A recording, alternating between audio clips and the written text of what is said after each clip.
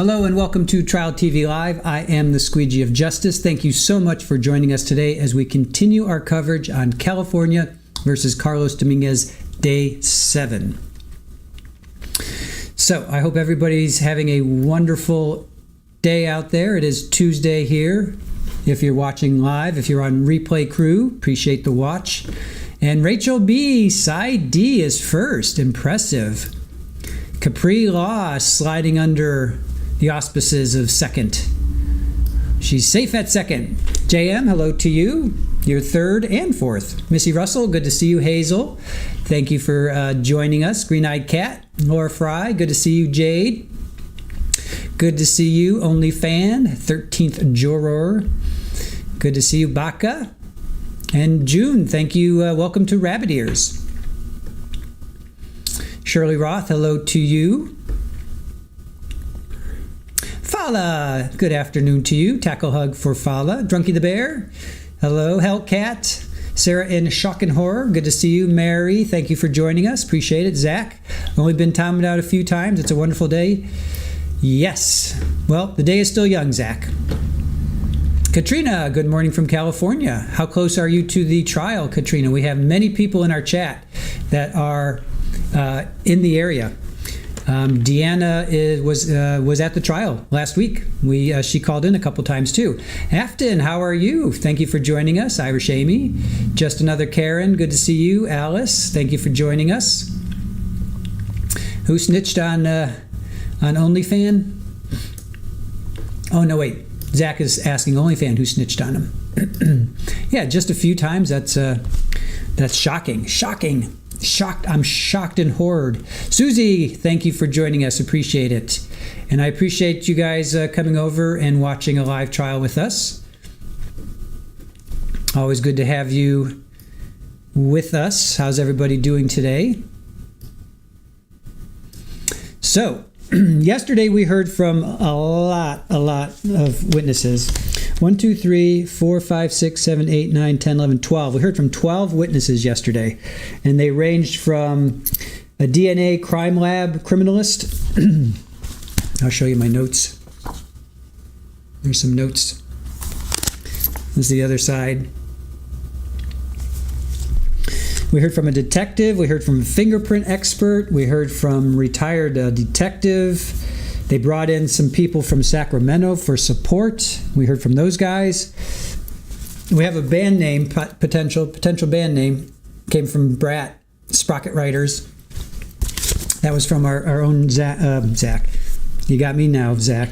That was from our own Brat. Came up with that one. Yeah, they had a couple detectives from Sacramento come in. Oh, we heard from the trauma surgeon. I thought he gave some pretty good testimony. Did we leave it there? Let me see. No, he was done for the day, I believe. That was Dr. David Schatz. We heard from Che McCampbell. We heard from an FBI specialist who took photographs. We heard from Megan and Perry Silverlake, still trying to figure out their connection. June, you are in Stockton, 50 miles from Davis. June, let's see, Deanna, she went to the trial last week. She's camping this week, but hopefully she can get back to the trial. We've got at least, let's see, if you guys are in the area, shout out to the fact that you're there. And shout out to June because we have at least 3 or 4 people that are in our chat that are from that area. I think just Shamrock just was there over the weekend, I think.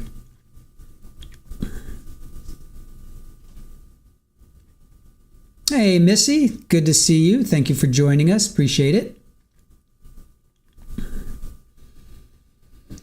All right. So if you guys don't know the backstory of this, you can check out our description. And then also basically, let me come over here.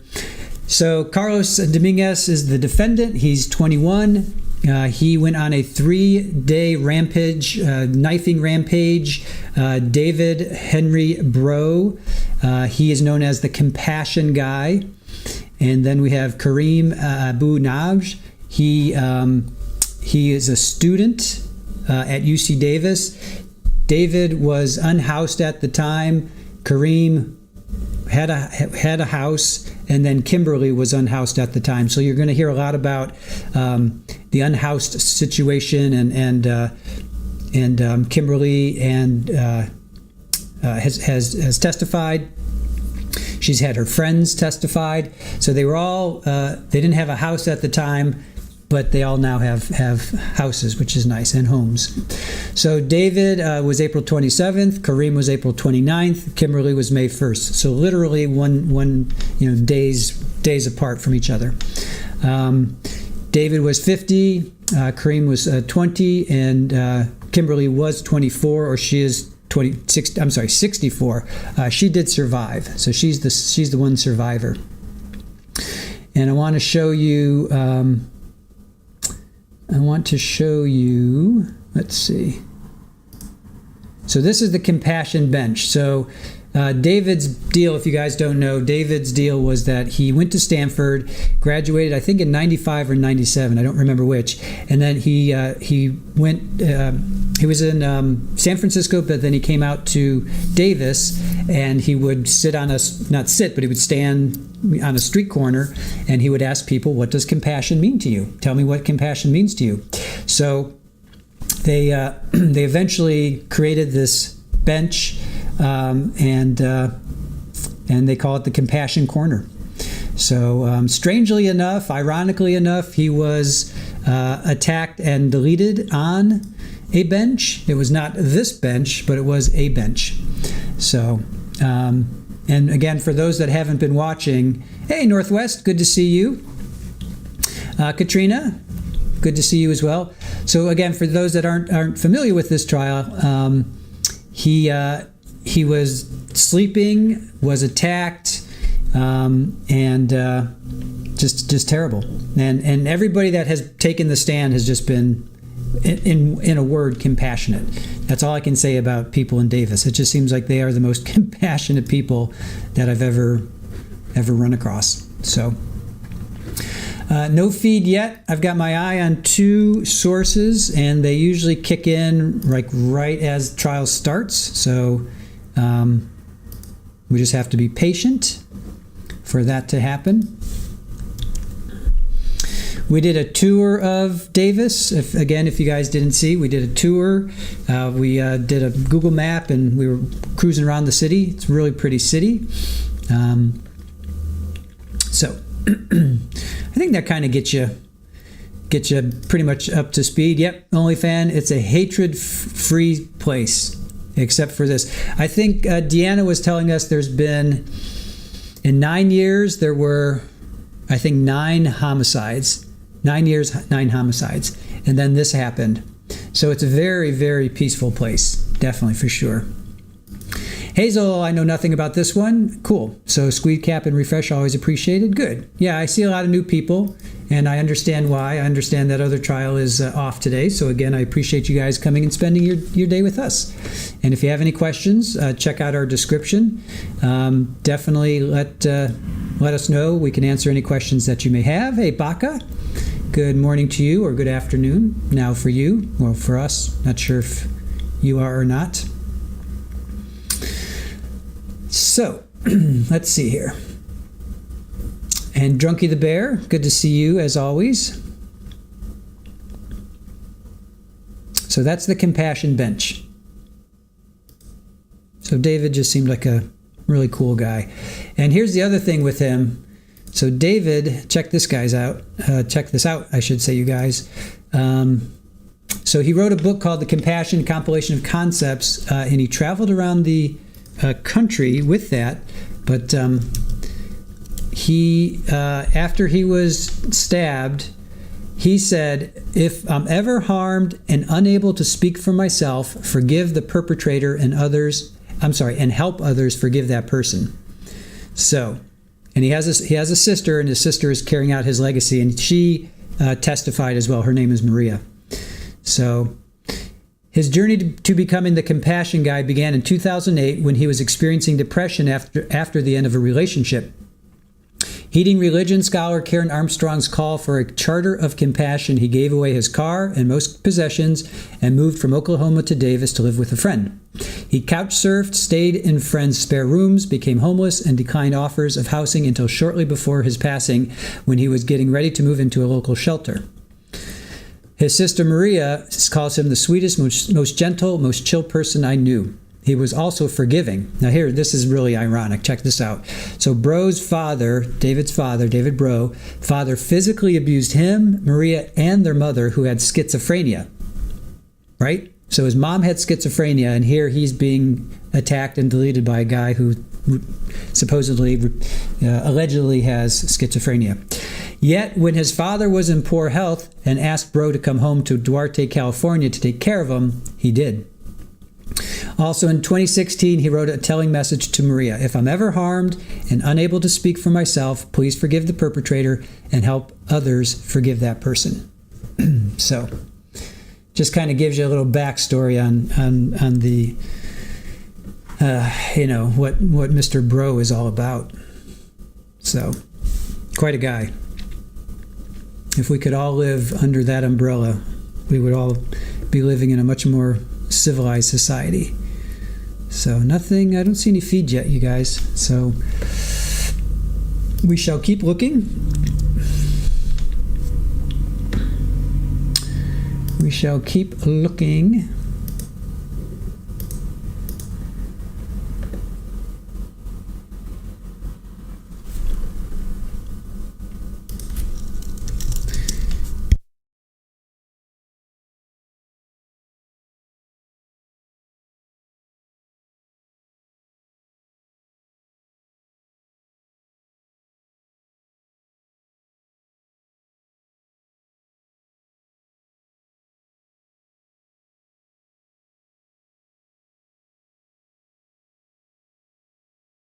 All right, so just looking still.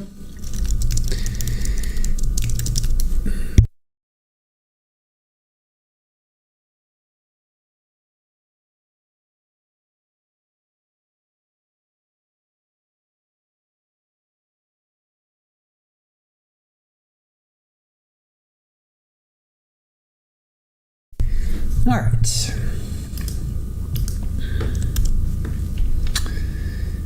Nothing there.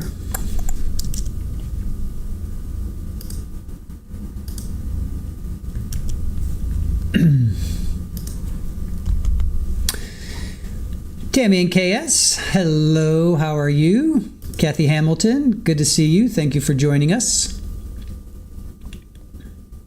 Hey, Ruby, good to see you. Again, thank you for joining us.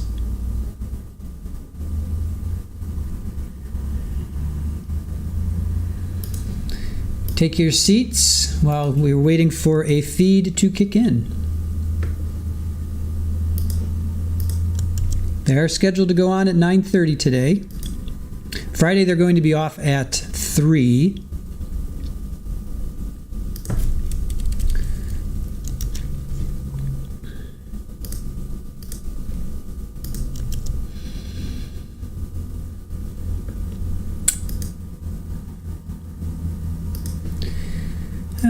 Okay, always stressful when the feed doesn't kick in. Come on now. Give me a feed, somebody.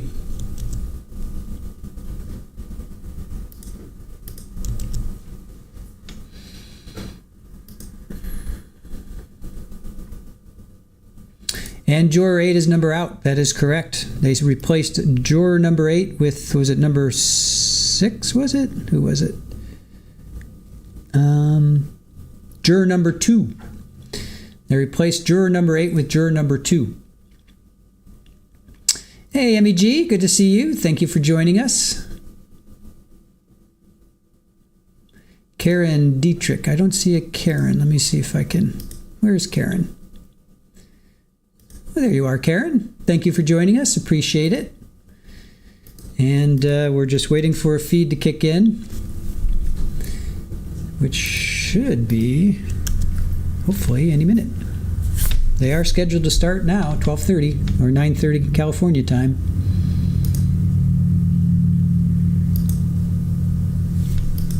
I've got my eyes on 2 feeds. So usually the bigger one kicks in a little bit later, a few minutes later. The smaller, more local one usually kicks in. So yes, Irish Amy. Gordon, good to see you, my friend. How are you today? Sherry M, no worries, you're not late at all. Can't stay, but you'll rewatch. Sounds good. And Irish Amy, yes, let's hope we have a feed. Then there's that.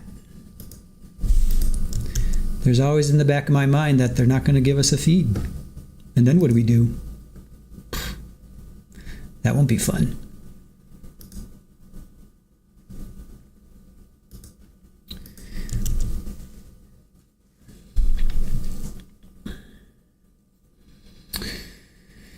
What's Slim up to today? He's upright. Slim's upright. I got his legs crossed. His arms on his. Got his arm on his. Yeah, he's just kind of chilling. Hey, Kenya, how are you? It's not started on the country end, so there must be a delay. I heard a conversation earlier, and I'm also in Northern California. Yes, Kenya. There was June is a new person in our chat, or new to our court. So I was saying that we have quite a few people in the area. So thank you for keeping your eyes on the county end. I'm keeping my eyes on the national and local end.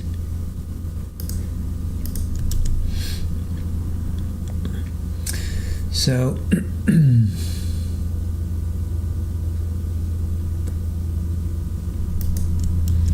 yep, all we can do, all right, looks like we got some action locally. Let's see if they have it on the national level.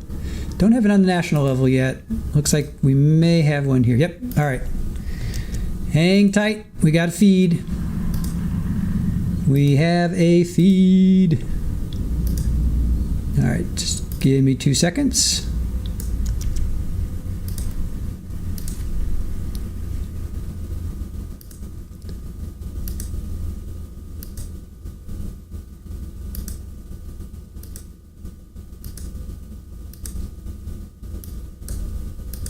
All right, here we go.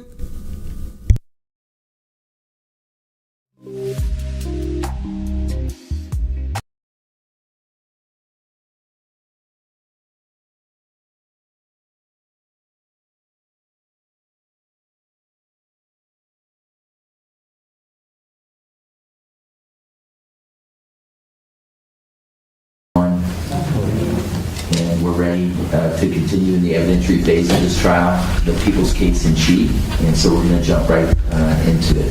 So, Mr. DeMore, do you have a witness you'd like to call? Yes, people call for the Rampage to stand. Okay, let's get the witness.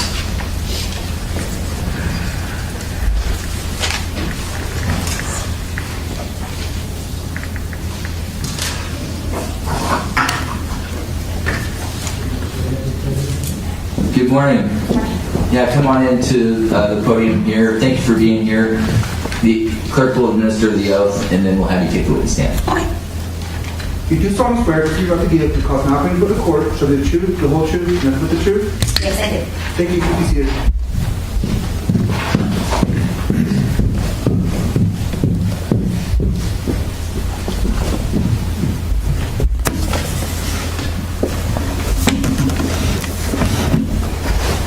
Take your first and last name for the record. Let's call them both. Heather Tomczyk, HeaterTomczyk. Okay, great. Thank you. Mr. DeMore, direct example. Thank you, Your Honor. Good morning, Ms. Tomczyk. Good morning. Where do you work? I work at the California Department of Justice Bureau of Forensic Services Laboratory in Sacramento. What do you do there? I am a criminalist, How long have you been a criminalist? approximately 16 years. And what do you do as a criminalist? I am currently assigned to the biology and DNA unit.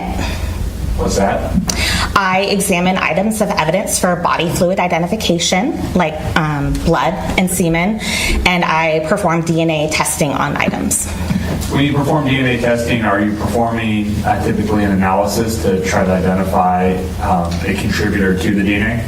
Yes.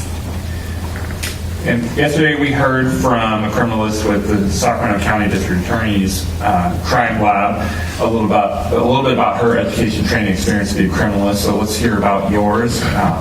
What steps have you taken to prepare yourself for the position you're in today? I have a bachelor's degree in chemistry that I received from the California State University in Sacramento.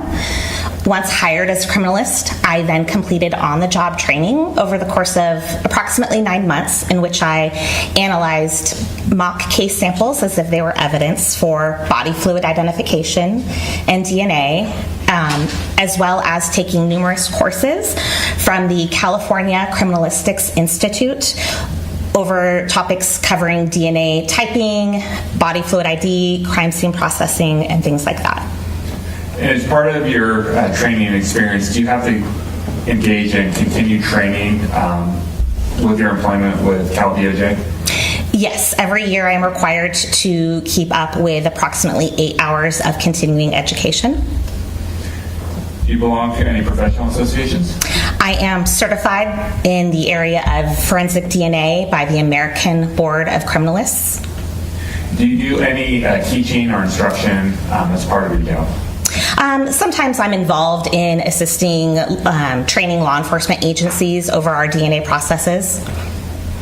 During the course of your 16 years, as you mentioned that you do DNA analysis, roughly how many DNA samples have you analyzed? I don't keep a current record, but thousands. As part of your analysis, have you ever made a reference profile? Yes. And have you testified as an expert before? Yes, I have. How many times? Approximately 45. And in what field? In DNA. Here at this time, I'd like to offer Ms. Tomczyk as an expert in DNA analysis. Any voir dire? There we go. We have a qualified expert. Thank you, Your Honor. Now, Ms. Tomczyk, I want to talk about your involvement in the investigation related to a series of stabbings in the city of Davis from April 27th, April 29th, and May 1st of 2023. Did you perform analysis on pieces of evidence that were submitted to your lab? Yes, I did. And was the purpose in doing so, or excuse me, was the purpose of your analysis to try to identify, let me step back, rephrase this. Were you analyzing DNA samples or swabs to identify a potential contributor to that? Yes, I was. Did you write reports of your findings? Yes, I did. So I'm going to show you People's Exhibits 14A, 14B, 14C, 14D, and 14E.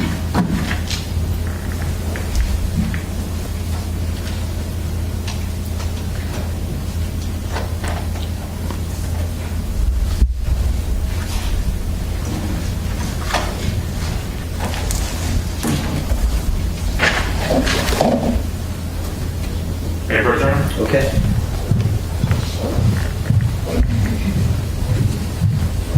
If you wouldn't mind looking through this, starting with 14A. What is 14A?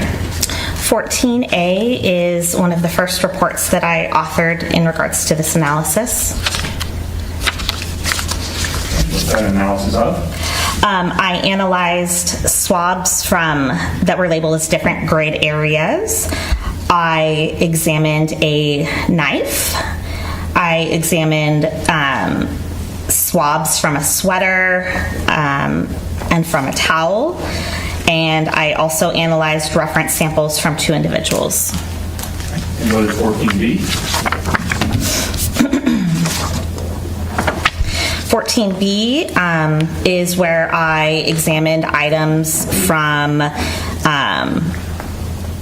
swabs from a computer, a bathroom sink, and a tub drain. What is 14C? 14C is where I examined swabs from a left hand grip and a right hand grip of a black bicycle. 14D? This is the report that I authored regarding the reference profile that was obtained for David Breaux. and 14E. And this is the report that I authored in regards to a reference profile that I obtained from Karim Abou Najm. And you authored all of these reports, correct? Yes. With these reports, do you make them in the regular course of your employment as a criminalist? Yes, I do. Do you make the reports at or near the time that you complete your analysis? Yes, I do. You could tell us how these reports are generated. During the course of my analysis in the laboratory, I keep notes. I call them bench notes, in which I write notes about what my findings are in the laboratory. I go through my data, and then I use those notes and that data to generate the report that is the conclusion of those findings. And those are the sources of information you use to generate that report? Yes. What do you do to ensure the accuracy of your work and your reports?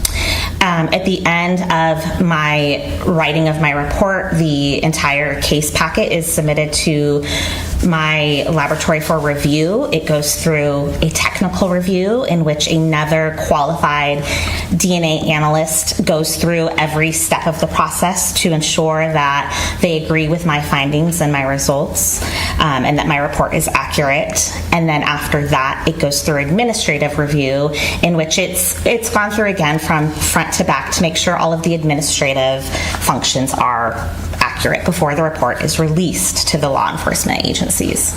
And are you custodian of records for those reports? Yes, the laboratory is. And you have access to those, you can provide those to other agencies and to law enforcement as well? Yes.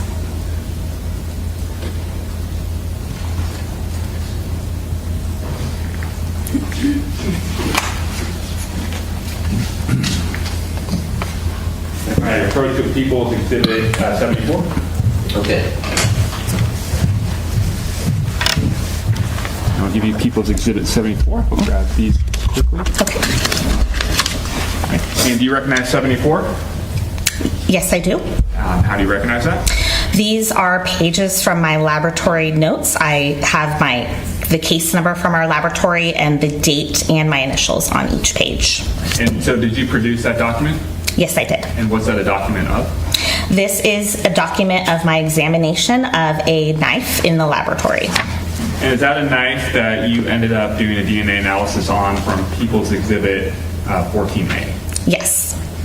And is that a very accurate copy of your notes and pictures of that knife? Yes. So, take that from me. Do you have copies of these with you, or? Yes, I do. Okay, perfect. May I refer to them as we go through? I will hold on to these. Okay.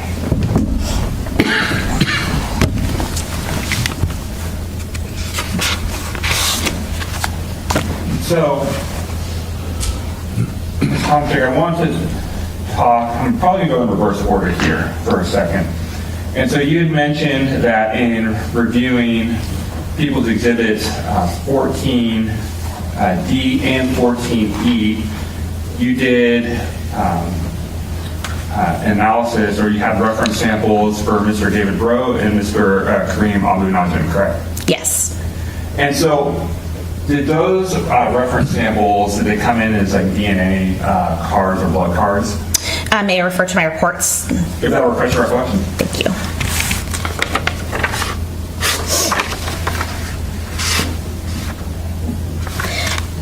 So the reference from David Breaux did come in as a reference blood stain card.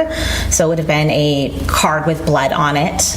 And then the reference from Mr. Abou Najm were swabs.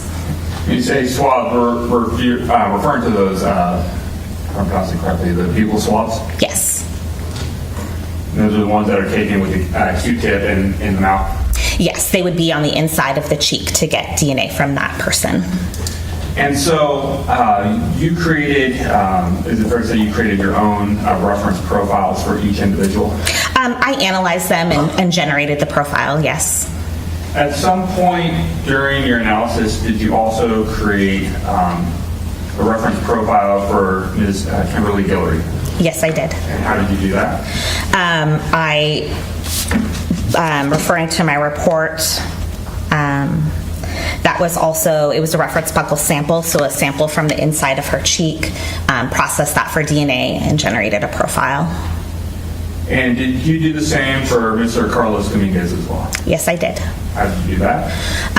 The same thing, I believe it was swabs from Mr. Dominguez that I processed for DNA in order to obtain a DNA profile. And is that referenced in People's Exhibit 14A? Yes. Okay, so I'm going to switch back from the reference samples to your analysis. And I'm going to start with knife and showing you People's 34.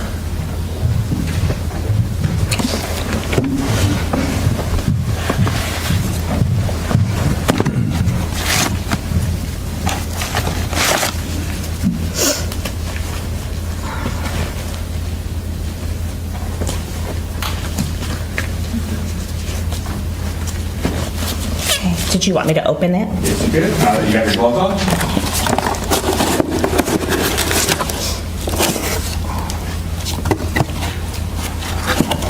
And looking at People's Exhibit 34, so you have the box open. Do you recognize that knife? Yes, I do. Do you recognize it? I recognize this as the knife that I examined. I also recognize the box by the markers that I wrote on the box on the date of my examination. And your examination, did that take place starting June 19th of 2023? My examination on this knife began on June 20th of 2023. Great, thank you. Retrieve that from you.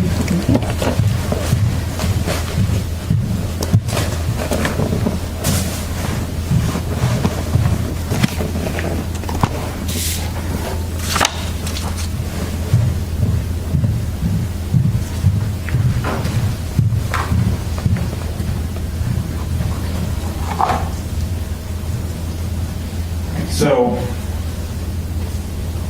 let's start with going through your analysis of the knife itself. You said you have a copy of People's Exhibit 14A with you? Yes. Great. All right, so in looking at the knife, actually I'll turn this off as well.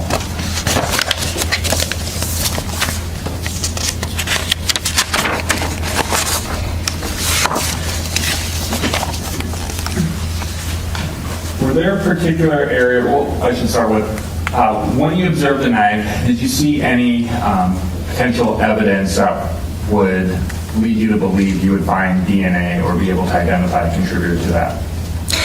When I examined the knife, I looked at it with my visual eye as well as bright lights, and I examined numerous areas with reddish-brown staining that appeared to be possible blood over numerous areas of the knife, including the blade and the handle. And so when you were analyzing this knife, actually, let me show you permission to publish People's 74, Your Honor. That's the picture, right? Yes. Yes.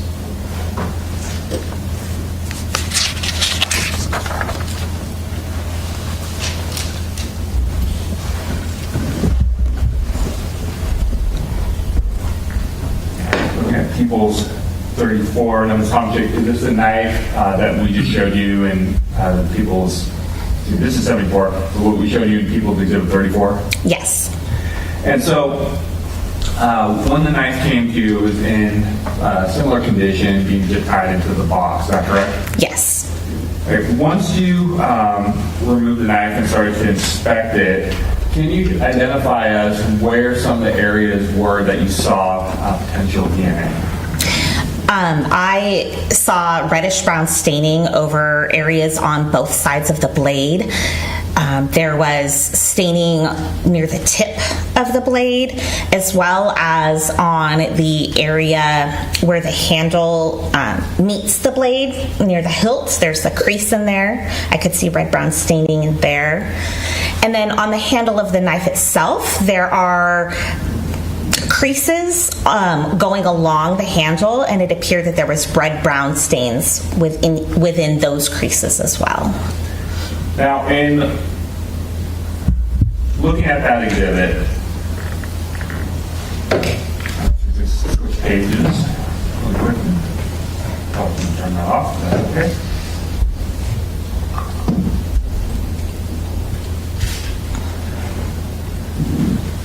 I can read it again one more time, sorry.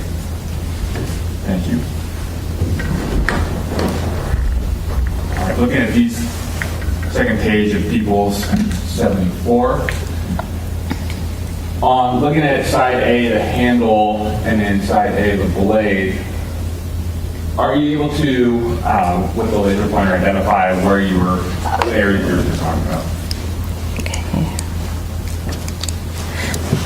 So, looking first at the blade, this tip area right here, there was a reddish brown stain here that I was able to collect for DNA. Then over in this area here, there was reddish brown staining. And then along the center of the blade as well, there's a divot where I was able to observe reddish brown staining. And then looking at the handle, it's hard to tell in this picture on the screen, but there are creases along, and with a light I could look in and see that there was staining there as well. Now, I'm going to approach with People's 37, and this is a dull version of the same knife, and you're just talking about, and I should say, whoops. Does this look like the same knife? Yes. So I'll hand you that. Okay. It is dull. So the creases in the handle, can you show to the jury where those creases in the handle are? So along this handle here, there's creases. They're evenly spaced all along the handle from here to here. Yeah, just remember that it's a blue, what is that, blue marker tape that's not on the... Correct, I was going to ask about that. Okay, exhibit 34, yeah, it's not on there. Okay. And so when you analyzed People's 37 natural knife, it didn't have any tape on it? That is correct. There was no tape. All right, so switching to the third page of 74. Thank you. Zoom out a little bit. And now looking at 34 on these photographs, is there anything of significance that you documented or notated in your observations? So these pages of my notes are where I'm showing that I used a swab, which again is like a Q-tip, a wooden stick with a Q-tip end, and I wet that with a little bit of water to collect the red-brown staining from those different areas. So, for example, the one on the tip here in the bottom, that was collected and that was processed for DNA.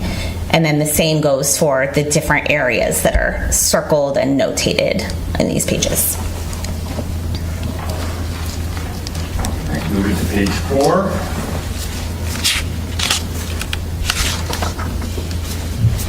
Now the top photo, what are we looking at there? The top photo is the opposite side of the handle of that same knife. Okay, and then the bottom photo? Is the opposite side of the blade of the same knife. Now those areas that we have circled with that white marker, so is that an area that you ended up also swabbing or identifying potential DNA? Yes.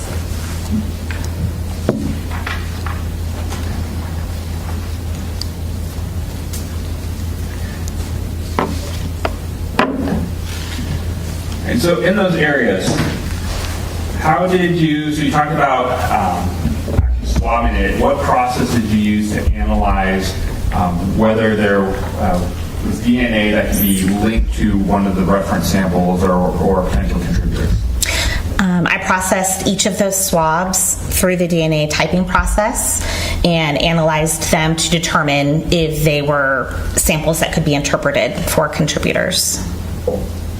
So I want to go through each of the areas you just talked about on that knife before I switch to different items of evidence that you analyzed.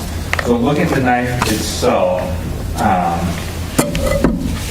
The area, the apparent blood that you saw from the tip of one side of the blade, in your analysis, were you able to determine whether there were any contributors to that? Yes, I did obtain a mixture from 3 contributors from that section. Okay, and were you able to narrow those contributors down based on your reference samples that we talked about? I was able to make comparisons and calculate statistics in regards to those. Okay, so let me ask you this. When you say statistics, what are we talking about? I am talking about a likelihood ratio that I calculate that evaluates the mixture to determine if it is support for inclusion of a contributor versus support for inclusion of a random person in that mixture. Okay, so when you say support for inclusion, meaning, if I got this right, support that a specific person left their DNA on this item. It's support that I would see these results, or it's the evidence that I would see these results if the mixture was of that person. Understood. And so, specifically from the tip of the knife, what were your results?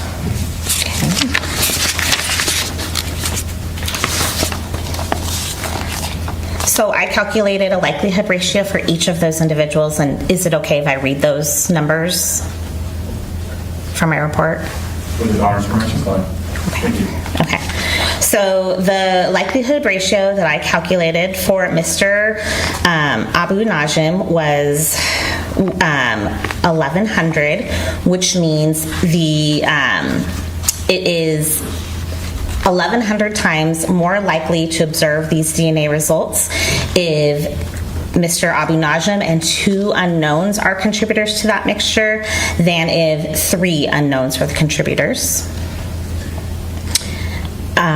I calculated a likelihood ratio of 1/37 for Mr. Breaux, and that means that it is 37 times more likely to obtain this mixture if 3 unknowns are contributors than if David Breaux is a contributor. I calculated a likelihood ratio of 2.4 times 10 to the 23 for Mr. Dominguez, which means that the evidence profile is 2.4 times 10 to the 23 times more likely to be observed if Mr. Dominguez is a contributor to the mixture than if 3 unknowns are contributors to the mixture. And then I calculated a likelihood ratio of 1.6 for Miss Guillory, which means it's an uninformative statistic for this, meaning that there's no support for inclusion or exclusion with a likelihood ratio of that value. Okay, so going back, I use the overhead again.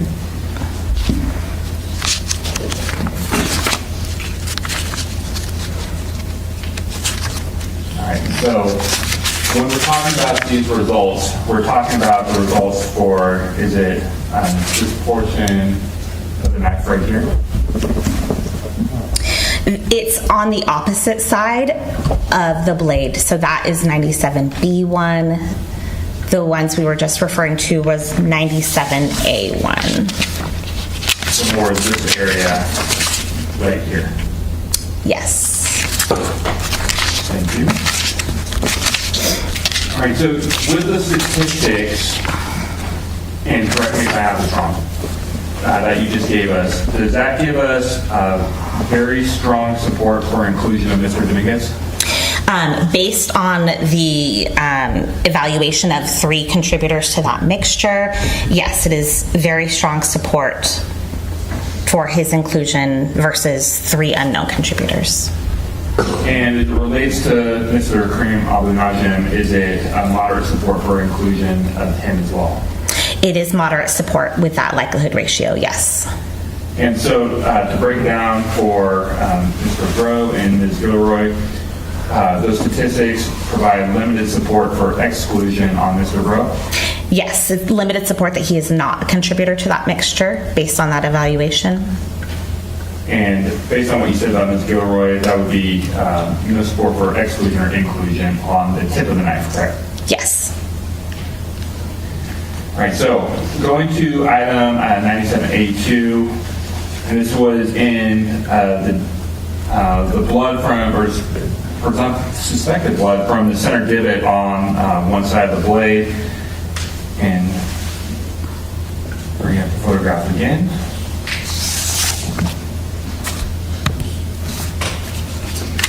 We talk about the divot in the object. We're talking about this area right in here, correct?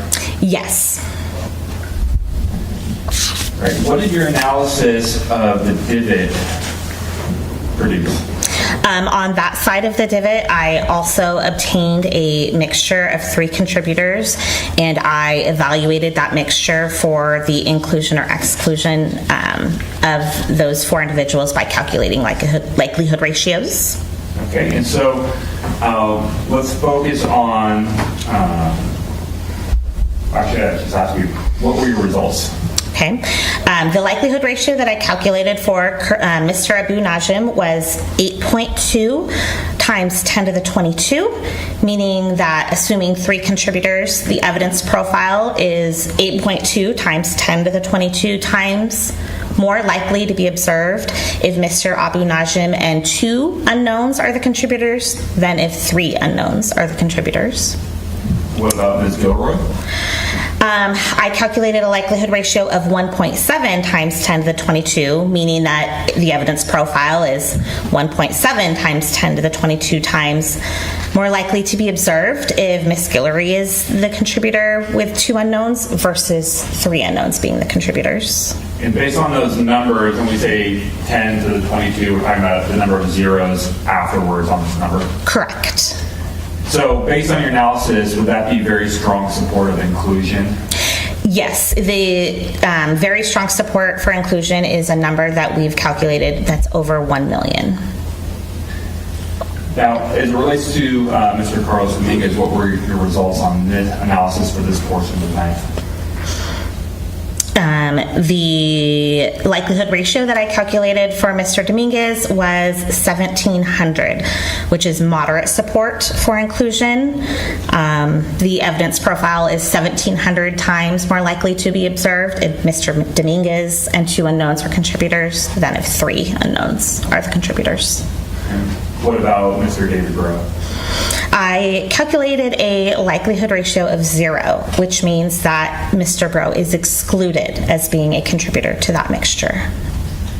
Now, in your next analysis in 97A3, that was where you had suspected blood on the hilt or the blade of the intersection of the knife, correct? Yes.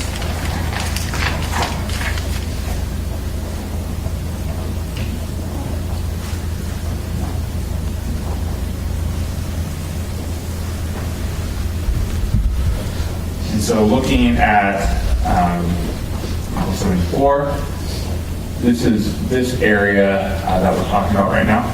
Yes, again, it was on the opposite side of the knife, so probably the photo up above.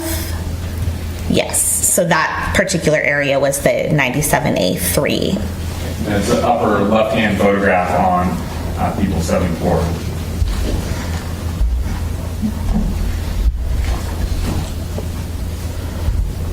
And so I should ask, every time you're doing analysis, you're doing the same process for each portion of the knife to determine contributors?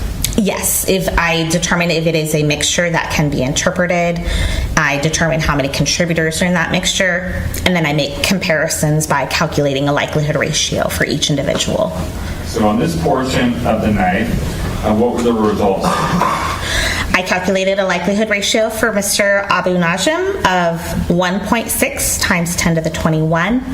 So again, assuming 3 contributors, the evidence profile is 1.6 times 10 to the 21 times more likely to be observed if Mr. Abou Najm and 2 unknowns are the contributors than if 3 unknowns are the contributors. Go ahead. I was going to say, is it related to Ms. Guillory? Ms. Guillory, the likelihood ratio I calculated was 8.3 times 10 to the 10, which is 83 billion.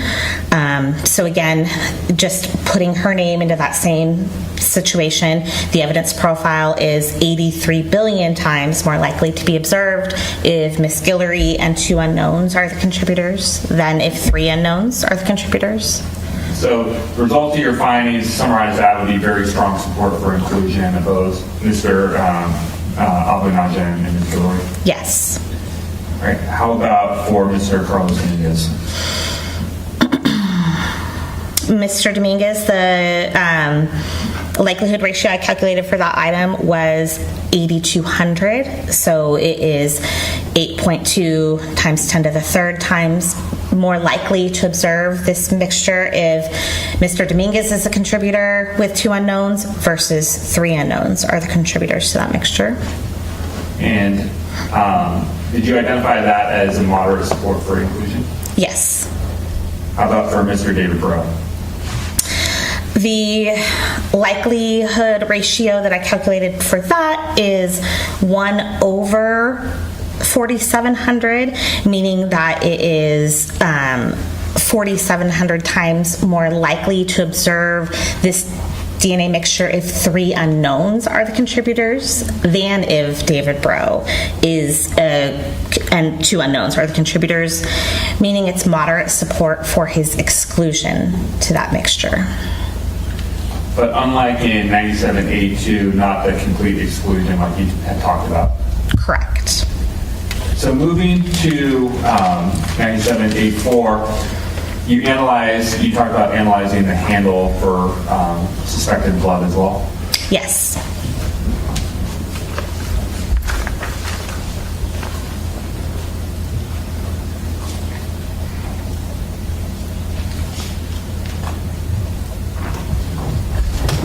And right here, is this the area that you analyzed as well?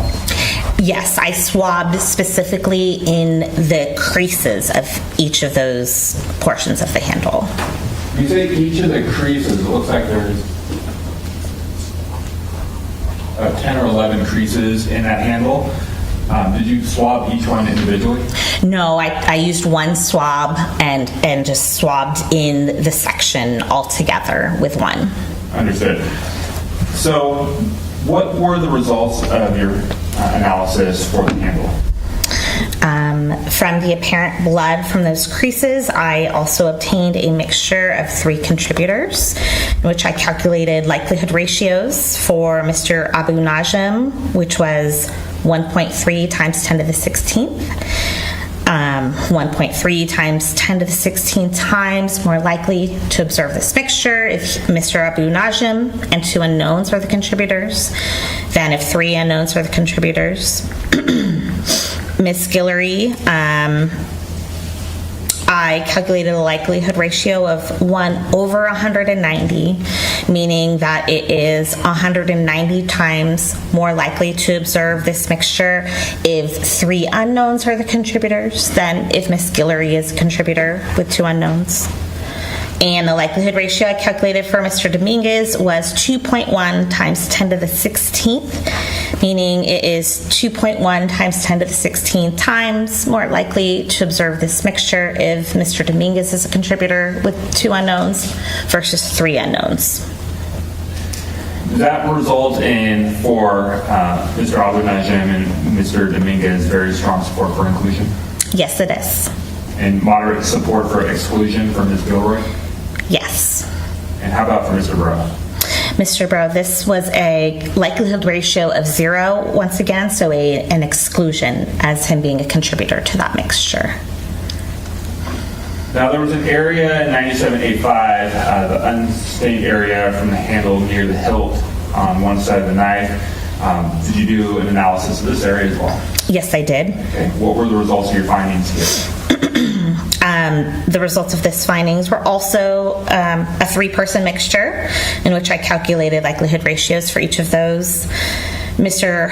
Abou Najm's likelihood ratio was 7.0 times 10 to the 17th, meaning it is 7.0 times 10 to the 17th times more likely to observe these DNA results if Mr. Abou Najm and 2 unknowns are the contributors than if 3 unknowns are the contributors.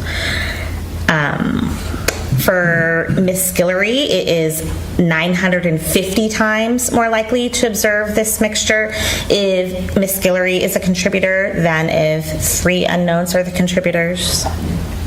And for Mr. Dominguez, it is 5.2 times 10 to the 22 times more likely to observe these DNA results if Mr. Dominguez and 2 unknowns are the contributors than if 3 unknowns are the contributors. All right, so my same question with this portion of the knife as with the other ones. Does that result in very strong support for inclusion of Mr. Abou Najm and Mr. Dominguez? Yes, it does. And is that moderate support for inclusion for Ms. Guillory? Yes. And is that very strong support for exclusion on Mr. Breaux? Yes. I don't believe I read that statistic, if you'd like me to. Oh, yes. Okay. The statistic for Mr. Breaux was 1 over 1.8 times 10 to the 25, meaning that it is 1.8 times 10 to the 25 times more likely to observe this mixture if 3 unknowns are the contributors than if Mr. Breaux and 2 unknowns are contributors.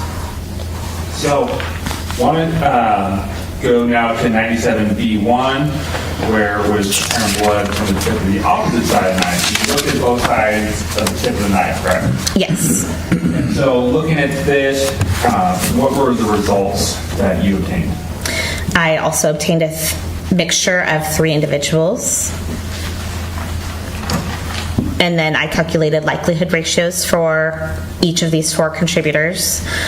The likelihood ratio for Mr. Abou Najm was 6,000, meaning it is the DNA results are 6,000 times more likely to be observed if Mr. Abou Najm and 2 unknowns are the contributors than if 3 unknowns are the contributors. The likelihood ratio for Ms. Guillory was 8.4 times 10 to the 4.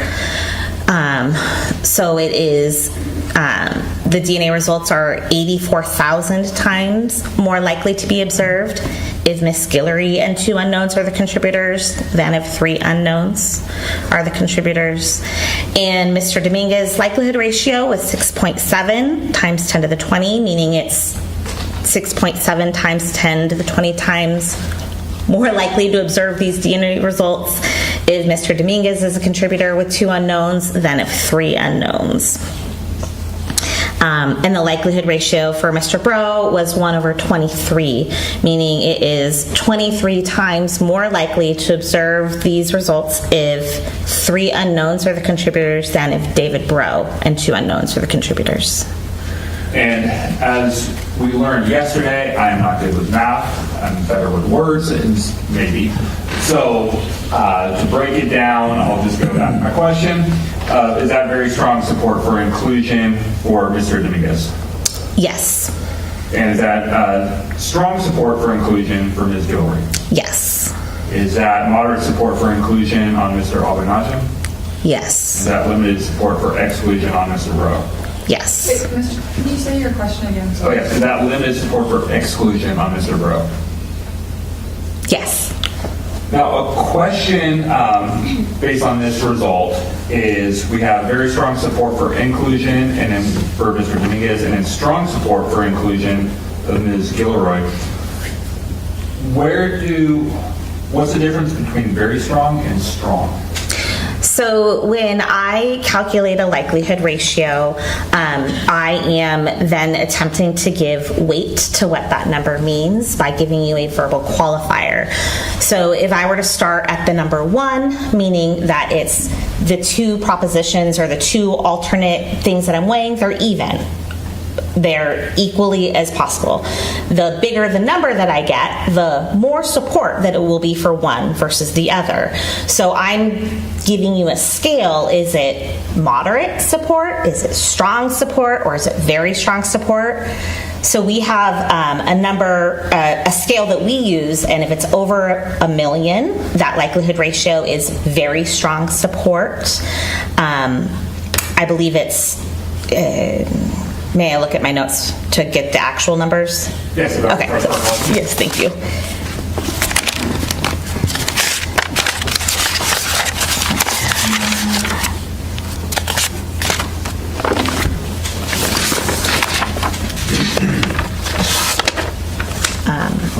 Numbers between 10,000 and less than 1 million are in the strong support range. Numbers between 100 but less than 10,000 we call moderate support. And then a number greater than 1 but less than 100 is limited support for inclusion. Thank you. So, back to your analysis. Let's go to the 97B2, blood from the center divot on the opposite side of the blade. So you did the divot on both sides of the blades. Yes. What were the results? I obtained a mixture of 3 contributors and assessed them by calculating likelihood ratios. The likelihood ratio that I calculated for Mr. Abou Najm was 4.0 times 10 to the 12. So it is 4.0 times 10 to the 12 times more likely to observe these DNA results if Mr. Abou Najm is a contributor and 2 unknowns versus 3 unknowns are contributors to the mixture. The likelihood ratio for Miss Guillory was 4.3 times 10 to the 11, meaning the DNA results are 4.3 times 10 to the 11th times more likely to be observed if Miss Guillory and 2 unknowns are the contributors than if 3 unknowns are the contributors. The likelihood ratio for Mr. Dominguez was 1.1 times 10 to the 6th, meaning the DNA results are 1.1 times 10 to the 6th times more likely to be observed if Mr. Dominguez is a contributor than if 3 unknowns are the contributors. And then I calculated a likelihood ratio of 0 for David Breaux, meaning that he is excluded as being a contributor to this mixture. All right, as it relates to Mr. Abou Najm, Mr. Dominguez, and Ms. Guillory, that would be very strong support for inclusion. Correct. All right, moving to 97B3, apparent blood from near the hilt on the opposite side of the blade. So we switch to the other side. What were your results? Again, a mixture of 3 contributors was obtained. The likelihood ratio that I calculated for Mr. Abou Najm is 1.2 times 10 to the 19, meaning it's 1.2 times 10 to the 19 times more likely to observe this mixture if Mr. Abou Najm and 2 unknowns are the contributors than if 3 unknowns. The likelihood ratio for Miss Guillory was 9.2 times 10 to the 10, meaning it's 9.2 times 10 to the 10. Wait, can you slow down just a little bit? Sorry. Yeah, nope. 9.2 times 10 to the 10 times more likely to observe these DNA results if Miss Guillory and 2 unknowns are the contributors than if 3 unknowns are the contributors. And the likelihood ratio for Mr. Dominguez was 340 billion, or 3.4 times 10 to the 11 times more likely to observe this DNA mixture if Mr. Dominguez is a contributor than if 3 unknowns are the contributors. The likelihood ratio for Mr. Breaux, again, was 0, meaning that he is excluded as being a contributor to this mixture. And so, for Mr. Abou Najm, Mr. Dominguez, and Ms. Guillory, results were very strong support for inclusion as well. Yes. All right, so 97B4. How many more? 2 more on the knife. Okay. So we're switching to something. Right, we've got a feel for that. Are you going to offer this report into evidence? Can Yes. Siri just look at it later? Yes. Okay. All right. So, I'm sorry, Your Honor? Let's do that. Yeah, move on to another article, another piece of evidence. So, I guess my question would be, Ms. Tomczyk, with your analysis on the knife, a lot of the times Mr. Breaux was either excluded or had support for exclusion. I want you to assume, hypothetical, that Mr. Breaux was stabbed 31 times. Based on, assuming that's true, would you expect a greater contribution of inclusion, if I'm saying this correctly, if the knife had not been cleaned? Objection. Complete hypothetical. Vague is the date. Okay, rephrase. If an individual is assumed that David Breaux was stabbed on or about April 26th, April 27th of 2023, Mr.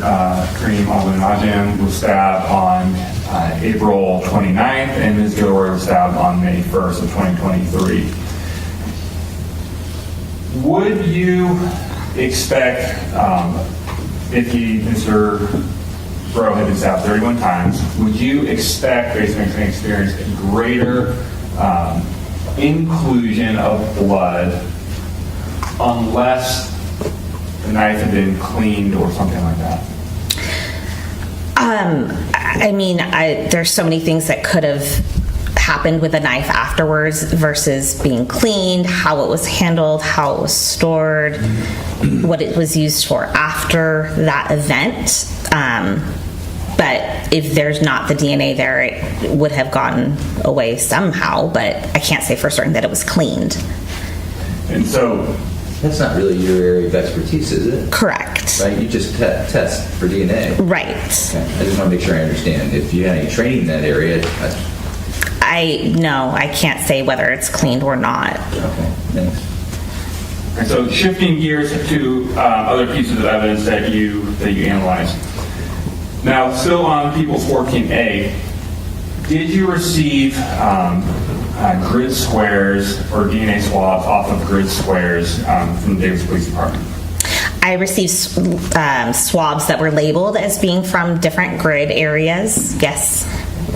And those were sample from grid areas C4 interior and exterior, B5 exterior, C5 exterior, and D5 exterior. That is correct. And so on these, when you were performing your analysis as well, on C4, B5, and C5, fair to say that there was uncertainty as to the number of contributors, so you didn't do any further interpretations of those. That is correct. Okay, but now I want to focus on the swab from grid area D5, the exterior. Were you able to produce results of the analysis of the DNA there? I did obtain a mixture that I was able to interpret in that sample, yes. Right, and that mixture that you were able to interpret, did you compare that to the reference sample, the same reference sample that we've been talking about? Yes, I did. Hold on just a second. I'm sorry, Mr. Moore, you lost me. Grid squares. Can you give me an offer of proof what we're talking about? Parts of the tent. Parts of the tent. Okay, I just missed that. I'm sorry. Parts of the tent. Okay. Great. I'm with you now. Thank you. And so what was the results of your analysis here? I obtained a mixture of 4 individuals on that sample, and comparing it to those 4 individuals, I calculated a likelihood ratio of 1/330 for Mr. Abou Najm, meaning that it is 330 times more likely to observe this mixture if 4 unknowns were the contributors than if Mr. Abou Najm and 3 unknowns were the contributors. I calculated a likelihood ratio for Mr. David Breaux of 2.1 times 10 to the 4. 1/2.1 times 10 to the 4, meaning that it is 2.1 times 10 to the 4 times more likely to observe this mixture if 4 unknowns are the contributors than if David Breaux and 3 unknowns are the contributors. And for Mr. Dominguez, I calculated a likelihood ratio of 1/10, meaning that it is 10 times more likely to observe this mixture if 4 unknowns are the contributors than if Mr. Dominguez and 3 unknowns are the contributors. And then for Kimberlee Guillory, I obtained a likelihood ratio of 6.4, meaning that it is 6.4 times more likely to observe that mixture if Kimberlee Guillory and 3 unknowns are the contributors than if 4 unknowns are the contributors. So, limited support for inclusion for Ms. Guillory? That is correct. Limited support for exclusion on Mr. Dominguez? Yes. Moderate support for exclusion on Mr. Abou Najm? Yes. And strong support for exclusion on Mr. Breaux? Yes. All right, moving to a new piece of evidence that you analyzed in People's 14A. Did you receive an item that was a swab of apparent blood from a sweater string? Yes. And again, same question, did you compare that to the known reference samples and profiles that we just talked about? Yes. Okay, what were the results of your findings? Can I ask, are we referring to item 102 or 103? Fair question. Item 102. 102. Item 102 is a mixture of 3 contributors, and calculating likelihood ratios for Mr. Abou Najm was 2.9 times 10 to the 23, meaning it's 2.9 times 10 to the 23 times more likely to observe this DNA mixture if Mr. Abou Najm and 2 unknowns are the contributors than if 3 unknowns. The likelihood ratio for Mr. Dominguez was 1.5 times 10 to the 15, meaning that it was 1.5 times 10 to the 15 times more likely to observe these results if Mr. Dominguez is a contributor and 2 unknowns versus 3 unknowns. The likelihood ratio for Mr. Breaux is 1/23, meaning it's 23 times more likely to observe these results if 3 unknowns are the contributors than if David Breaux and 2 unknowns are the contributors.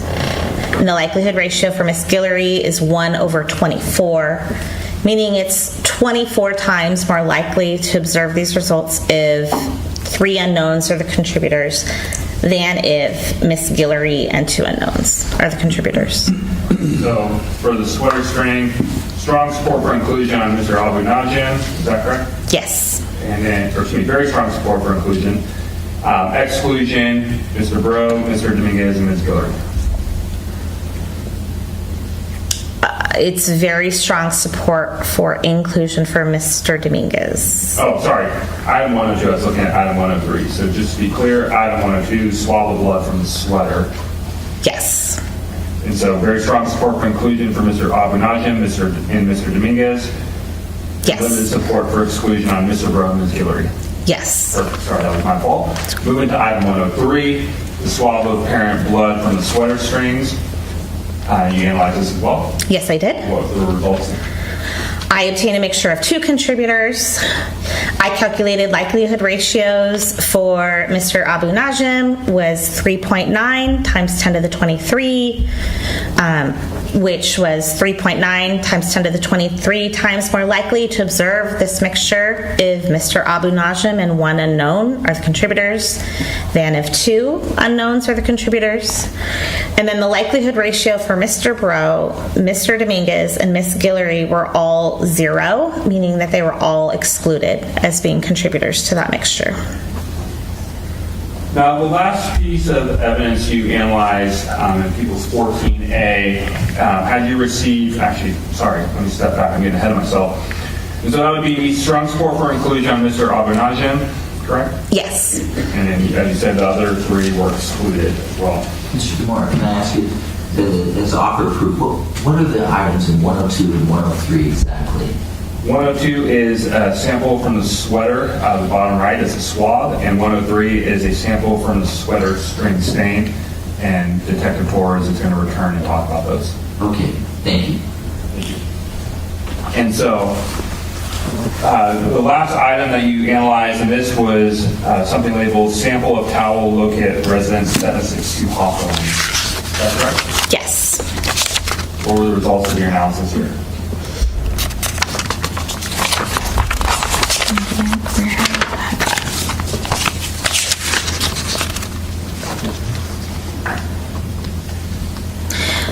These were 2 swabs that I tested for blood, and they both tested negative for blood, and so no further testing was done on that item. All right, so shifting gears a little bit, People's 14B, which you said were a computer, a bathroom sink, and a tub drainer swabs of suspected blood from those 3 items, or those 3 areas. Yes. And so, did you perform a similar analysis for these 3 items as well? Yes, I did. May I refer to the, I don't have the copy of that report in front of me. Let me approach with 14B. Thank you. You're welcome. All right, so on 14B, do you recognize that report as being of items that you analyzed? Yes. So, were you able to make any determinations as to whether the DNA samples had blood and whether they were identified contributors to that? Yes. So item 182, which was labeled as swab of blood from computer, this swab did test positive using a presumptive and confirmatory test for blood, which indicates the presence of human blood on that sample. However, the DNA results were limited, and so with limited genetic information, I was unable to determine possible contributors to that mixture. Items 199 and 204 were labeled as swabs of suspected blood from a bathroom sink and swabs of suspected blood from a tub drain. And both of those swabs were negative for blood, so no further DNA testing was done on those items. And then moving to 14C, where you say you swabbed, you analyzed swabs of the left hand grip of a black bicycle and the right hand grip of a black bicycle. Yes. And do you have a copy of that with you? I do not. Thank you. And so did you follow the same procedure that we just talked about in analyzing those hand grips? Yes, I did. What were the results of your findings? Let's start with the left one and then we'll move to the right one. Okay. The left hand grip were swabs that both tested negative for blood. And then I did obtain DNA results for that item. And those results were from one contributor. I obtained a likelihood ratio for Carlos Dominguez of 32, meaning that it is 32 times more likely to obtain those results if he's the contributor to that sample than if he is not the contributor.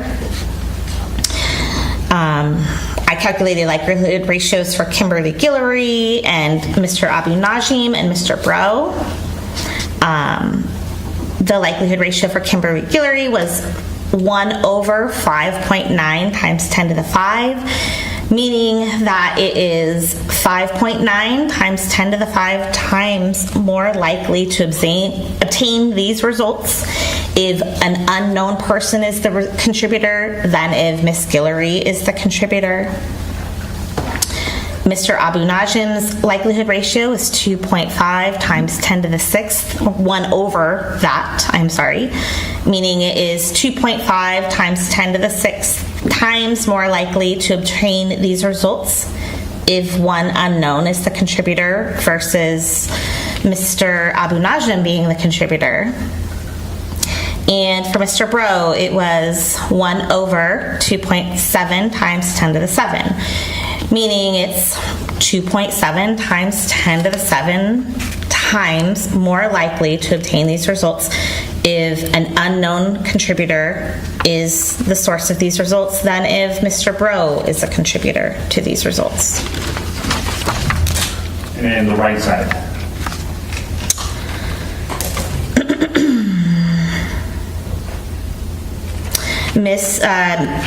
The swab of the right side were swabs that both tested positive for blood.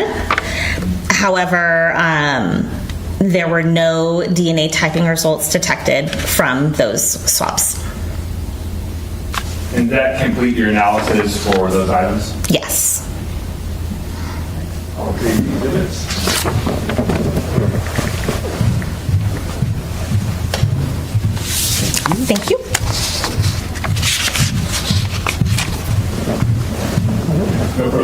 Okay, thank you, Mr. Demora.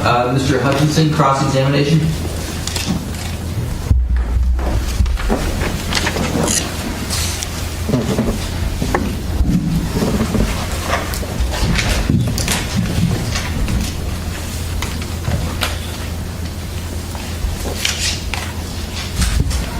Good morning, ma'am. Good morning. My name is Dan Hutchinson. Thank you for being here. I'm going to ask you some questions this morning. Okay. And just for point of reference, I was a history major, and I dropped Bio 16 after the first midterm.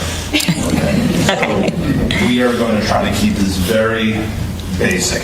Okay. I'm going to go slowly for that purpose. Have you said you presented to police officers? Yes. Have you ever presented to middle schoolers? It's been a very long time, but I've talked to them about forensic science. So I want you to go back to that time and channel that and understand you're speaking to someone who understands this less than middle schoolers. Okay. So we're going to go very slowly here. The knife was sent to you for analysis. Correct. You were the one, no swabs were taken before it was sent to you. Correct.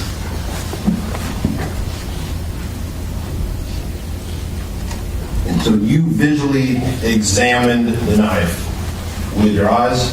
Yes. You also used a light source. Yes.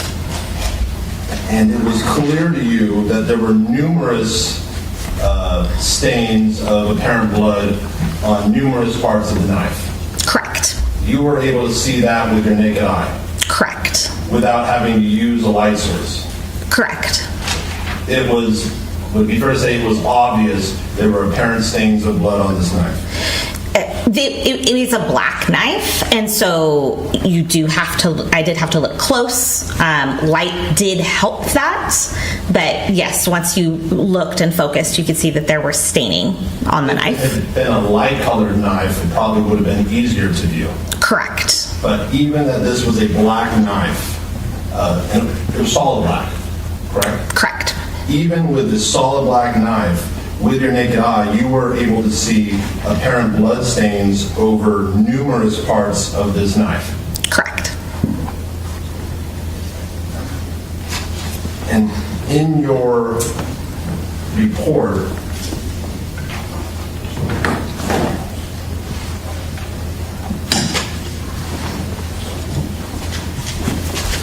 you documented where you observed these stains. Yes, I did. I'm going to refer to now People's Exhibit 74. It is, you have a copy of this, it has the photographs of the knife? Yes.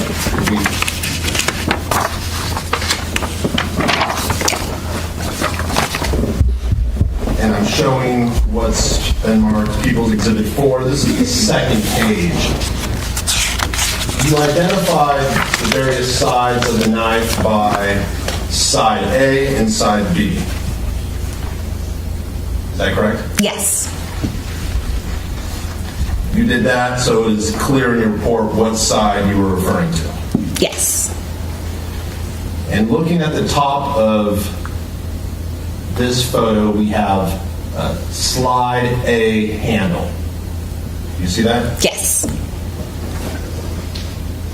With a little red asterisk, you identified the areas where you were able to see what you believed may be blood stain.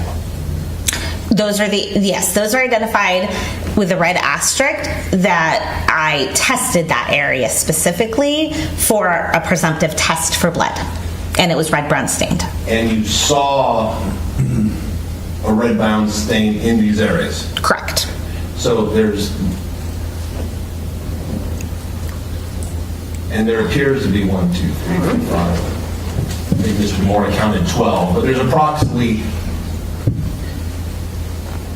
looked something around 10 to 12 lines down the knife. What do we call these? Crevice? What were you referring to? I think I referred to them as creases, but I would say that's approximate. 1, 2, 3, 4.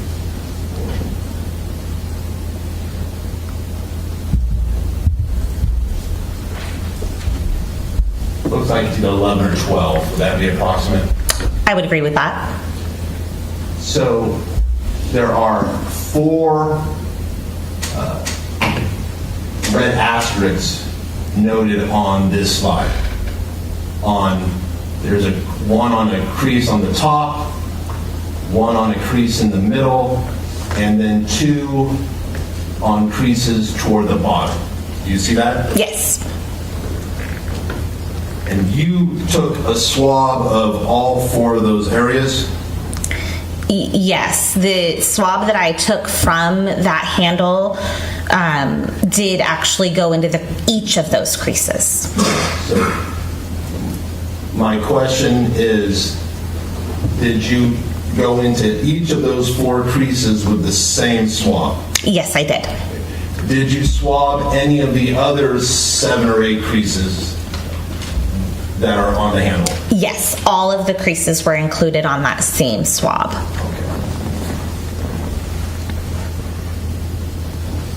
So I may have misunderstood your testimony on direct. So you actually went through every single crease, not just the 4 that you noted in your report? Correct. So the 4 was just to identify where it was visible? The 4 identified representative areas that I tested for blood. And so I did not test every single crease for blood, but because the staining that I was observing was representative throughout the creases, I tested a few of them randomly. Got it. So 97A4, that represents the sample going through each of these 11 to 12 creases? Yes. With one swab? Correct. And here you see this area where there's some white dots that are circled on the hilt? Yes. That is another area that you swabbed? Correct. And these white dots indicate the approximate area that you swabbed with the Q-tip? Correct. If it's outside the white dots, you did not swab that area? Correct.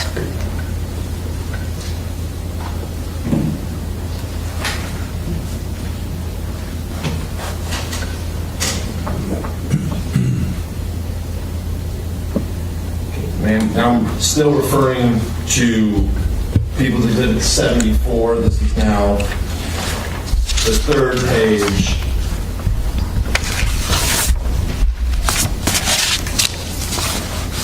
Looking at the top left photograph, there appears to be on the top of the hilt, there's another white dots indicating an area you swabbed. Yes. And you identified that as 97A3? Yes. Then there's another area on the blade in the center, closer to the hilt, against surrounded by white dots. Correct. That is the area that you specifically swabbed. Yes. So in this photo, top left corner, the areas that are not outlined with the white dots, those were not swabbed. Correct. Turning to photograph in the top right, this is the tip of the blade, which you identified as 97A1. Correct. Once again, bordered in white dots, Yes. indicating the area you swabbed. Correct. The rest of this knife that is visible in this photo that is not bordered by white dots, that was not swabbed. Correct.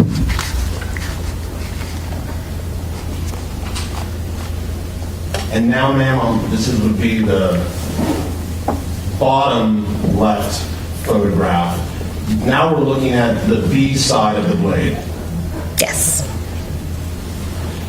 which is the opposite side of what the 2 pictures we just looked at above. Correct.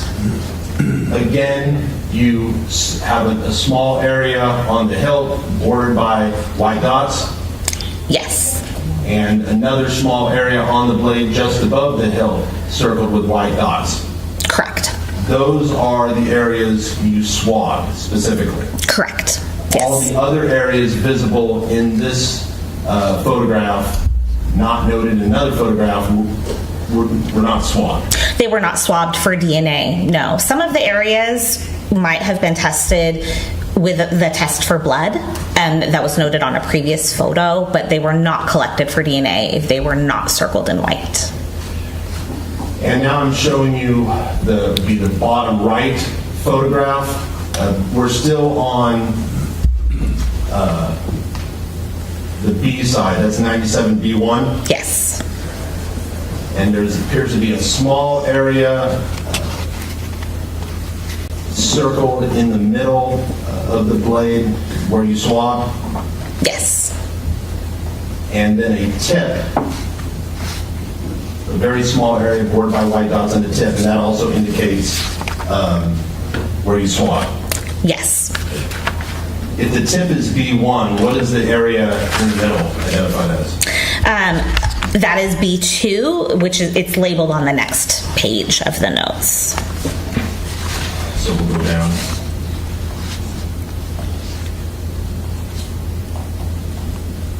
And here, this is on now, will be the final page. This shows B2, Yes. and those correspond to, that is the area that you swabbed. Correct.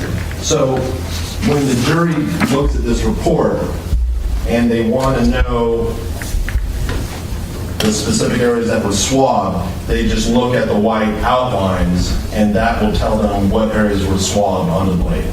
Yes, they can match with what's labeled in the photo with what's in my report. Yes. You've got more questions? Yes. Yeah, okay, great. Ms. Tomczyk, thank you for your patience with us. We've got more questions, but we are going to take a mid-morning break. Okay. And so we'll be back in 15 minutes to the jury. Enjoy your break. Don't form any opinions. Don't discuss. Don't research. Counsel, enjoy your break. Thank you. Operator. All right, now's when we hold on because this feed usually cuts off at the breaks. So fingers crossed, because the other feed is not. The corporate feed, the national feed is not showing it. The local feed is showing it. So fingers crossed we can maintain this feed. I just want to prepare you guys right now. All right, seems like we're in good shape for now. All right, so day 7, Heather Tomczyk, criminalist out of Sacramento. She's a DNA specialist. She's done thousands of DNA samples. She's testified about 40 times as an expert in DNA. She examined a knife, a towel, a sweater, and 2 individuals.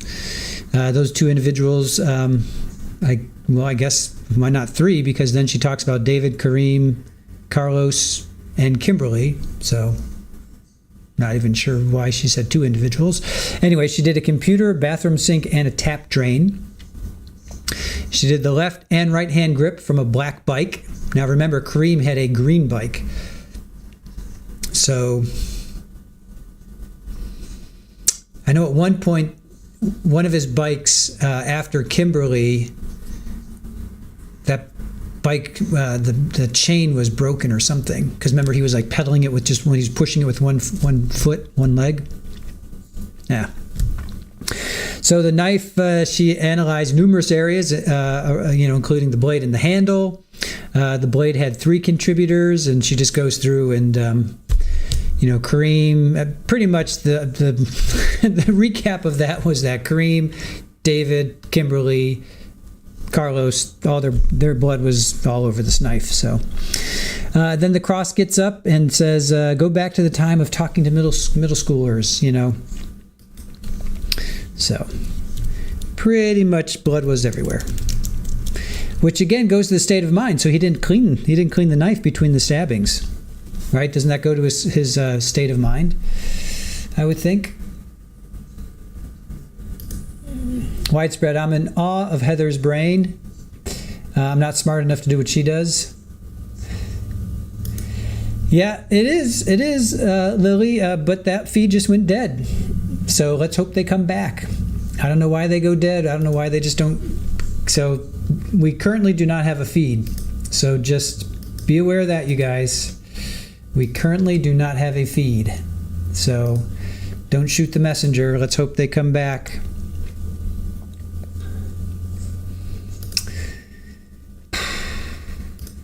I don't know why the big national... They've had this entire trial, and now they don't have it. They've had 6 days of it, and today they don't have it. Oh, the stress is going to get to me. So, all right. So we just wait. Hopefully that other feed will kick in. Feed the beast. Oh, I've got, I'll show you Super Ball. Super Ball.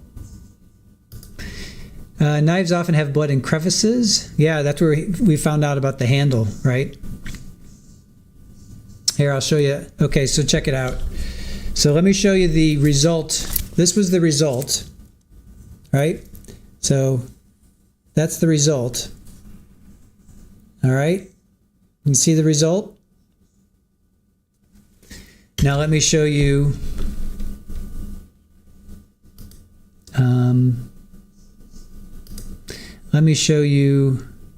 what led to that. All right, so you saw the result.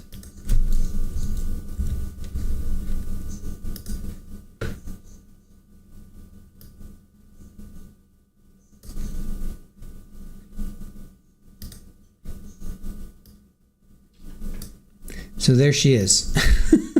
So you can make your own conclusions of what happened there. So again, that's the culprit there. That's the culprit. That's what she did. Now, granted, I wiped it, right? So when I woke her up, it was just like here. So I wiped it, but yeah. And then she's giving me that face of like, what? Who, me? What did I do? So that was Super Ball. So yeah. Was the ink tested? Well, I think she's pretty much guilty. Guilty by association. Swab for DNA. I know, right? Swab for DNA. Let's see. Pammy, what proof do you have? My eyes. I was like, I eyeballed her. I'm like, yep, nope. And I have a witness. I have a witness. I'll drag him into court. Yes. Guilty as charged, Sarah. Widespread. You can't prove anything with your silly circumstantial evidence. Giddy drool. It's Birdie. It's Super Ball. Super Ball Bluetooth. Oh, is Remy Nas with us? Hey, Remy. How are you? Good to see you. Hey, right. Irish Amy caught blue-lipped. Caught blue-lipped. Exactly. Oh my God. Too funny. Lily, I really did like your recap. We didn't need numbers again. Yeah, basically it all boiled down to that everybody's blood was on that knife. So moving on. Trial Junkies United. Objection. She was impressed with those notes. She was or she was not? Super Ball could be falsely accused. Can she put in a not guilty by reason of kitty plea? Not guilty by reason of being a cat. Sarah, something tells me Slim would have to plead the fifth, right? Kathy says, hi, Slim. Yeah, he's chilling. He's got his legs. I tried to cross his legs today. Tried to do cross legs, but that's the best I could do. That Super Ball was framed. Falsely convicted. Remy Nas, I'm here, Mr. Trial. I'm here for the cats only. Nice. Northwest charge, squeegee of justice. He allowed the minor cat. Charge me because I allowed the minor cat access to the ink. Exactly. It's my fault. Nice. Yeah, he is a bonehead. He's a bonehead. Let's see. Objection. Super Bowl said Paulie did it. Yes. Oh no, Rafa. Rafa's inside. It was Rafa. Rafa did it and took off. It looks painful. Oh, that looks painful. Yeah. The babies are due. She's in her 6th week, so we think about three weeks. Remy, we think about 3 weeks. 3 more weeks.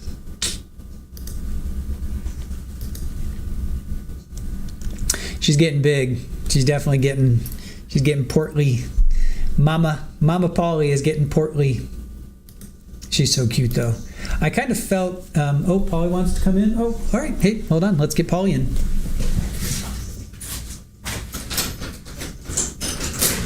Come on, come on. Come on. Come on. Yeah, come on in. There she goes. Mama Kitty. Mama Polly. There she comes. She does a meow, drive-by meow.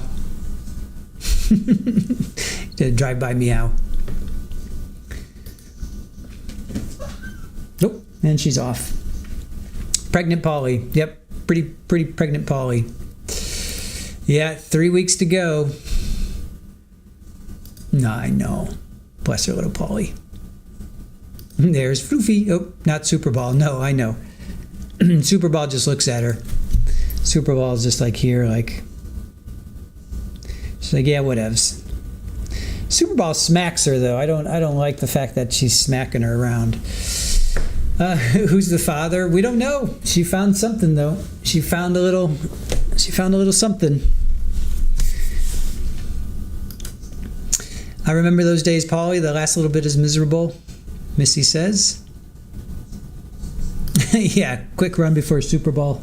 Well, Super Ball already saw her, but Super Ball did not move. Super Ball was like, yeah. Super Ball's got food in her, so she's like, she's not caring right now.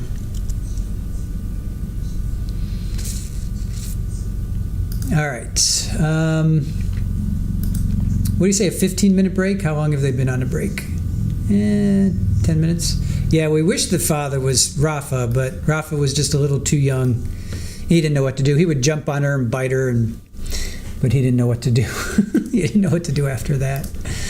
Poor Rafa. He does now, though, because he's probably about 2 to 3 weeks older than her, so at this point. All right, they've been on break for about 10 minutes. He said a 15-minute break. So as soon as she gives birth, we're going to talk to our local. We have 2 vets, so we're going to talk to them and see when we should bring her in. I know it's like after she stops feeding them. So once they're weaned, then we'll take her in before she can get pregnant again, because we need to break this cycle. So why aren't they fixed? Because she went into heat before we could get her fixed, and then it just happened. Rafa's younger. Did I say older? Sorry. Yes, Rafa is younger than Polly. So.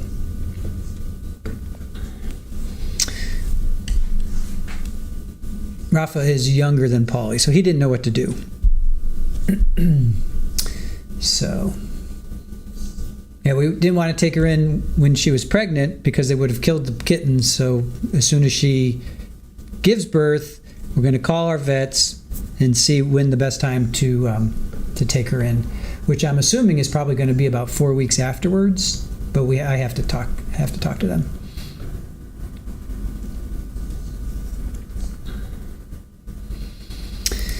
Yes, definitely. Yep, we got to get them spayed and neutered for sure. We know. She got pregnant before the big day could arrive. Plus, you have to schedule it. It's not like we can, like down south. There was a place called what was it called again? Peggy Adams, where you literally, this is where we took Super Bowl. You literally could just take them in and they get spayed and neutered that day. Here you got to schedule like 4 weeks in advance, 5 weeks in advance. It's not like you can just show up here. It's a lot more inconvenient in that regard. There's another place that you take them in, they give them shots and blah, then you take them back like a week later. Blah. It's just not convenient. Say what you will. You have to like schedule. So now we have to like schedule, this her getting fixed, because we can't just take her in that day and say, here, fix her. We got to schedule it. So it's like we had to plan it, and we tried, and she got knocked up. So unfortunately, that's just the way it is up here, or where we are. We're not either up here or down. We're just where we are. So it is what it is. We'll figure it out. I cannot believe that the national outlet does not have this trial. I would be so, we wouldn't be watching a trial right now. I would be so bummed out if we didn't have this local channel. So now we just have to wait. We just have to wait. Hellcat in Destin, the first appointment available isn't until sometime in June or July. It did used to be easier. You could just drop them off, give a donation of $10, $50, $100, whatever you wanted, and that was that. Not here.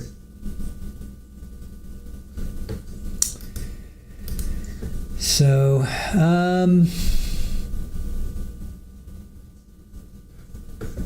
So we'll see.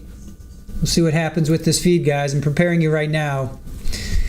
We may, well, it's up to the local channel, because the national outlet is not streaming this today.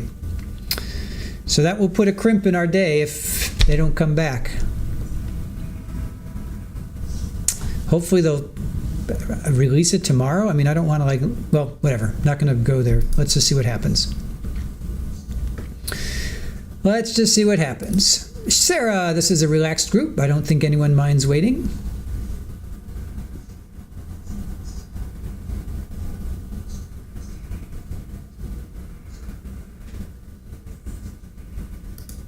Therapist agrees. We are pretty laid back. Yeah, Wally did take the day off Northwest. Surely it doesn't work like that anymore, anywhere anymore. I just kind of thought that was standard because I got spoiled with Super Bowl. The Peggy Adams was this place that, well, let's see. Do you guys know of Peggy Adams? Peggy Adams. So it's a .org, peggyadams.org. I guess they're only in, where are they? Okay, location and hours.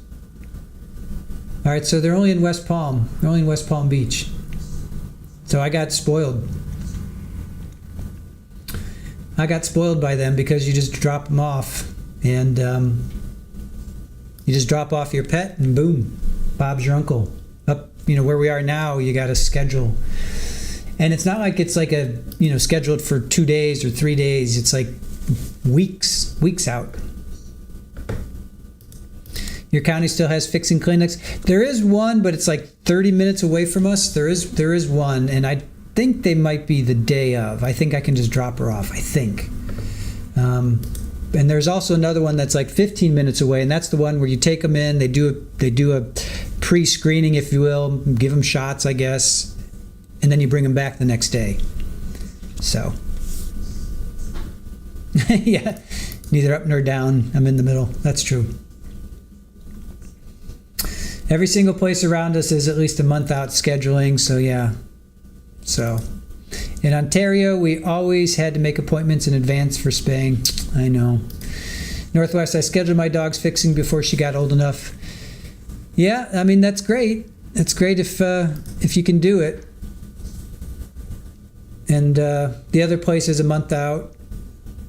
Okay, so Aaron's telling me that place that's a half hour away is also a month out. That's right. There is no place near us that we can just walk in. There's no place that we can just walk in. I guess I got spoiled. I got spoiled that you could do that.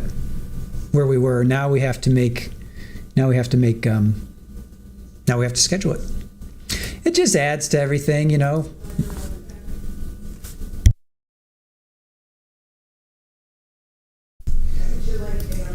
All right, Aaron says that they are back.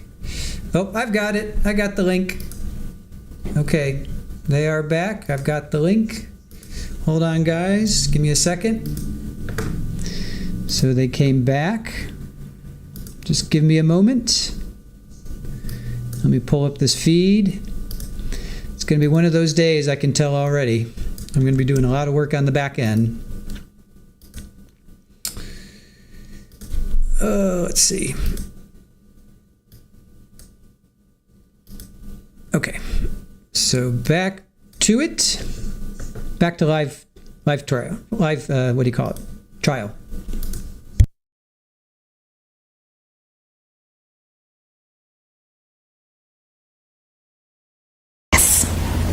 And then you were able to determine basically a ratio of DNA from the people included in the mixture. Yes. So I just want to make sure we understand this. So the swab of blood from a sweater, you did not actually take that swab from the sweater yourself, right? Correct. Someone else took a swab from his sweater and sent that to you. That is correct. And you then did the DNA analysis. Correct. So, looking at item 102, swab from the sweater, there is an assumed number of contributors that is 3. Yes. And the ratio that you give is basically 95%, 5%, and less than or greater than 1, or less than 1%? Yes, less than 1. I'm reading that right? Yes. Yeah. So, and you spoke about, you see below it says very strong support and limited support. With respect to the swab of blood from the sweater, you say strong support for the inclusion of Karim Abou Najm and Carlos Dominguez. You see that? Yes, it says very strong support for those two. Very strong support. Yes. Am I correct that the 95% that is Mr. Abou Najm and the 5% is Mr. Dominguez? No, that is not what the report is saying. The mixture proportion is given when the mixture is interpreted as approximate of those proportions, but the statistic that we calculate is solely for them as being any contributor to the mixture. I cannot say who is what portion of what contributor to the mixture. I understand. So looking at this report, even though there's very strong support for the inclusion of both Mr. Abou Najm and Mr. Dominguez, you cannot determine which is 95 and which is 5? That is correct. There is, the statistic specifically speaks to them as just being any contributor to that mixture. Is there a way to do testing to determine which one is likely the greater contributor? I can determine in the testing where they best fit in that mixture. However, the statistic again won't speak to that. Did you do that analysis to determine who best fits in 95 versus 5? That is part of the likelihood ratio in my notes, in my bench notes. So who best fits 95? Karim Abou Najm or Carlos Dominguez? I will have to look through my bench notes to find that, if that's okay. Do you have your bench notes with you? Yes. Yeah, go ahead.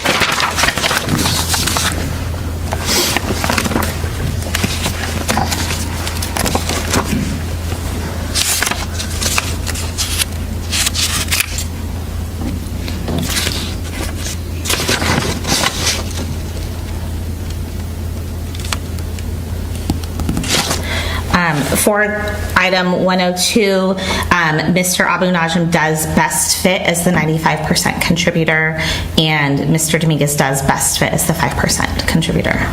We're going to go through these. I'm going to ask you who is the best fit, okay? Okay. So Moving to swab, item 103, that is swab from apparent blood from a sweater string. Yes. And that had very strong support for the inclusion of Mr. Abou Najm. Correct. And Mr. Breaux, Mr. Dominguez, and Ms. Guillory were excluded. Correct. So it's Mr. Abou Najm and another unknown individual. Correct. And the ratio is 98% and 2. Correct. Who best fits at 98%, Mr. Abou Najm or the unknown individual? Mr. Abou Najm does best fit as the 98% contributor to this mixture. Now we're going to item 97A1, apparent blood from the tip of one side of the blade. There is a ratio of 99, 1, and less than 1. Right?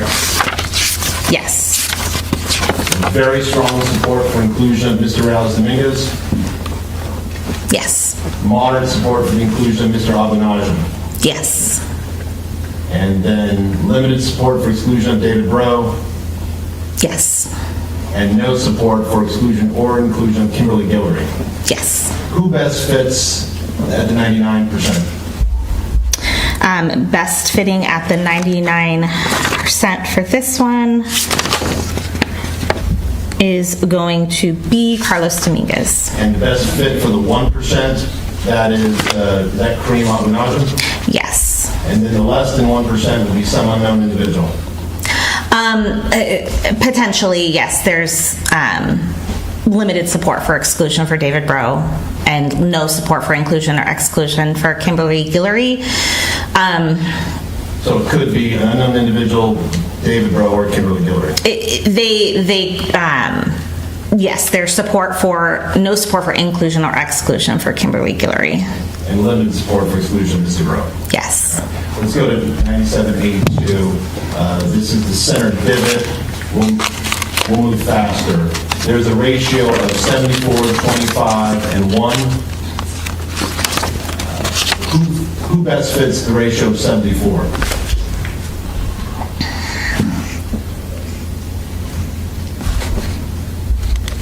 I'm sorry, what item are we on again? 97? 9782. Okay, just want to make sure I'm in the right spot.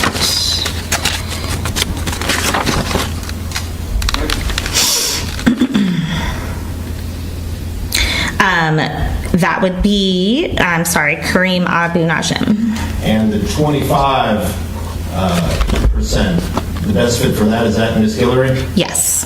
And the 1%, the best fit for that, is that Mr. Dominguez? Yes. Go down to 9783. There's a mixture of 93, 6, and 1.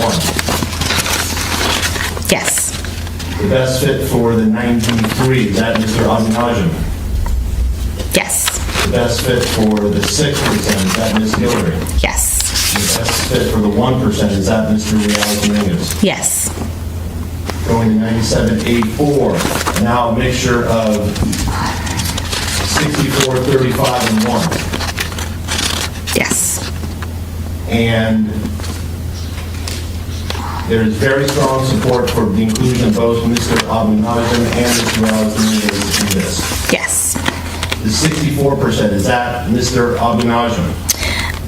No, for this one, it would be Mr. Dominguez. That's on going. As we've been going down, it's been the first person is corresponded, but now we have a difference. So the 35%, the best fit for that is Mr. Abou Najm, Yes. and the best fit for the 64 is Mr. Dominguez. Yes.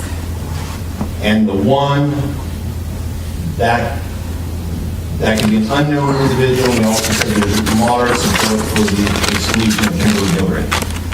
Yes. Go to 97A5. We have a proportion of 89, 10, and 1. The best fit for the 89% is that Mr. Abou Najm. We are on A5. No, the best fit for that would be Carlos Dominguez. And the 10%, is that Mr. Abou Najm? Yes. And the 1%, that best fit for that would be Kimberlee Guillory. Correct. Going to 97B1, a ratio of 96, 3, and 1. The best fit for the 96, is that Mr. Dominguez? Yes. The best fit for the 3%, is that Ms. Guillory? Yes. The best fit for the 1%, is that Mr. Abou Najm? Yes. Going to 97B2, there is a ratio of 52, 43, and 4.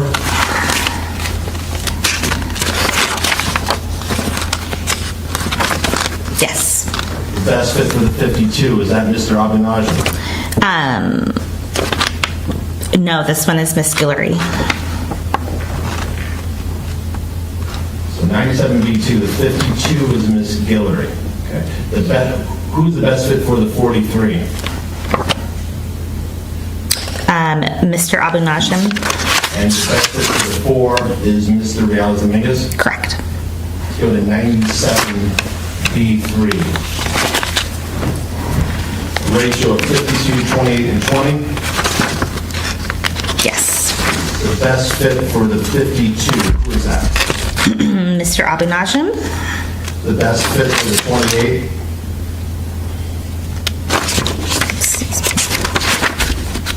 Mr. Dominguez. And the best fit for the 20? Miss Guillory.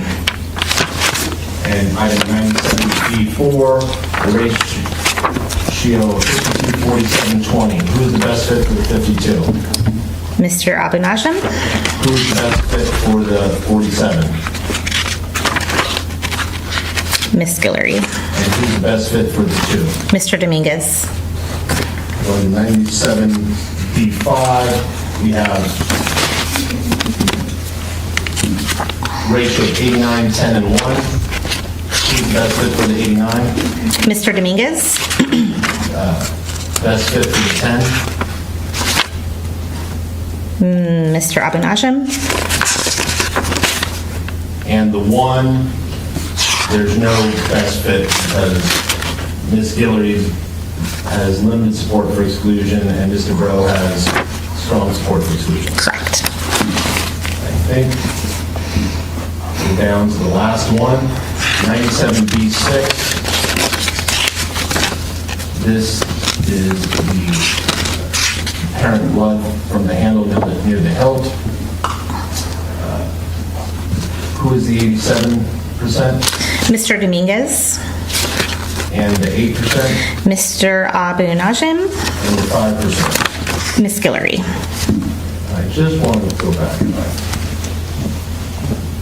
So, I want to just clarify, because I may have missed it, on item 97B5, which is, this is the swab you took from the multiple creases on the B side of the blade, right? Yes. And that's a mixture of 89, 10, and 1? Correct. Who is the 89 again? I'm sorry. That's it? Mr. Dominguez. And then the 10 is Mr. Abou Najm? Correct. Okay, and when you go on one more, and we're gonna-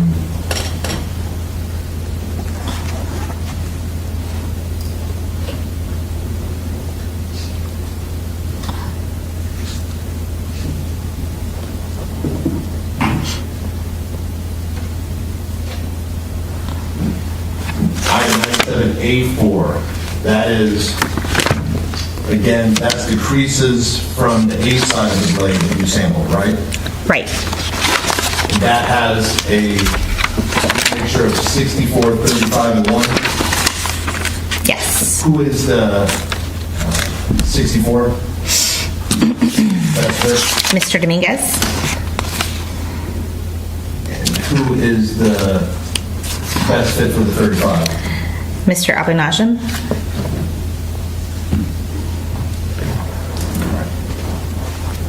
Thank you. And so, when you use the term best fit, because you're giving probabilities, You're basically saying that's the explanation that makes the most sense based on the information you have. But the probabilities that I'm calculating, again, account for them being as any contributor. The best fit goes for when their reference is being compared to the interpretation that is made for that mixture, where their DNA types fit best as a contributor. Why don't you note the best fit in your report? Because that statistic that I'm reporting does not give weight to that. And so if I'm going to make an inclusion or support for inclusion, I can only say as any contributor. But don't you agree it may be relevant who has the greatest proportion of the mixture? That can be relevant? It's estimated to be, but it's not, again, because the statistic does not speak to that, I can't report it in that manner. So when you write a report, you never indicate the best fit? No. But you note that in your bench notes? It's part of the report that's generated when that comparison's made and calculated, yes. But someone looking at the report, unless they had your bench notes, they wouldn't know which is the best fit and which is not. Correct. And as we saw, for most of the items, the first name mentioned corresponded to the highest percentage, but that was not the case in every item that we went through, correct? No, and that's because of the way that I organized the findings, is that I would put the calculated strongest support at the top and then go down from there. And then if there's two that had strong support together or the same amount of support, I would put that in alphabetical order. Let me interject. What's the purpose of listing the ratios? So if you have three contributors, you listed three percentages there. Well, why do you do that on the report? That is also an option that we don't have to do that. It's just kind of to indicate that sometimes it's important to show that it's a 98 to 2% versus equal amounts of DNA from both contributors. When you look at the statistics and look at the numbers, it is more common that the higher statistic then would correspond to that higher percentage of the contributor to that mixture. I'd like to just go back. In your career, you commonly examine items for potential blood. Yes. Do you ever use any sort of specific glasses or a sort of machine to, like a microscope, to try to identify areas of blood? No. I might look at with a bright light or a magnifying light to look for small amounts of blood, but there's not a special light that will indicate that there's blood somewhere. By magnifying light, do you mean one of those big magnifying glasses with a bright light on it that you can? Correct. Did you have to do that in this case, or were you able to clearly see the potential blood with your naked eye? I always, especially with a knife that is black and with creases, I do look with magnifying light, but I did not need to. So you did look at it in this case with a magnifying light? Yes. But you didn't need to because it was so apparent there was blood on numerous parts of the knife? Yes. You could see that even before you shined light on the knife? I do believe that I could see some areas at least without a light. I can't say for certain that I saw every single area without the light aiding me in the lab. But just thinking back to your initial reaction, when you look at this knife, you said, this is a knife that appears to have blood on it. Correct. I could see that there was apparent blood on the knife. I have nothing further. Thank you, ma'am. Yeah. That was cross-examination. Any redirect? No redirect. Okay, thank you, counsel. All right, Ms. Tomczyk, thank you for your testimony. Thank you. Have a great day. Thank you. You too.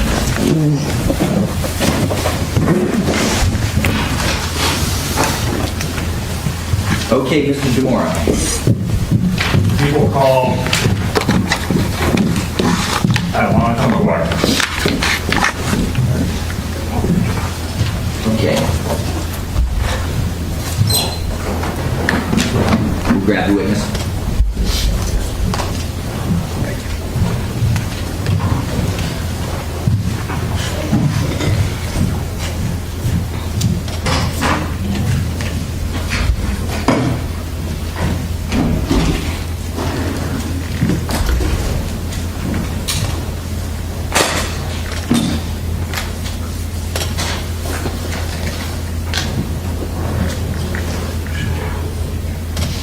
Good morning.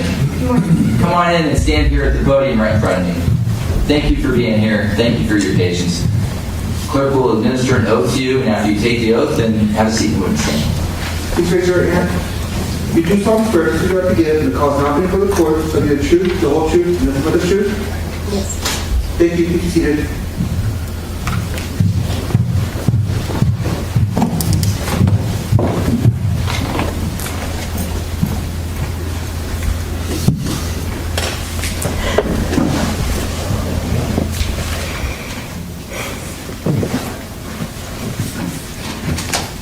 State your first and last name for the record and spell the vote.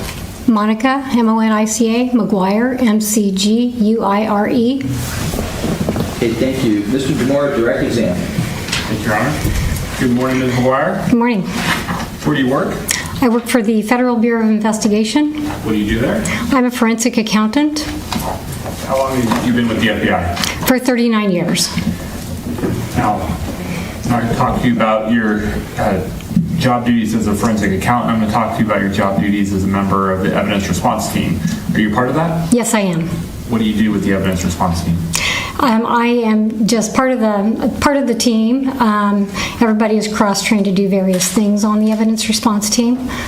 Okay. What do you do? What are your roles? What have you done? I've been a sketcher, a searcher. I think I was a photographer one time, mainly searching and sketching. Now, when you sketch or when you do sketches for the evidence response team, have you ever done sketches of a residence or a house? Yes, I have. When you're preparing a sketch, what do you use to make sure that the sketch is accurate, is best reflected by the dimensions of the house? I just use a ruler and a pencil, and I go from room to room. It's not science, and there's always a caveat on the sketches saying not to scale. And I try to give a good rendition of what the layout of the scene is. And just to give the layout for reference to any evidence that may be derived from the scene. And why do you do a sketch? It's to create a permanent visual record of the scene, and also to help with placement of any evidence that is found. Do you oftentimes use the sketch to compare to photographs of where items are located for reference points? Yes. Now, did you participate in a search of 762 Hawthorne Lane in the city of Davis, County of Yolo, back in May of 2023? I did. And was that in response to the arrest of Mr. Carlos Reales Dominguez? Yes.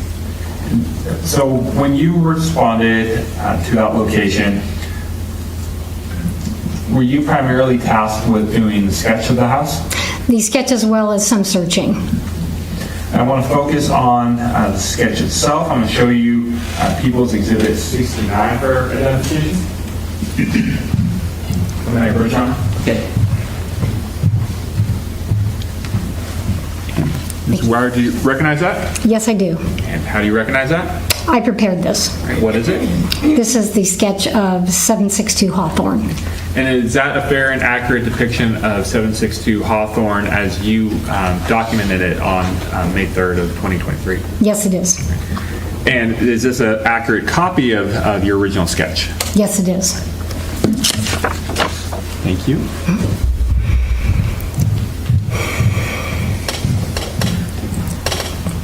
Commissioner Pabletron? Okay.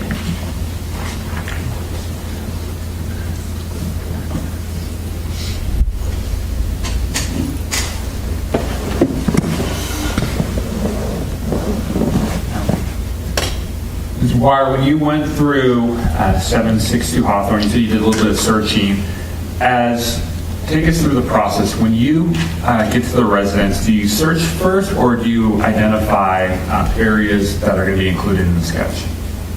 No, generally what happens is the scene is cleared by agents, and then the photographer and an assistant goes in, and they take photos as well as label the rooms alphabetically. And then after the entrance photos are completed, then the search begins, and during the search, I will prepare the sketch. So there will be searchers as well as me in to prepare the sketch. So you mentioned earlier that the sketch is not to scale. Is that what you reflected up here in the upper right-hand corner? Yes, it is. And this N with the arrow, is that to signify the direction? It is, yes. As you're going through the house and you're sketching, as part of the FBI protocol, do agents or other members of ERT identify the rooms with numbers or letters? Yes, they do. That's generally when the initial photos are taken, and there's usually an assistant that helps with posting the room letters in each of the rooms. Did you go into a room that had been marked with a D for David? I did. With the laser pointer, are you able to identify that on your sketch? Is the bottom left-hand corner room on your diagram? Yes. And could you point to where room C is? Yes, that is the bathroom right next to, adjacent to room D. In room D, when you went to that room, did you see any evidence linking that room to Mr. Carlos Dominguez? Yes, I did. What did you see? There was clothing. There were shoes. There was a phone. There was at least one phone, one iPad, artwork, bedding. All right, now I'm going to switch pages because this is one of two. And just for the jury, going on to page 2 of the exhibit. What room or area is this on the diagram? That is the second bedroom, so I separated it. I'm sorry, the second floor. That's bedroom number, bedroom 4, which is upstairs.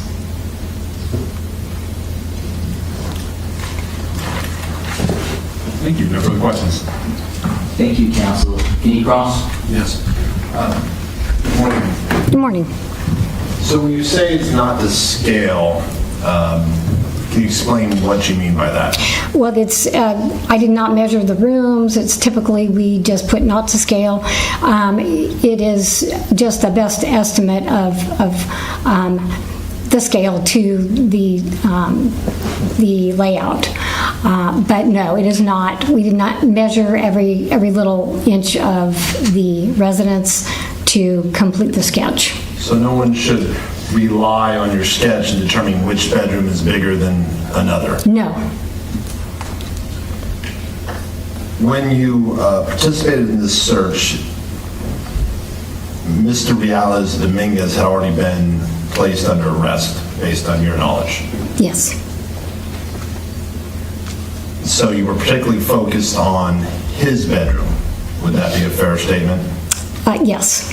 But FBI agents conducted a search of all the bedrooms, Yes. all the rooms in the house. Yes. And took photographs from all bedrooms and all other rooms in the house. Yes. So even though there was only one suspect living in the house, you did not limit your search in any way. No.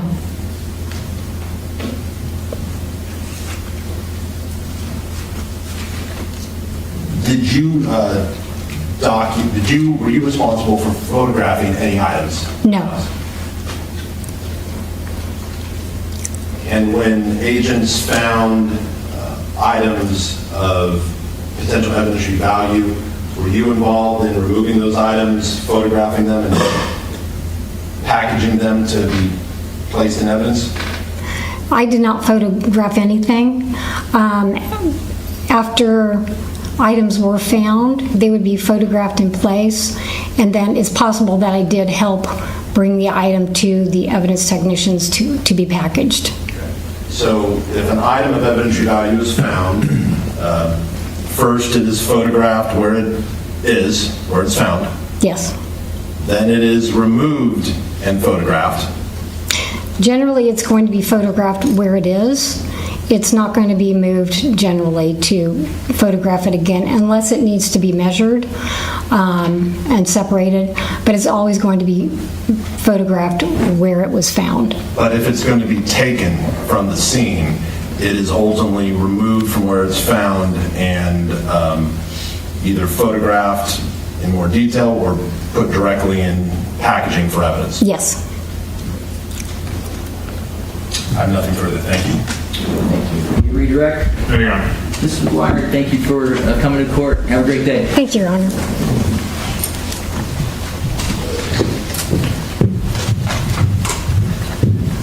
Mr. Dumore, another witness. We will call Special Agent John Pope. Okay.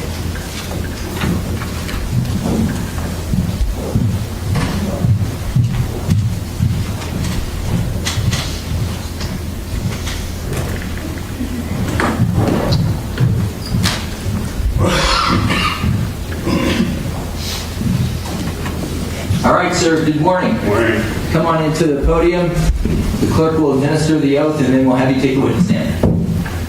Great jury, you do solemnly swear that you're about to give in the cause not given to the court to be the truth, the whole truth, and nothing but the truth?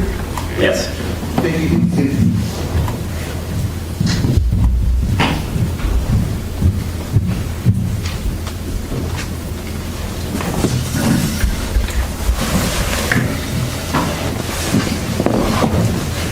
Can you first and last name for the record? Just call them both.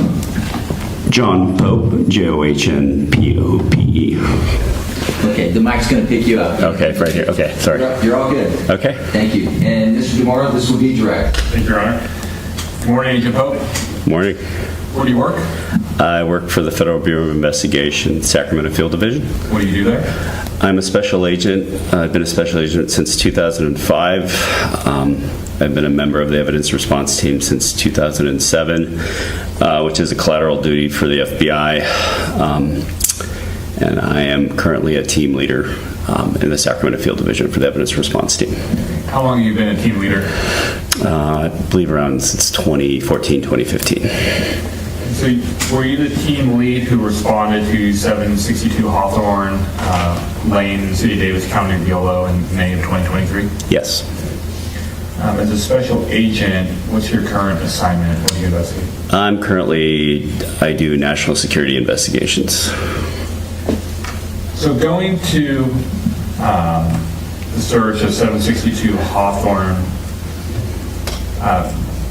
in addition to being a team lead, did you have a role in the search of the house for items?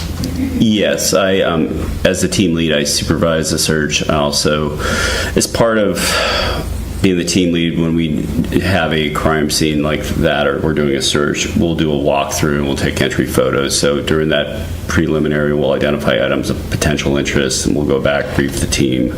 And then I also, as the team lead, I will also sign off on the evidence as well when we package it at the end of the search. So I have a role in the custody of the evidence.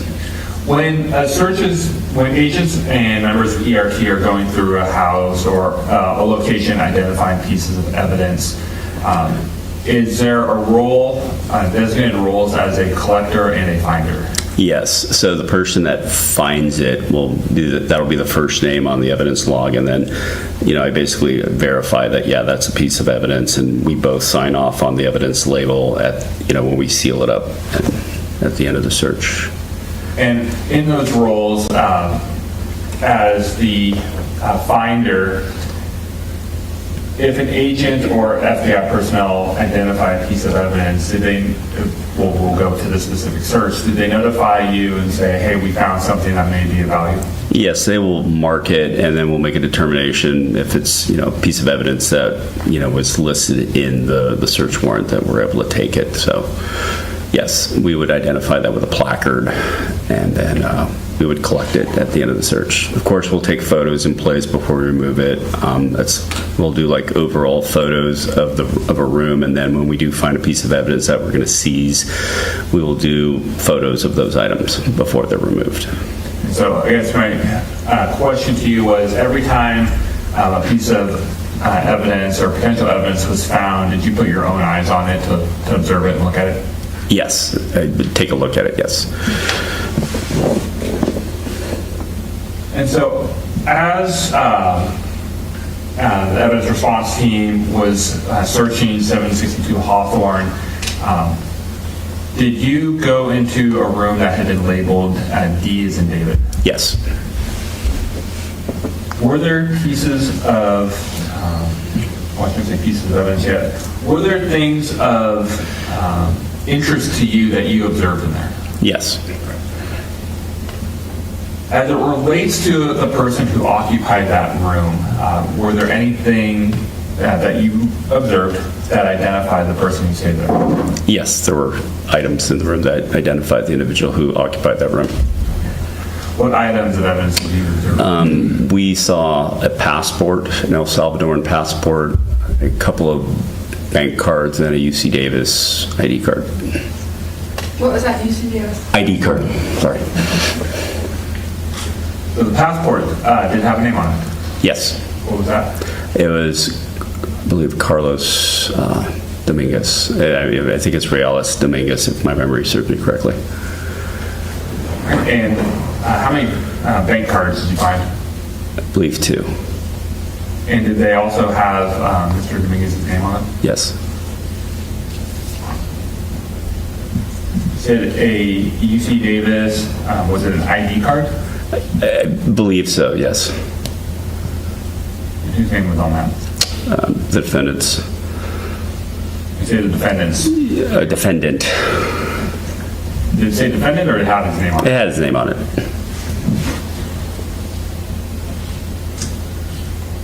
And just so we're clear, that was, I should say, Mr. Carlos Dominguez. His name was Carlos Dominguez on the ID card. Yes. All right, and I'm showing you a couple photographs from People's Exhibit 20, and you've seen photographs from People's Exhibit 20 before? I have not. I didn't review them at scene, but if I could take a look at the photo to refresh my memory, I'd appreciate that. Right, I can approach you, all right? Okay. You sure it's 20? Oh, excuse me, 50. We're 20, but it's 50. Okay. All right, may I go to that?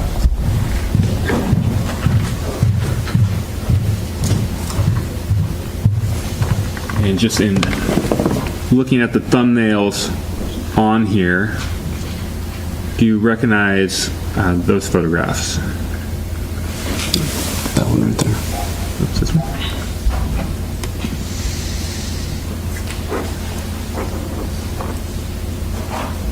Yes, that looks like the house.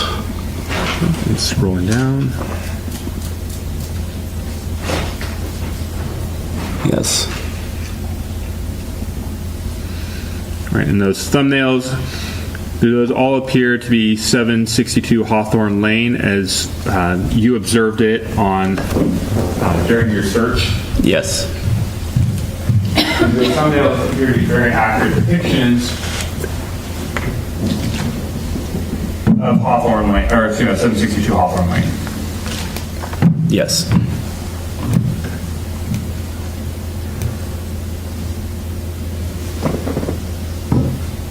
Real 060s.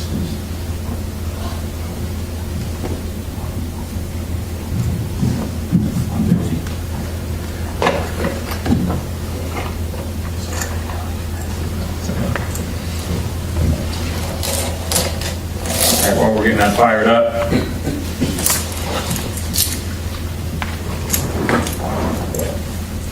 When you went through the room, specifically room D, did you observe any items, electronic device? Yes, there were several. All right, when you say several, what did you observe? I believe there's an iPhone, a computer. I think there's 2 phones.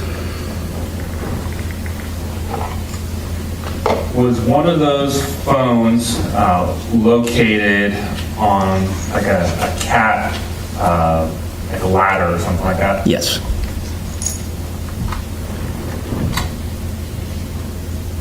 Did that have a cracked screen on it? I believe so. Now, as the observer, you weren't the one collecting the actual pieces of evidence, right? That's correct. Who was that? I would have to look at the property sheet to verify that.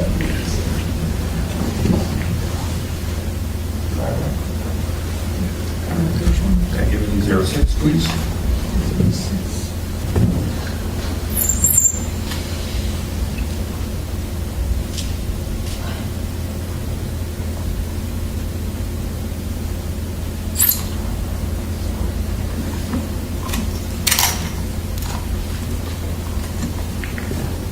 All right, we're dealing with that.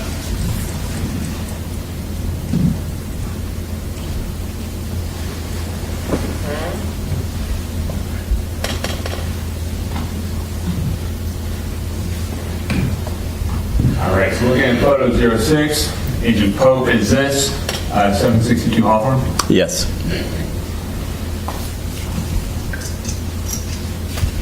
And is that the front of the residence? Yes.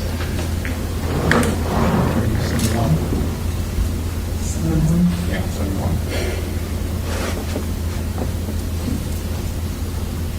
And looking at photograph ending 71, is this, do you recognize this room? I believe that's room D. Give me 80.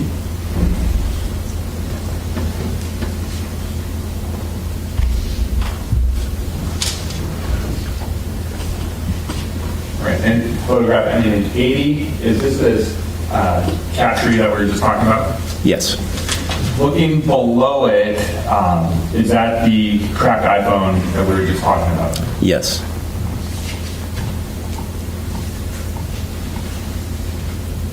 Did you notice when you're in that room any footwear?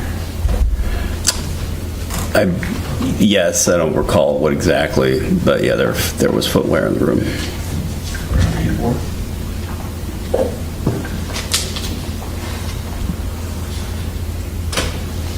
Showing you photograph ending 84. Do you see footwear down at the bottom of the bed? Yes. Did you remember seeing that when you were in room D? Yes. Do you know what type of footwear that is? I believe those are a pair of Crocs. Were they, could you zoom in on them?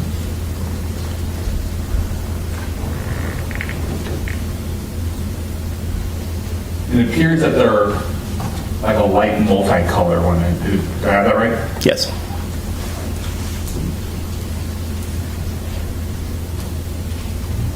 Give me 91.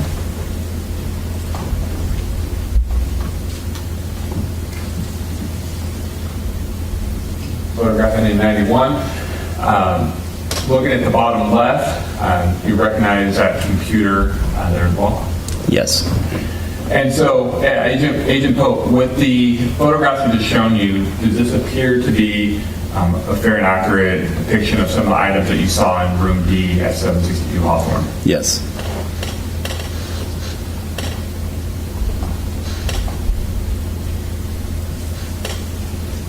Now, when you observed made some of the observations in here, in this room. Were there any items of evidence that you looked at and saw what appeared to be suspected blood? I believe there's several items. I can't recollect off the top of my head what those items were.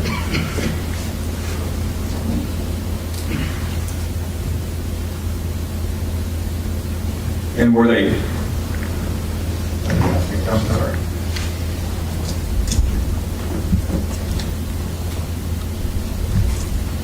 When you saw items that appeared to have suspected blood on them, did you or did someone else with ERT call a person in to swab those for potential DNA? Yes. Were you present? Did you observe that happen, or did you leave the room? Not all of it. Sometimes I may have observed it while they're in the room, but I had two people dedicated to that, so they would follow wherever they're needed in the house to collect those samples.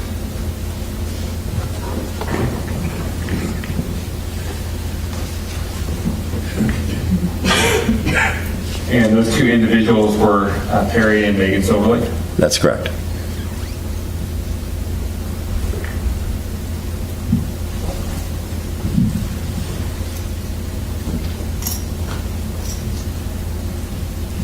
Thank you. No further questions? Thank you, counsel. Any cross? Yes.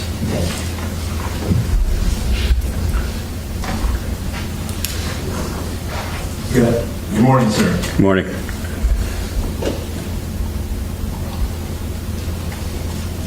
All right, I'm just trying to...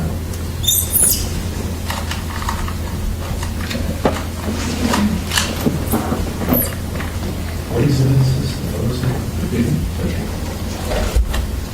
So, actually, hold on one second. Sir, the photos that just were shown to you by the prosecutor in People's Exhibit 50, those were taken the day of the search. Yes, that's correct. Those weren't all the photos that were taken, were they? No, we had a full disc of photos. I mean, when we do entry photos, when we come into the building, into the residence, and we took exit photos when we left the building. So the exhibit you were shown appears to be some of the photos that were taken that day. Yes. But not all of them. Not all of them. You said there were several items with blood on it that you found during the search of Mr. Dominguez's bedroom, correct? Yes. When you looked through those photos the prosecutor showed you, did you see any of those photographs with suspected blood? I did not. But you knew that you were looking for suspected blood, correct? Yes. I'd like to show you, is it 50 you said? Okay. Showing you some of the photos from Exhibit 50.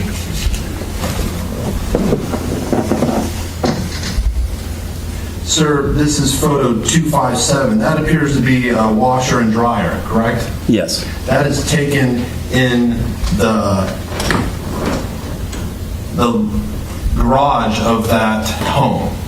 Yes. And there appears to be several bottles of laundry detergent by that washer and dryer. Yes.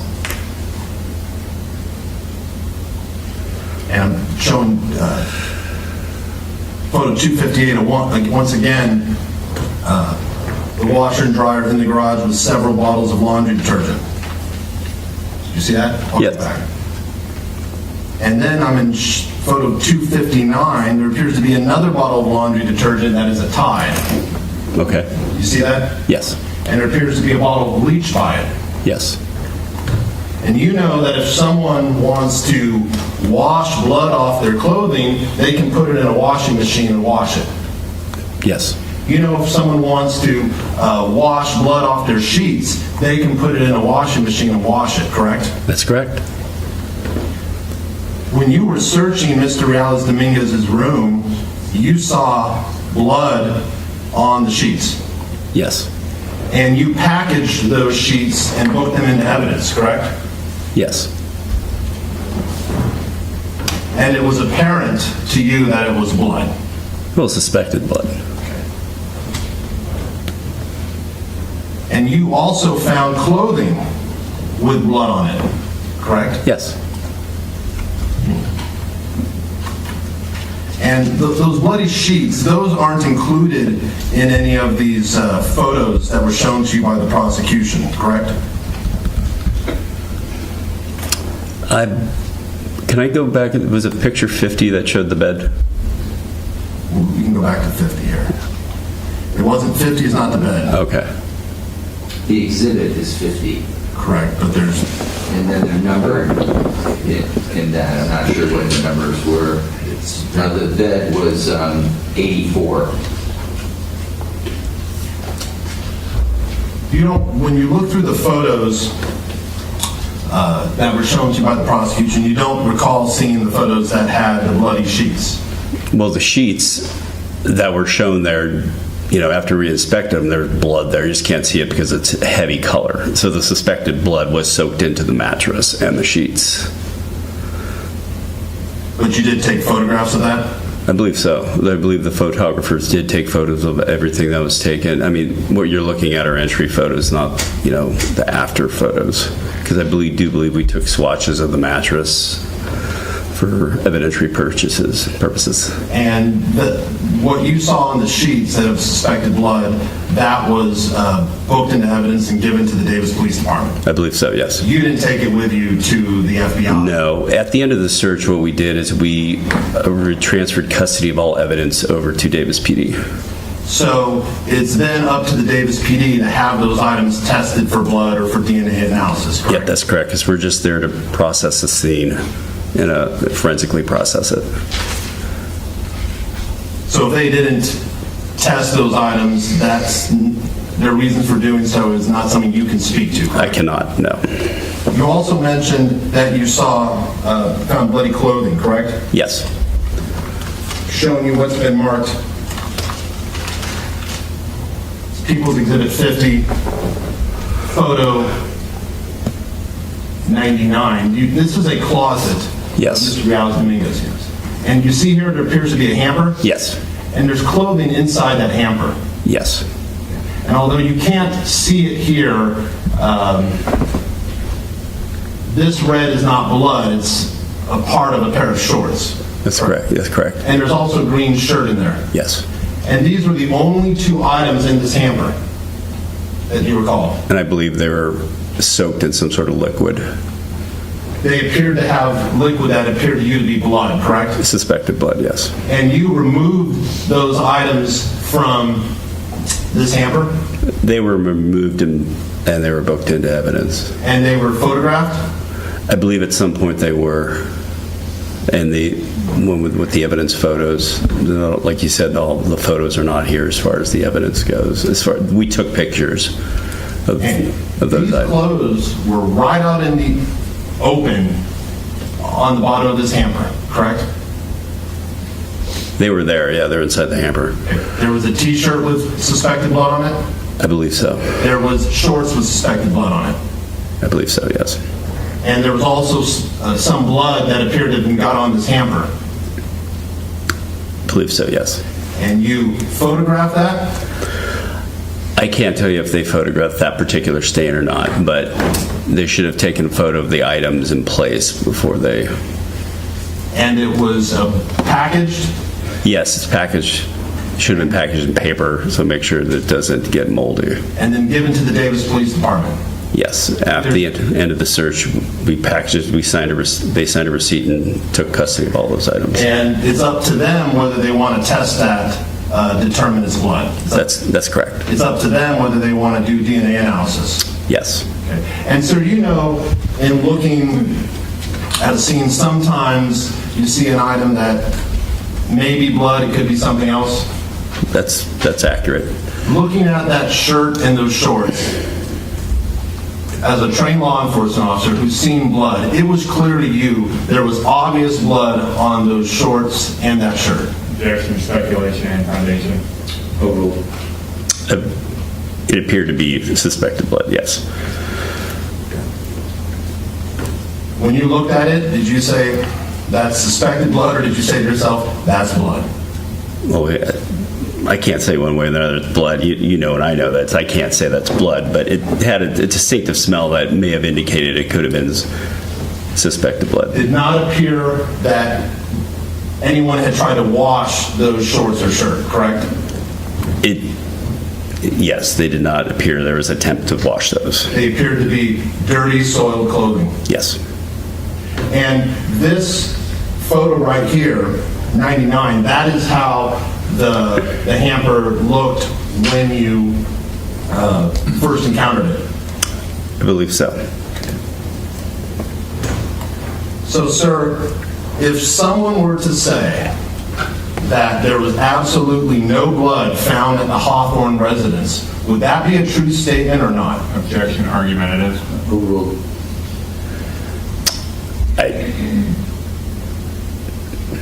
It's not for me to say whether it's blood or not. I mean, unless it's properly tested. Okay. You had to bet everything you own on what you saw. Was there blood in that residence, yes or no, based on your opinion and what you saw? Objection, argumentative. Overruled. Once again, I don't make that presumption. I mean, I can sit here and tell you, like, I think it's blood, but I don't know for certain it's blood. Let's see.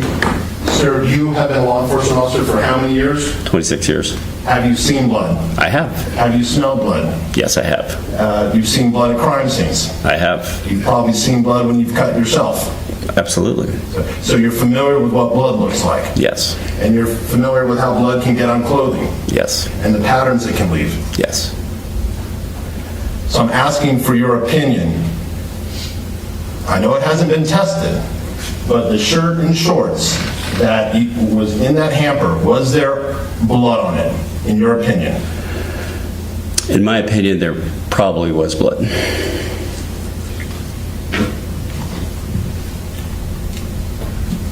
Okay, let me stop you there. Do you have more questions? No, I'm done. Okay, he's done. Any regret? Briefly. Agent Pope, was there also paint in that room? I don't recall. No, I'm going to stop it. Mr. Pope, we're going to bring you back. Okay, we don't have a lot of questions for you, but I don't want to rush the attorney. Okay, that's... Your testimony is important to the court, and I want to give them an opportunity to ask final follow-up questions. So, and I promise this jury they don't run over, because this way they can make commitments. So thank you. We'll see you back to start at 1:30. We won't have much for you. Thank Okay. you. Okay, ladies and gentlemen of the jury, three-part admonition. Do not form any opinions, do not discuss this case other than scheduling, and do not research it. Thank you for your service this morning. We'll see you this afternoon. Off record.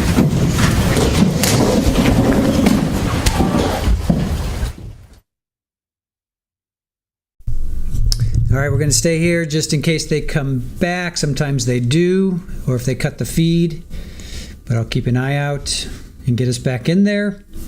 They are breaking for lunch. This is the... Okay, yep, and they ended it. All right, so that feed has ended. And we can do our recap here. Let's see. Okay, so where is it? Wow. Oh, you know what? Yeah, I wanted to see, who's it? Just Shamrock, you were asking about, yeah, I think it was the defense that said there was no blood found. Hold on a sec. Let me look through that again.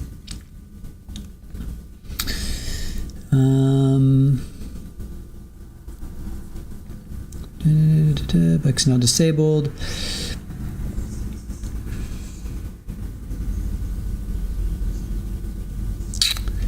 Okay, so the state, it looks like the state did not bring that up. I don't see the state. Let me look up blood, because I do remember them saying that.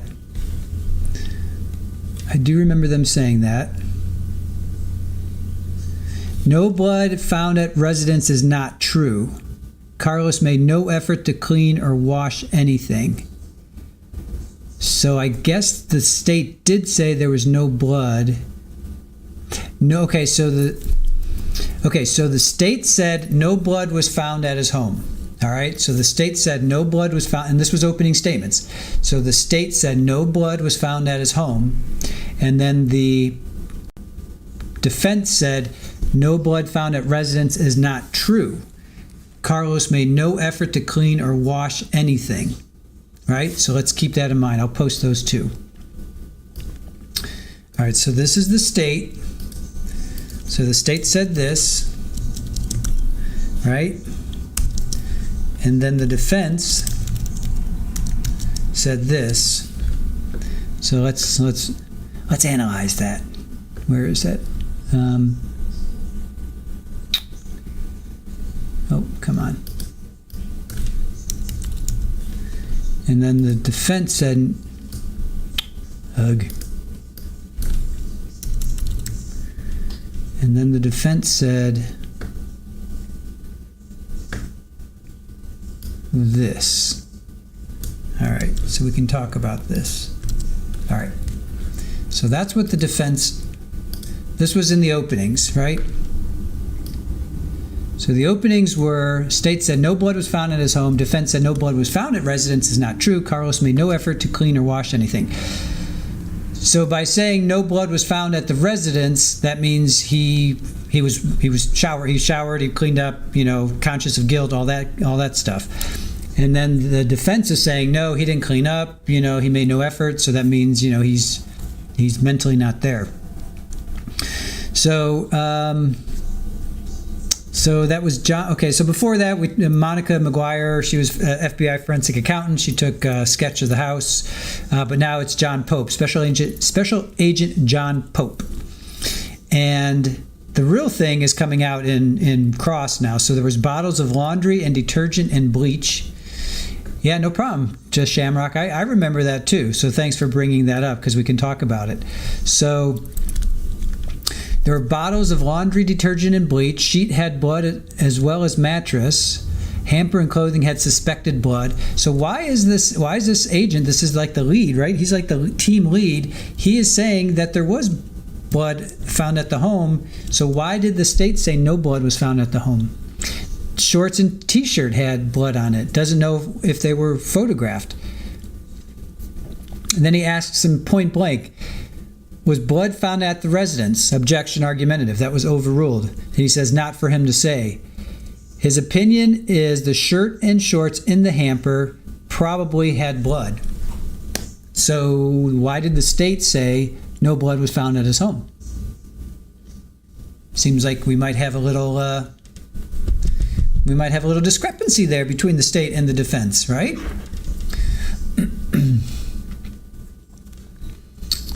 A little discrepancy there. So in the opening, state said no blood was found, but now the defense was able to squeeze out from the team lead, no, there probably was blood. All right, so Sarah says, okay, but if I'm the jury, I want to know why the state said there was no blood. If it's provable there was, why hide the ball? I agree. I know, right? Maybe after testing it ended up not being blood? Well, no, because we just heard the DNA expert. We heard from 5 DNA experts, and one of them, the latest one, Monica McGuire, no, I'm sorry, Heather Tomczyk, she tested a sweater. She tested a sweater, among other things, and there was Karim, and there was blood of Karim. So as far as I know, I know his sweater was tested and there was blood on his sweater. I don't know if they've tested the shorts yet, if they've brought that in. Maybe they'll bring that in next. Sarah, I don't like that. It makes the state less credible to me. Yeah, exactly. I mean, why? What's the point? It's a slight win, sure. Hey, they'll take any wins they can get. Only fan, right? I mean, at this point, I think they'll take anything, right? Just anything. Because if you're not thinking correctly and you're paranoid and you're all these things, blah, blah, blah, why clean up? Like you don't care about your appearance, his head, his hair's like in his eyes, he's like, he's not washing, he's not bathing, he's not taking care of himself. But then why? So then there should be his clothing. He should just taken his clothes off, throwing them in a pile, right? Because if he's that disheveled, his apartment, wherever he was at, didn't look that bad, right? It didn't look like hoarders, right? It didn't look like horrific. So, but if he is cleaning up and he is taking care of himself, then that's not, and he's not, going through schizophrenia, having moments, criminally insane, whatever you want to say, Pammy, yeah, I'm not 100% sure about the clothing. I did have in my notes sweater. She tested a sweater and then some threads of a sweater. So I'm not 100% sure. Maybe we'll get to the Crocs. We'll get to the shorts. Maybe we'll get to that. Widespread said, I get so mixed up with the blood DNA evidence that maybe what's going on. Yeah, I know. It was I twitch. Okay. I was thinking of the Pink Panther and who was it? Oh God, what was his name? I lost his name. Not Inspector Clouseau, but the Dreyfus. Inspector Dreyfus. He would always get the eye twitch. Inspector Dreyfus. Yeah. Why would the state lie? I mean, they got this guy in the crosshairs. Why? Well, I know why, because it makes him look more crazy. He's crazy. He doesn't wash his clothes. Or no, that's what the defense is saying. The state is saying, no, he's not crazy. He did wash his clothes. That's what the state is saying. That's the whole point. The state is saying, no, he had the wherewithal to wash his clothes. He's not as crazy as you think he is, or as he says. So that's the point. Pammy took a snoozle sitting up. I commend people that can sleep standing up. So, yeah, interesting stuff, right? All right, so they will be back. Let me put up, we'll put up our lunch break. We'll do our lunch break here.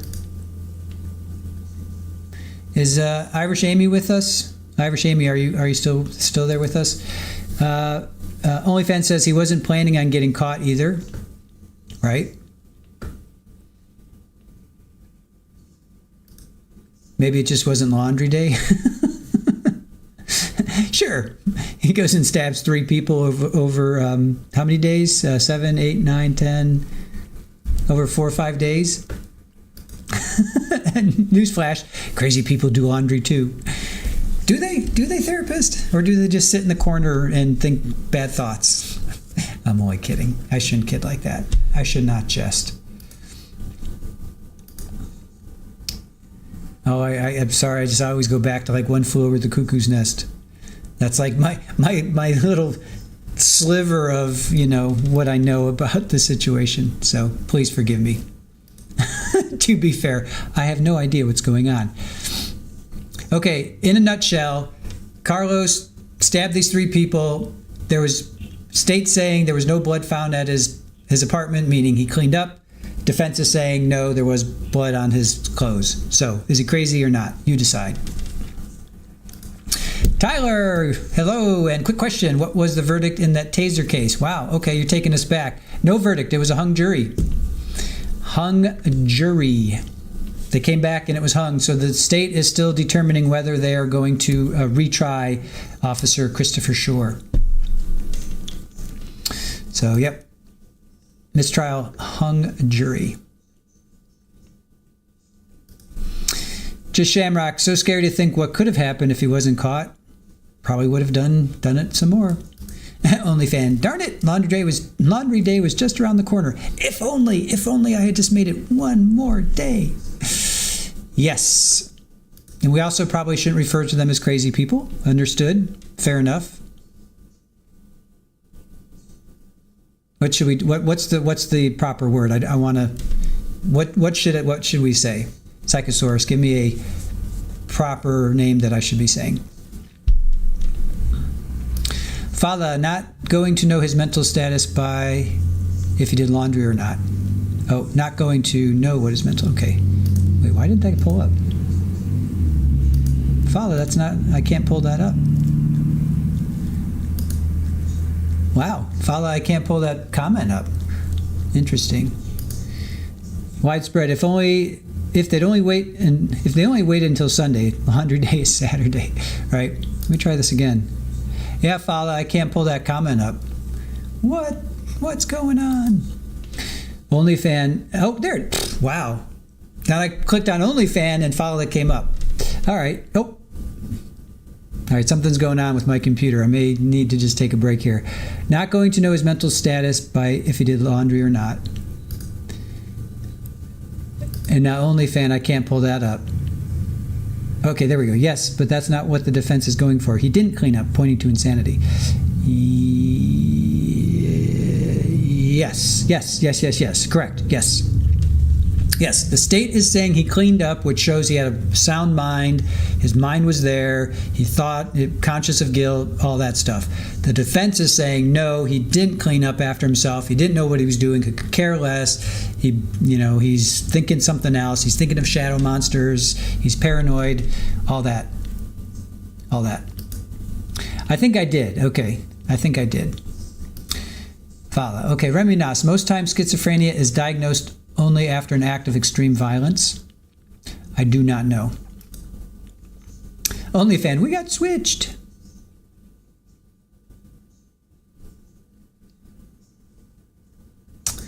Let's see. Oh, Charmaine. His thought process proves he knew it was wrong. That's what they're trying to prove, right? That he rode away when he was confronted, right? Dr. Massey confronted him. He ran away. He ran away when he stabbed Kimberlee. Why run away? I mean, I guess you can be having a moment and think those are shadow people after you. So just because you run away doesn't mean that you're, I don't know. It's going to be weird. Let's see. All right, so we have a little bit of disagreements going on. So let's just keep. Let's agree to disagree. Let's move on to something else. How about some music? Let's play some music. All right, I'm going to play the music. I'm going to take a break. Why don't we? Let's everybody take a break. Let's listen to some music that Aaron created for us. I'll put up the compassion bench. That's always nice to look at. And I'm going to go take a break. So we'll see you guys in about an hour.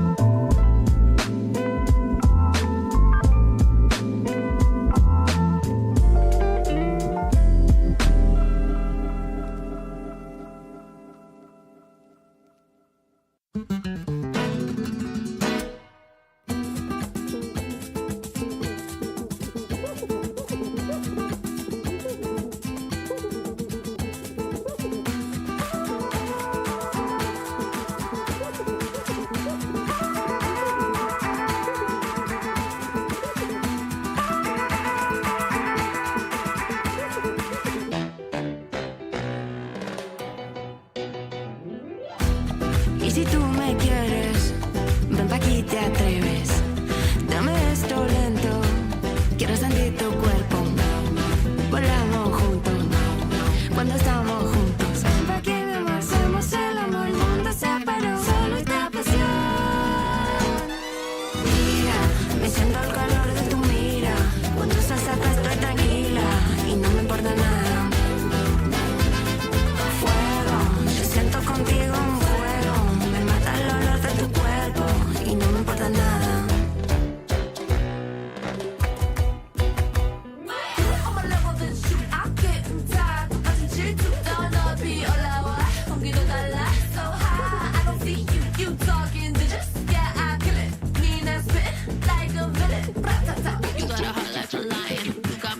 Without even trying, I thought you meant well, but you savage as hell. Telling me things we both know you regret. In the hill, should've told me about her before you sucked me in. You thought we could be cool for the summer.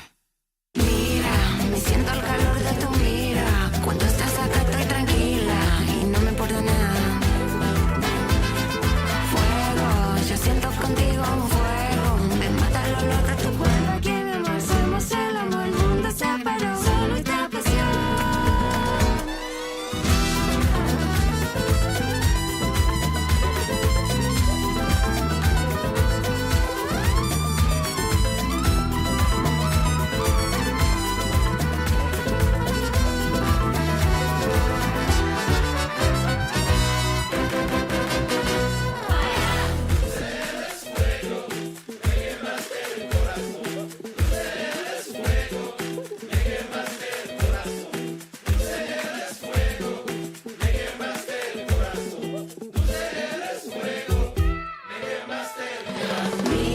Me siento el calor de tu mira.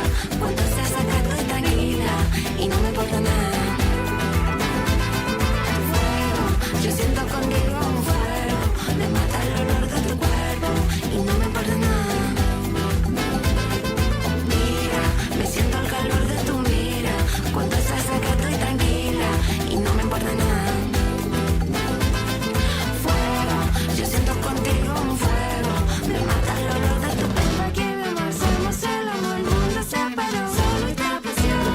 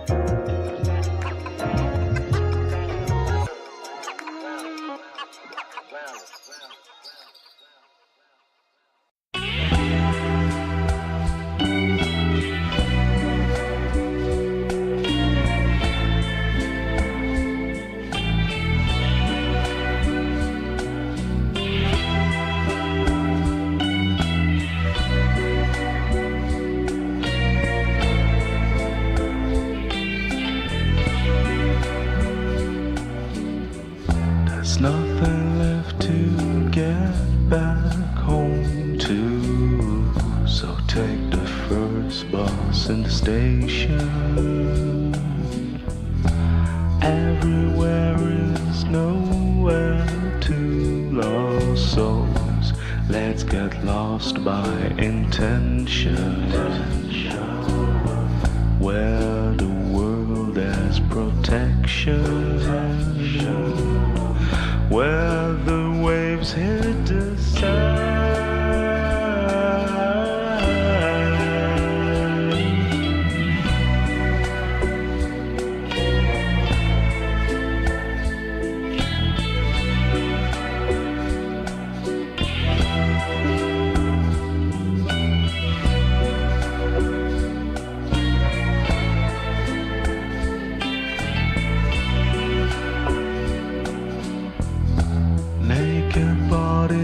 In the sun, scattered lips, arms and pebbles, sinking slowly as the mud at the bottom of the ocean. We're all light and emotion, drifting without a sound. Me and Mary and I walk into her room, through lonely streets at night under blood cherry moon, till we hit the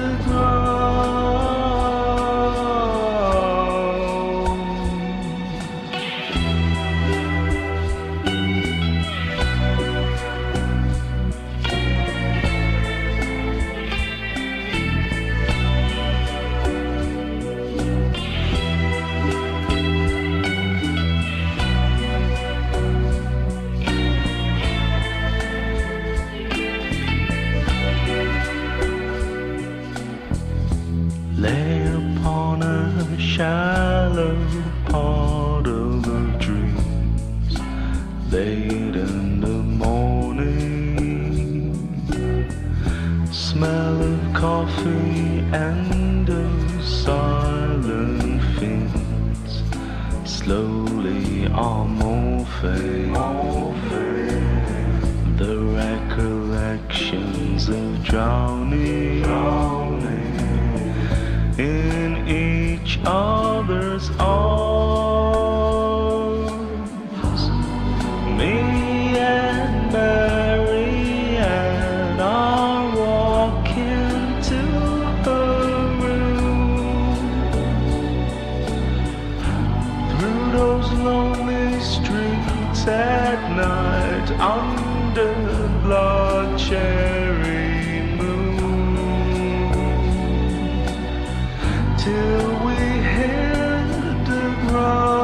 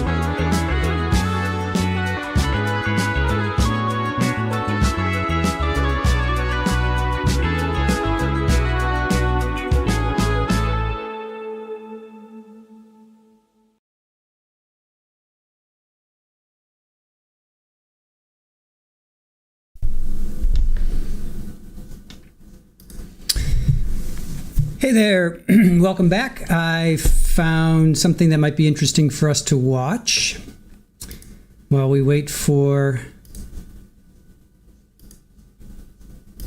the feed to come back.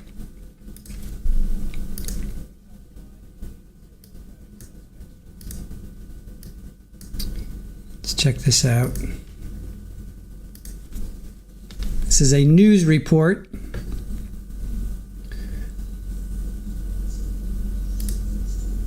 Here, let's check this out.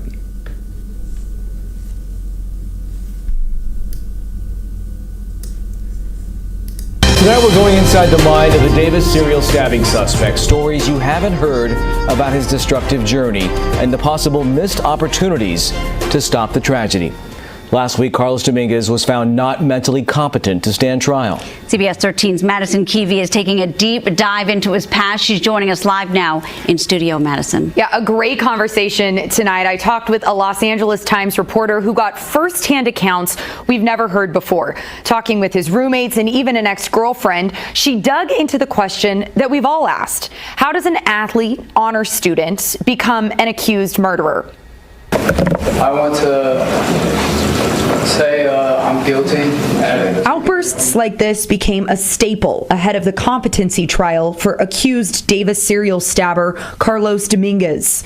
Everything that was kind of being said on the stand by every witness, it painted a really troubling, concerning picture.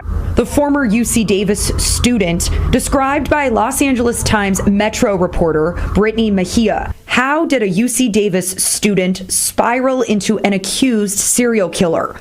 His former roommates were saying he told them his freshman year that he was hearing voices.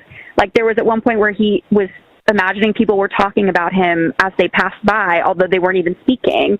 His former girlfriend's testimony still stands out to Mejia as one of the more insightful revelations. They were together, into his sophomore year, and she was kind of seeing the course of what was going on. He was starting to socially withdraw. She's the one he told that he was hearing the devil talk to him in his dreams, and he told her that more than one time. Was there a turning point in this competency trial she saw that led prosecutors to agree Dominguez was not competent to stand trial right now?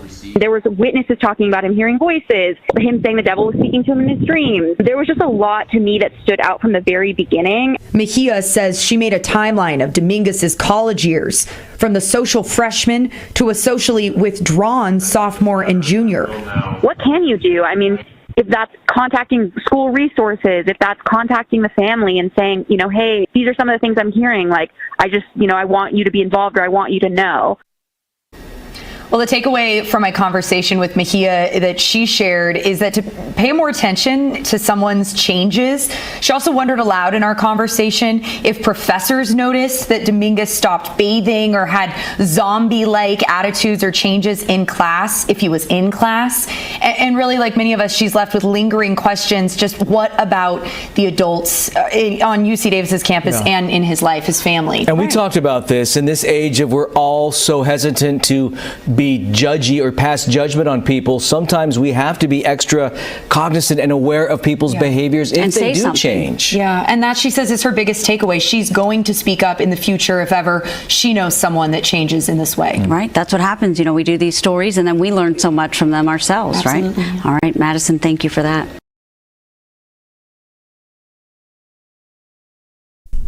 So I thought that was interesting.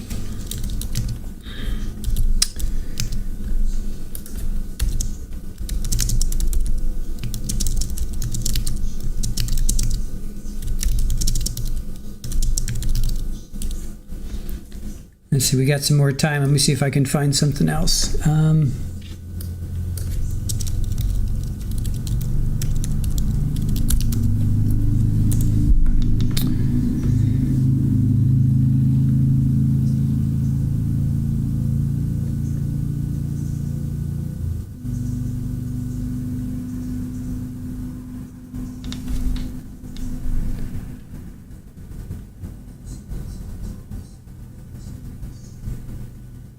He certainly changed, right?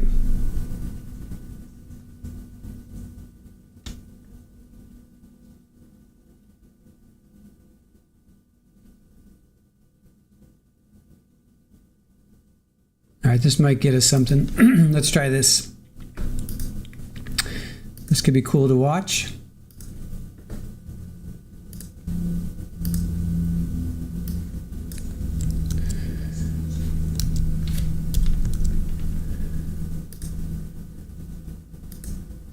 It's been. All right, hold on.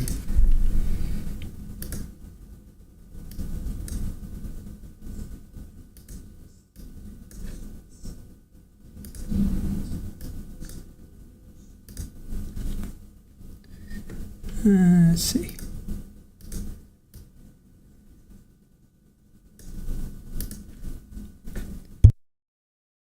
It's been a little more than 1 week since a well-known homeless man was found stabbed to death in the city of Davis's Central Park. And since then, the FBI and many other agencies, they jumped in to help investigate brazen attacks in Davis, all now believed to be the work of a serial killer. Now, the first attack happened last Thursday. David Breaux, known as the Compassion Guy, was stabbed to death and found in Central Park. 2 days later, a UC Davis student, just 20 years old, his name Karim Abou Najm, he was stabbed to death in Davis's Sycamore Park, and he was also the graduate of Davis High. And then on Monday night, 2 days after Karim's death, a homeless woman named Kimberlee was stabbed through her tent in the downtown area. She survived, but she is still recovering in the hospital. And these three stabbings, they rock the city of Davis. But we now know a 21-year-old is under arrest. This is Carlos Dominguez. He was a student at UC Davis up until recently, and he's now an accused serial killer. Becca Habegger is learning more about the suspect who pled not guilty inside the Yolo Superior Courthouse today. We think the family of Carlos Reyes Dominguez was in the courtroom today, but let me tell you what we know. Dominguez's defense attorney met with a group of people after the hearing. Now, it's not uncommon for a defense attorney to meet with the defendant's family after such a hearing. We also recognized at least one of the people in the group from photos of Dominguez with his family that we have found on social media in recent days. But when we approached the group to ask about Dominguez, this is what they had to say. No conocemos a Carlos, no sé por qué están preguntándonos de él. We don't know Carlos. I don't know why you are asking about him, he says. Another man adds, we tried talking with the people who had conferenced after the hearing with the public defender representing Carlos Reyes Dominguez, seeking any information we can get on this young man accused of murdering two people and attempting to murder a third. In a hearing that started at 1:30 and lasted less than 12 minutes, Dominguez appeared handcuffed and sullen. He kept his gaze downward, speaking only when the judge asked him a direct question. Mr. Dominguez, is that your true name? Yes. Judge Daniel Woke read the charges: 2 counts of murder with enhancements for willful, deliberate, and premeditated murder and using a deadly weapon, and 1 count of attempted murder with enhancements for premeditation, using a deadly weapon, and inflicting great bodily harm. The prosecutor also added case enhancements for multiple murders, the violence of the alleged crimes, and the suspect's danger to society. Your Honor, I would acknowledge receipt of the complaint, enter not guilty pleas to all counts and denials to all enhancements. As for the question of bail, it was originally set at $4 million, but the prosecutor asked the judge to make Dominguez ineligible for bail, so he would have to stay in custody for now. It took 2 lives and it almost cost a third person their life. Given that and the danger that the defendant represents to the public, I would ask that no bail be set. The judge ultimately sided with the prosecutor. We asked the defense attorney and the prosecutor for comment after the hearing. Both declined to comment. Dominguez is next in court on May 22nd at 9 a.m. here at Yolo Superior Court. Thank you, Becca. Carlos is also now on a detainer by U.S. Immigration and Customs Enforcement, also known as ICE. Dominguez is from El Salvador and entered the United States in April of 2009. He crossed into the country near Galveston, Texas as an unaccompanied minor. He was transferred to a family member and his case was closed in April of 2012. Interesting. All right, we have a few more minutes. Let me see if I can find something that, let's see. I want to get him talking, you know.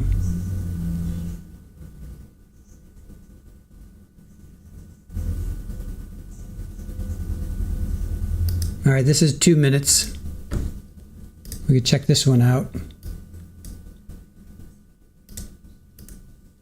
This kind of shows his progression of where he was then to where he is now. Let's see. All right, let's check this one out. I'm bouncing back and forth.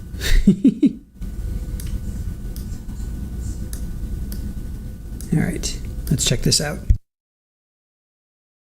Accused Davis serial stabber Carlos Dominguez back in court after spending months in a state hospital receiving treatment. Now, he was deemed not competent to stand trial last summer, but a very different story today. CBS 13's Madison Keevy, she was inside that courtroom. She's bringing us the updates and the next steps, Madison. Well, Hunter, Carlos Dominguez is facing 2 charges of murder and 1 count of attempted murder. His criminal trial will pick up right where it left off last year, and that'll start next month after delays, all because of his competency. Do you agree to that? Yes. Okay. That's all Carlos Dominguez said in his first court appearance since he was certified mentally competent to stand trial. A change in appearance from last summer. I want to say I'm guilty.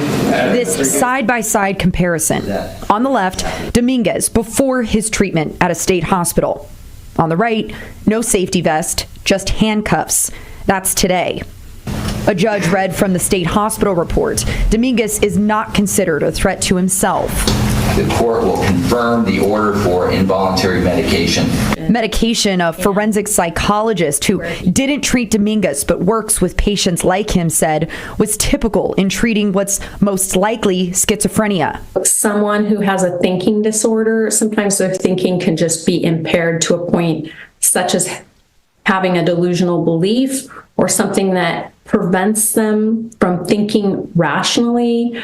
Dr. Dana Anderson told me there's 2 parts to competency. Can a defendant work with their attorney, and do they understand the charges? And this has nothing to do with guilt or innocence or ethics or morals. This is due process.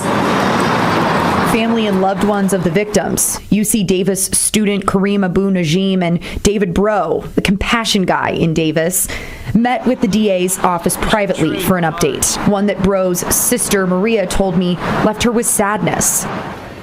Yeah, today the families of both of those victims did not want to speak on camera.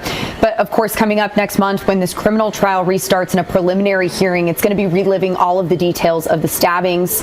All of that in evidence will be introduced over the course of a few days. Families plan to be there in court in person, of course, for all of this. As they have been through these proceedings. All right. Thanks so much, Madison.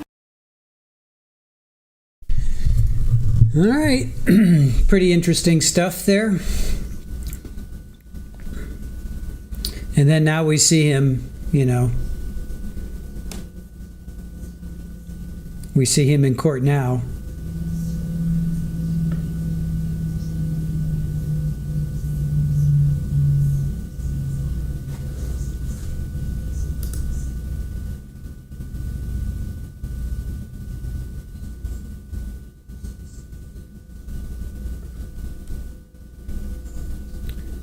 All right, this one actually may be, this one I think we can, it's only a minute and change, so let's see let's check this one out.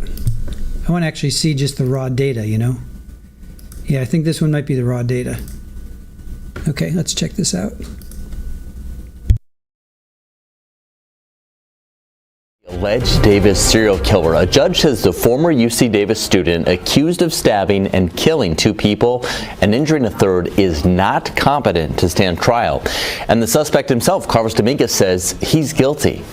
Good afternoon. I'm Dominic Garcia. Thanks for joining us at noon. CBS 13, Sacra Gray live outside the courthouse in Woodland with more on the twist of events that happened today. This is fascinating, Sacra.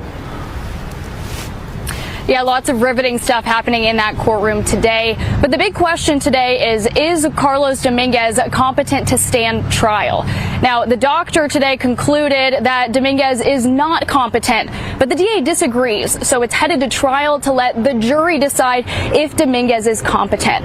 But the truly shocking moment in that courtroom today is what Dominguez said after that report was read, something that made the entire courtroom stand still. I want to apologize, and I want to say I'm guilty and forgive me for. Hold on. Right after making that statement, the judge clarified to the court that the criminal proceedings are currently suspended while they determine competency. So Dominguez's admission of guilt has no bearing and should be not used against him. Now, Dominguez will be back in court next month, and the jury will be determining strictly if Dominguez is competent. So if they do find him competent, then a criminal trial will follow. All right. So I guess that's all he really said. He said he apologizes, and then he says he's guilty. So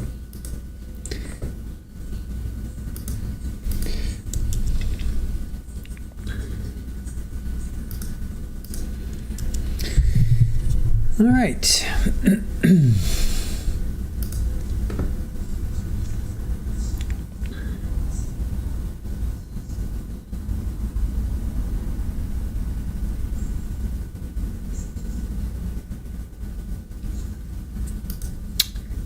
Northwest, jurors do not determine competency. I would agree with that. Here, let me move myself over here. All right, we're going to take this off because hopefully they'll be coming back soon.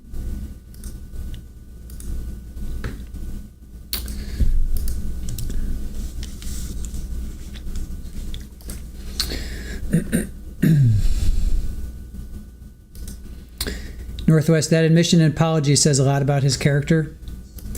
Yeah, I think ultimately, I mean, he was a decent guy. I mean, he was like a 3.8 GPA.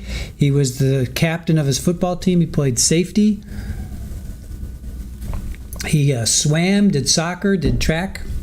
I'm not sure how he did football and soccer at the same time because those are usually at the same time. Yeah, I mean, by all accounts, he seemed like he was a pretty decent guy, you know. So, you know, what happened to make it snap? You know, certainly what he did is horrific and can never be. I don't know. Justified, I guess, is the word I'm looking for, but you know, up until then, he was on the right track to being a, you know, productive member of society. So I don't know. I'm not sure what happened. Other than they say schizophrenia kicks in your late teens, early 20s, and that's exactly where he was, 2021. All right. So now we wait.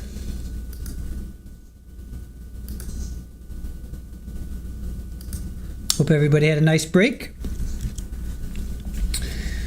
We're hoping to go till 7:30. They should go to 7:30 Eastern, 4:30 Pacific. Friday they're going to have a half a day. Well, they're going to end at 3. It's not really a half a day, but they're ending at 3.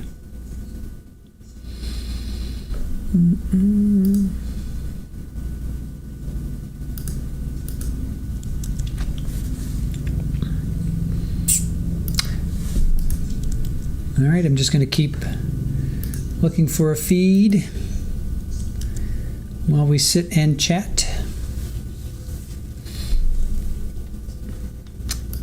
How was everybody's break? Did you guys do anything productive? I did nothing productive. Yesterday I cut some weeds. Today I just kind of wandered around and played with Rafa.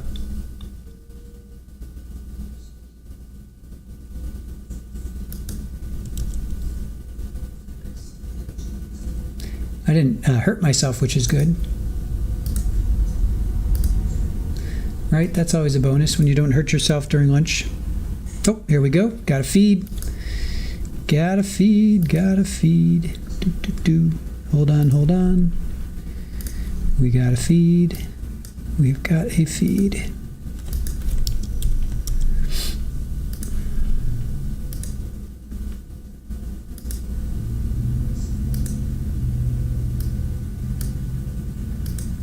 Okay, here we go.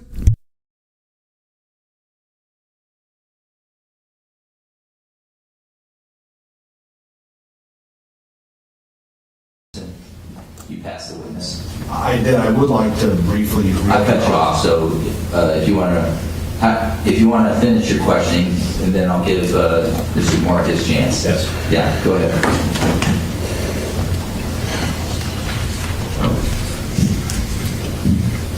So this is continued cross for the record.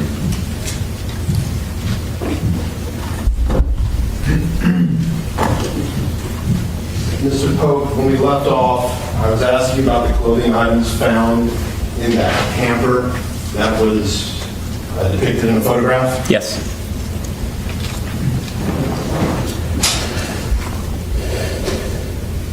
And in the photographs that were shown to you by the prosecution, did it include what was in that hamper?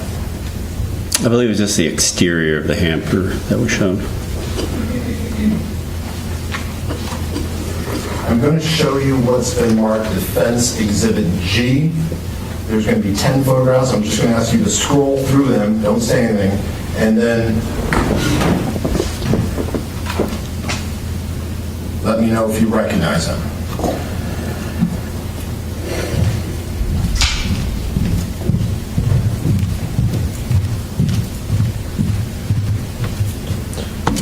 So I'm starting with G1, and there's a little arrow right there. If you can just scroll through them, and when you're done, let me know.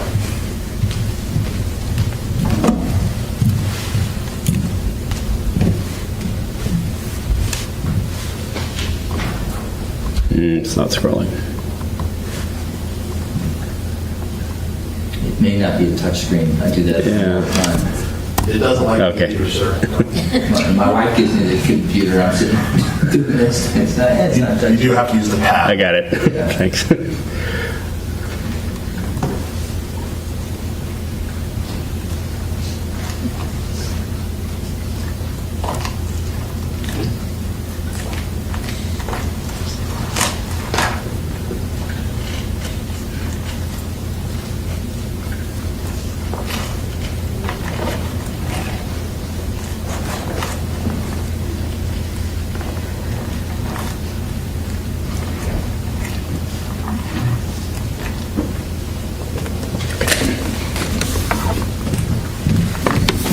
Sir, do you recognize those photographs? Yes. Were those photographs taken during the search of Hawthorne, the Hawthorne Lane residence? Yes. Were you present when those photographs were taken? Not necessarily. Like I said, I was, supervising the crime scene. So sometimes I'd be in the room, sometimes I may not have been in the room. So you recognize each item? Yes. That was photographed? Yes. And it's an accurate depiction of how those items appeared on that day? Yes. And those photographs I showed you includes the items inside the hamper? Yes. That you testified earlier may have blood on it? Yes. Permission to publish, Your Honor? Granted.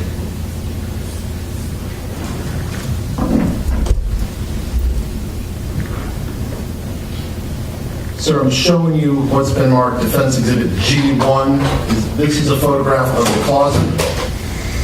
Yes. And you see the gray hamper in the closet? Yes. And the closet door is open? Yes. This is how the closet looked when you entered the room? Best of my recollection, yes. And I'm showing you what's been marked Defense Exhibit G2. This is a photograph looking at the clothing in the closet? Yes. In the hamper, excuse me. Yes. And there appears to be a green t-shirt? Yes. There appears to be a white pair of shorts? Yes. That white pair of shorts has a red stain on it? Yes, it does. And based on just your experience with blood, that appears as though it may be blood. Yes. So because it appeared to be blood, you decided to have the items removed from the hamper and inspected individually. Yes. Showing you what's been marked Exhibit G3. This appears to be a pair of shorts. Yes. With a red band around the waist. Yes. And earlier, when you were looking at the hamper from a distance, you could see the red band inside the hamper. Yes. And does this, scrolling in, this appears to be the back of the shorts. You can see where the drawstring is. Yes. So on the back right leg, just above where the short cuts off, there appears to be a large blood stain. It appears to be a large blood stain, yes. And scrolling over onto the left side of the pants, shorts on the back side, there appears to be additional smaller blood stains. Yes, it appears that they... And when you were looking at this, based on your experience seeing blood, it appeared to you that these were blood stains. Yes, at that time, it appeared to be blood stains. Showing you what's been marked Defense Exhibit G4. This is the front of the shorts. Yes, it appears to be the front of the shorts. And there appears to be a large blood stain on the bottom right side of the shorts. Yes. And there appears to be smaller blood stains all over the front of the shorts. Yes. It appears to be there inside out, too.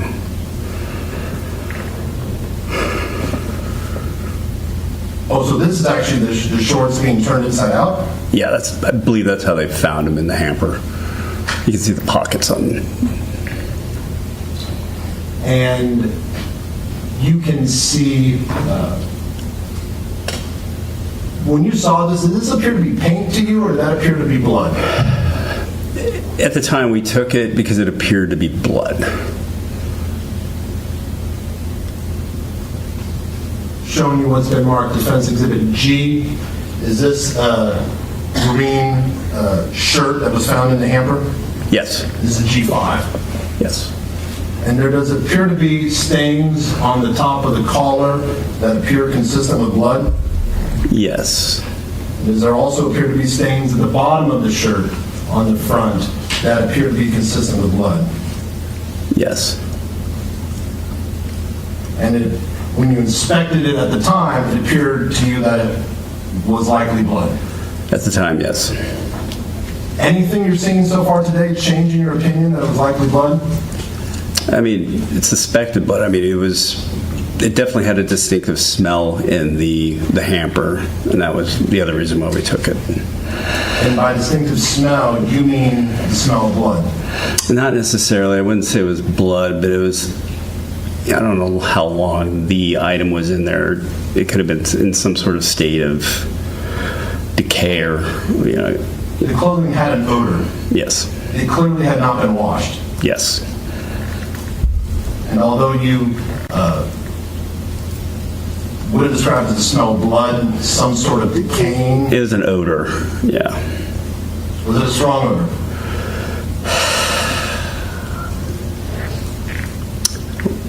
I wouldn't say it was strong. It was moderate. It wasn't pungent. There was a smell. But it was an odor that you noticed? Yes. Showing you what's been marked. This is G6. Again, there appears to be some blood stains on the top of the shirt. Yes. And once again, on the bottom, there appears to be blood stains. Yes.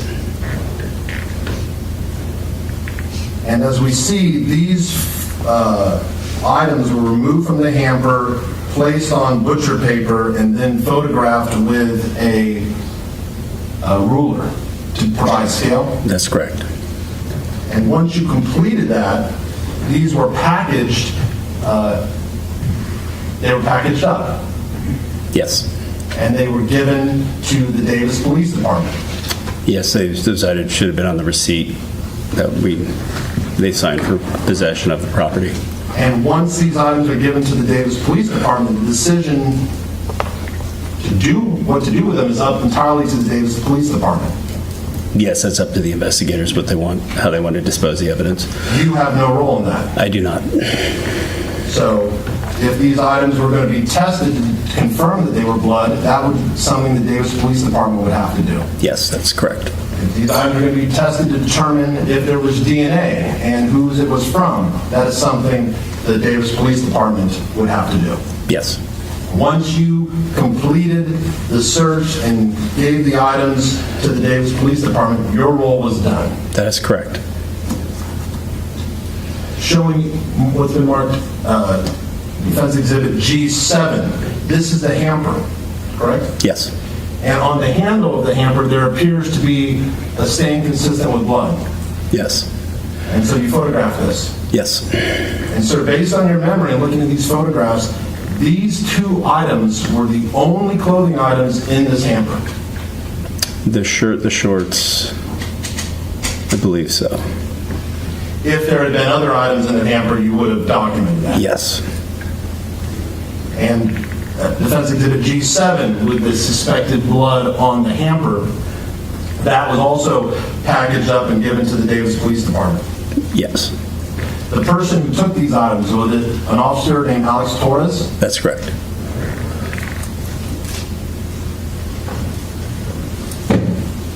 But what Mr. Torres did with these items after you gave them to him, that's something you would have to ask him. Yes. Now, you mentioned seeing possible blood stains on the bedding. Yes. Because the bedding was dark, it's hard to determine sometimes whether a stain is blood or not. That's correct.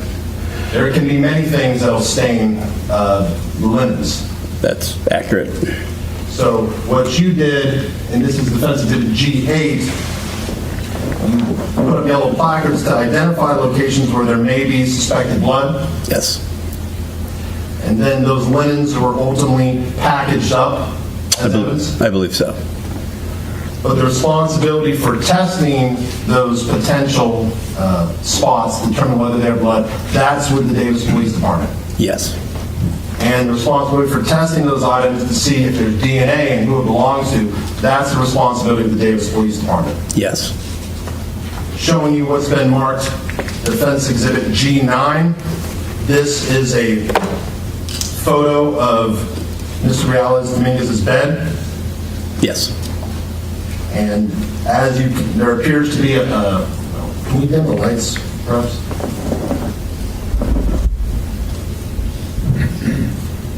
I don't know what you can see here. Does there appear to be a stain, some sort of stain? Yes. And just looking at the sheets, and I can show it to you again, they appear to be dirty sheets. Absolutely. They don't appear that they've been washed for some time. That's correct. And so there were multiple stains on the bedding. Yes. And so the responsibility for testing those stains, determine whether it's blood or whether there's DNA, that is with the Davis Police Department. Yes. And this sheet was packaged up and given to Mr. Torres. Yes. Show me what's been marked Defense Exhibit G10. You mentioned there was a stain under the mattress? Yes. Under the sheet. Under the sheet. And so you know there are many things that can stain a mattress. This is true. Anyone who's raised kids often knows there's stained mattresses. You don't know, looking at this stain, whether it was blood or not. No, it was there, and we took a photo of it, not knowing what it was. It appears to look like a red substance, so we took that, photoed it, and I believe we cut it out. And that was given to the Davis Police Department? Yes. And it's their responsibility to test it? Yes. But you would agree this stain, it's a little more ambiguous as to whether it's blood or something else? Absolutely, yeah. But looking at the sheets, not the sheets, the shorts, and based on your opinion, as a law enforcement officer with more than 20 years, seeing blood on clothing, being familiar with the smell of blood, and the pattern that blood can get on clothing. Is it your opinion, based on what you saw, that these shorts and shirt had blood on them? Yes, that's why we took them into evidence.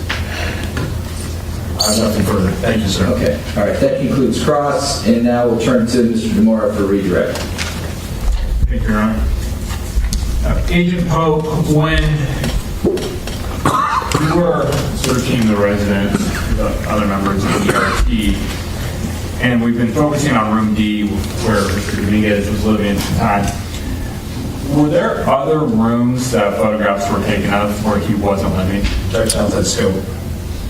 I'm going to allow reopen. So that would be, yes, overruled. Yes. When you were going through the house, you said, or maybe you didn't say, but I'll ask it, did you go into room C, which had been identified as the bathroom? Yes. In the bathroom, did you see a towel in there? I can't recollect if I did, but if it was in the photos, yes.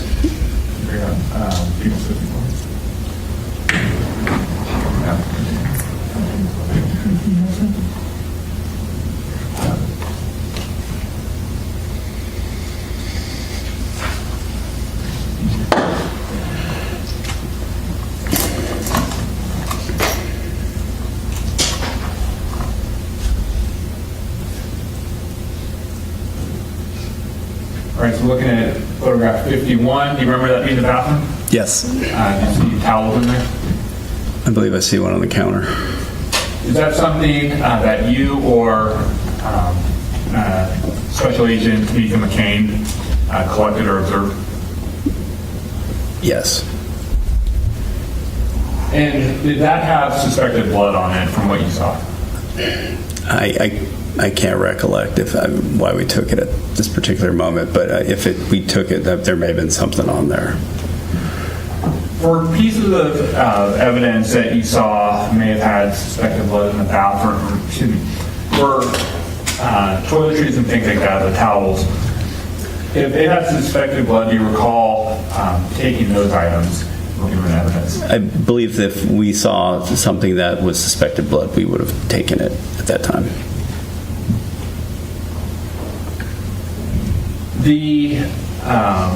Going back to Mr. Dominguez's room where we're talking about those items of clothing that you collected and gave over to Detective Torres, was that tracked iPhone that was on that cash tree, was that one of the items that you collected and turned over to Detective Torres? Yes. As well as the other phone, as well as the iPad and computer? Yes. How about the Crocs, those camo Crocs that were in there, those lightly colored ones, were those collected? Were those in the closet? I know there was the multicolored, the white ones with the multicolored. Talk about the multicolored white ones. Yes.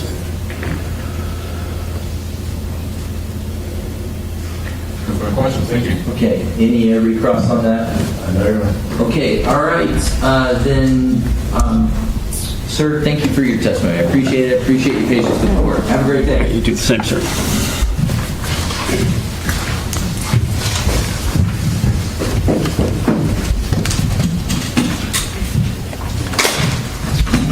Okay, People's Case in Chief, Mr. DeMora, witness. People call Sergeant Antonio. Oh, sorry.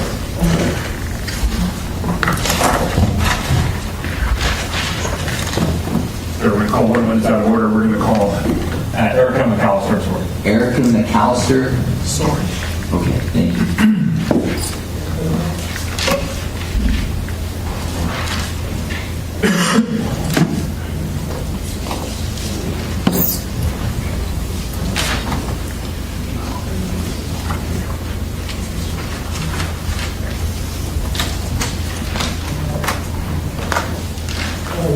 Good afternoon. How are you? Come on in and stand here at the podium. And I'm going to ask, just a moment, ma'am. You were sitting in the courtroom earlier. Yeah, I didn't realize where I was supposed to be. Okay. All right. Well, I just wanted to call it to the attention of the attorneys if you need to probe on that. So great to have you here. And the clerk's going to give you the oath, and after you take the oath, if you would have a seat in the witness stand. Please raise your right hand. You do solemnly swear to state what you give and the cause nothing but the court shall be the truth, the whole truth, and nothing but the truth? Yes. Thank you. Please be seated.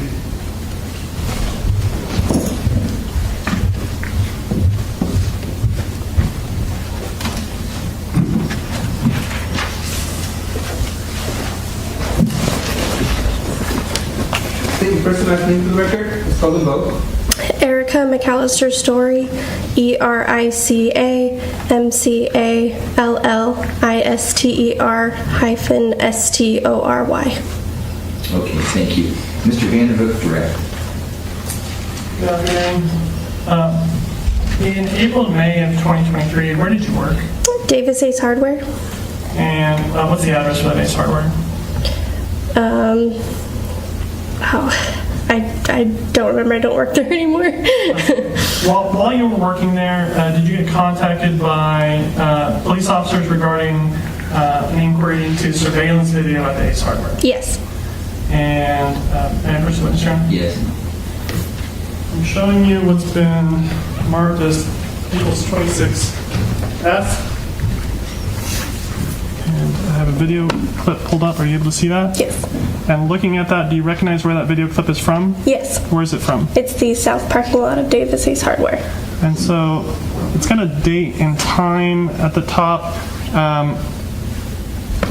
How often did you work with the surveillance video, or did you have access to the surveillance video system there? Anytime I needed to look at the surveillance. And so you were familiar with the surveillance system? Yes.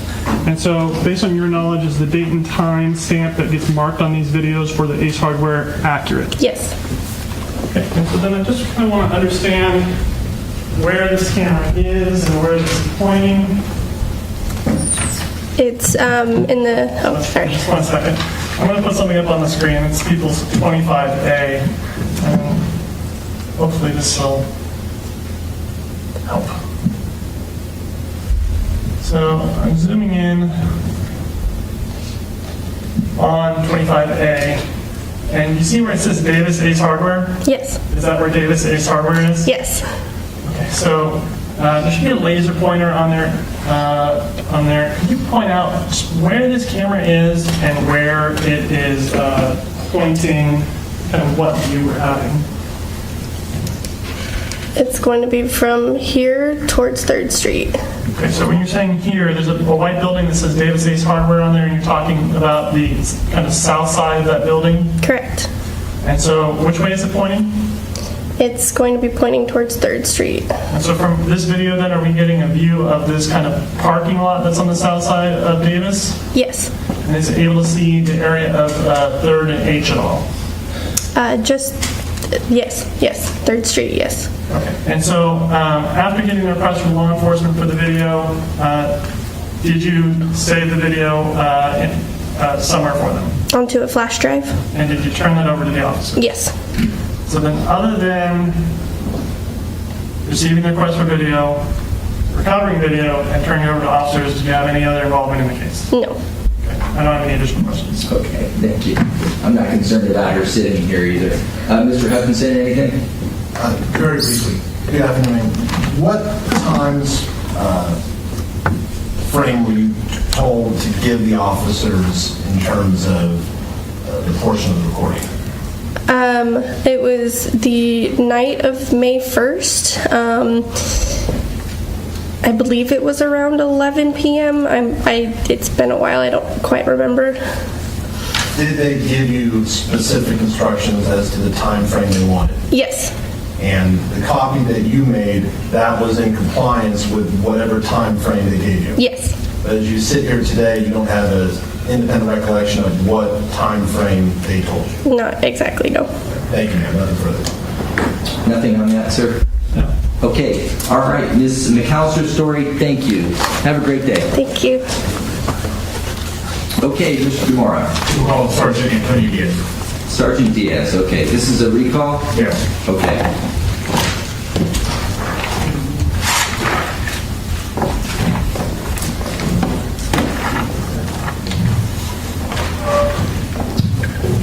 All right, Sergeant. come on in to the podium here. Good afternoon again. And we're going to put you on under oath and then the witness stand. You do solemnly swear to swear to give the cause nothing for the court, so be the truth, the whole truth, and nothing but the truth? I do. Thank you. Please be seated.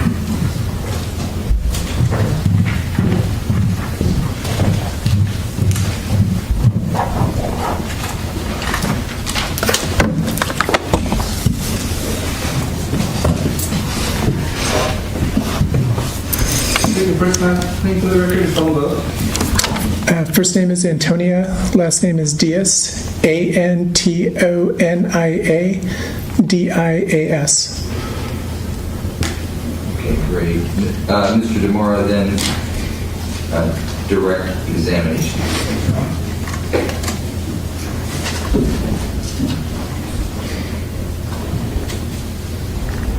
Good afternoon, Sergeant Diaz. Good afternoon. Sergeant Diaz, I know you were with us last week, but a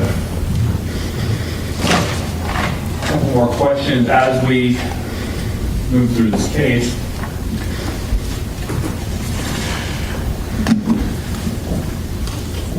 Now, with your involvement in the investigation into the series of stabbings, at some point during the investigation, did you review a series of CCTV recordings from various businesses in downtown Davis? Some, yes. When you reviewed those, were you looking, and along with other law enforcement officers, looking for a potential suspect? Yes.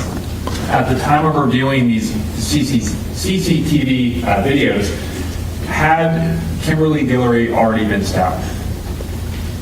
Yes. Based on the information that you and other officers had at the time, what did you believe, or who did you believe you were looking for? At that time, it was a Hispanic male. Long curly hair, wearing black pants. One moment.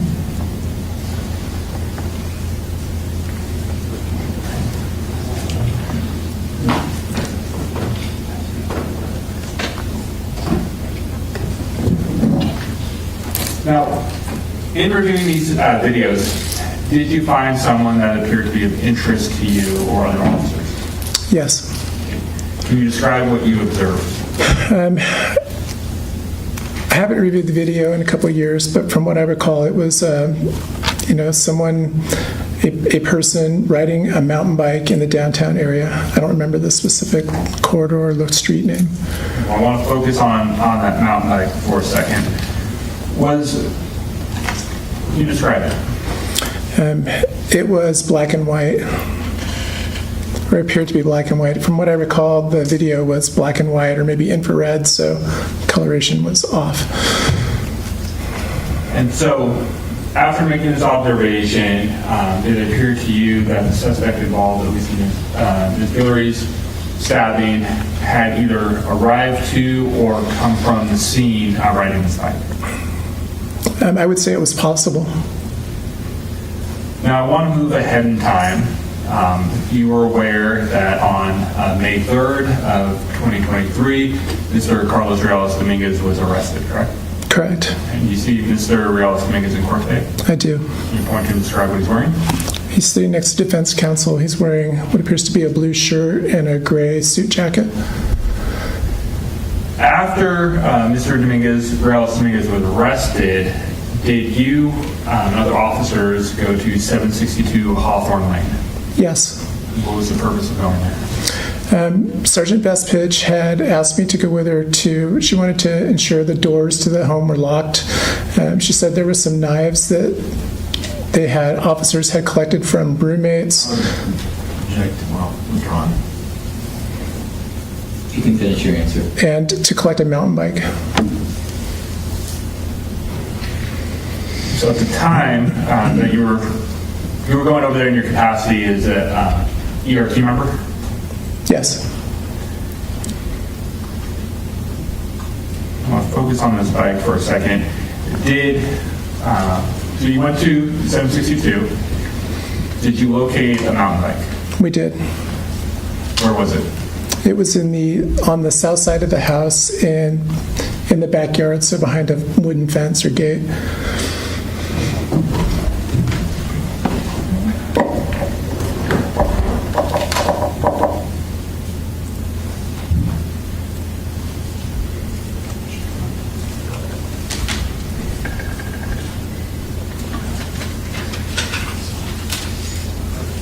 Can we grab the overhead? What are we doing? Showing people's 50.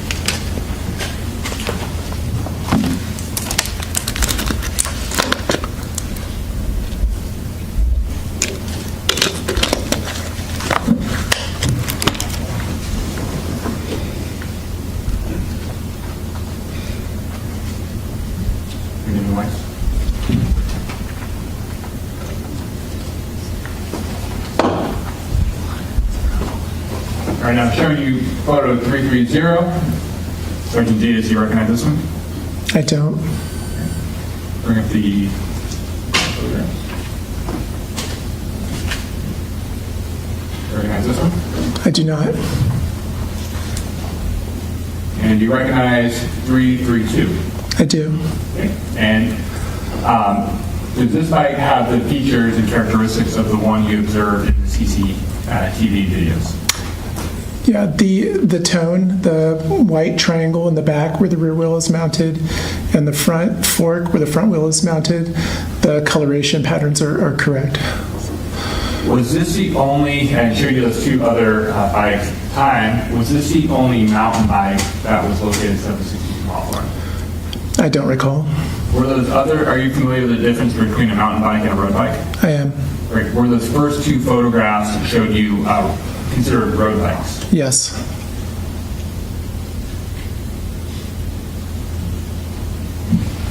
Thank you.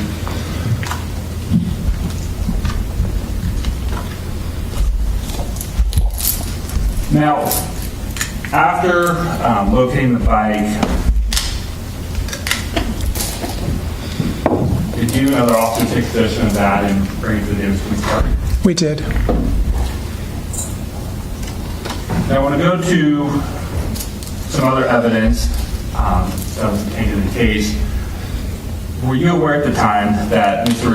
Dominguez was carrying a bag and that bag had a knife in it at the time of his arrest? Yes. And did you see both of those items while you were assisting with the investigation? I did. So if I may approach with People's 34 and People's 35.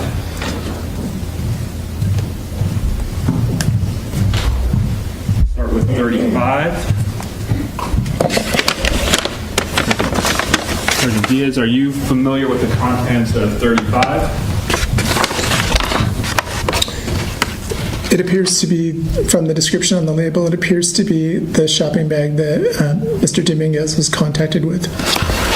At some point, you had that in your possession? I did. If you wouldn't mind, go ahead and open that up.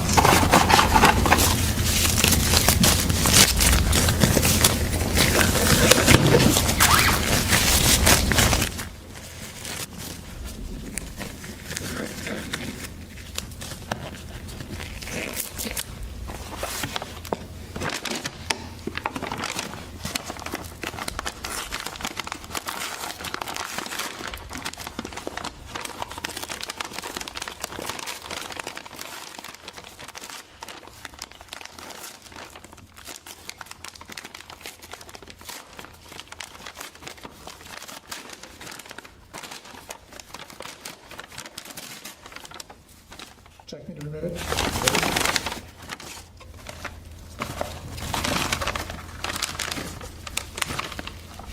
And Sergeant Diaz, is that the bag that you ended up having possession of at some point during the investigation on May 3rd, 2023? It is. When you had possession of that, was it empty and in this crumpled condition as in current? No. And so going to People's 34 off to your left. I'm going to open that.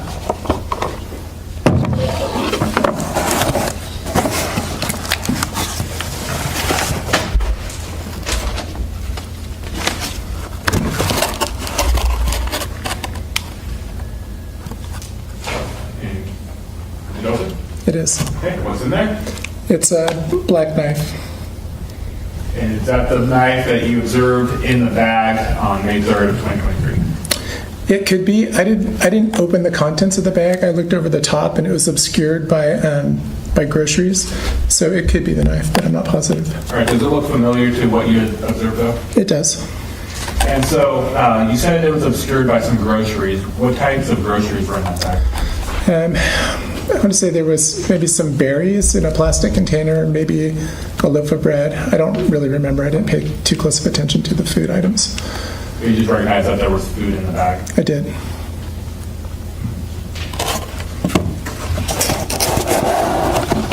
Now, just one further question. You responded to multiple scenes in this case, multiple stabbing scenes. David Breaux on April 27, 2023. I believe you were at Karim Abou Najm on April 29. You had some involvement, I believe, in Ms. Guillory's on May 1st of 2023, correct? Correct. And all those locations are within the city of Davis and County of Bureau? They are. Thank you. No further questions. Okay, thank you, Counsel. Any cross? Yes. Sergeant Diaz, you mentioned that when you went to pick up the bike, you were given some pocket knives that had been seized from the bedrooms of Mr. Dominguez's housemates. I don't know where the knives were seized from people. I just had heard that they were taken from the roommates. They were the roommates' knives. They were placed on the driveway of the home. So you were told these were knives that belonged to the roommates? Correct. But you took possession of them? We did, yes. Approximately how many knives were taken from the roommates? I believe there was 2 or 3.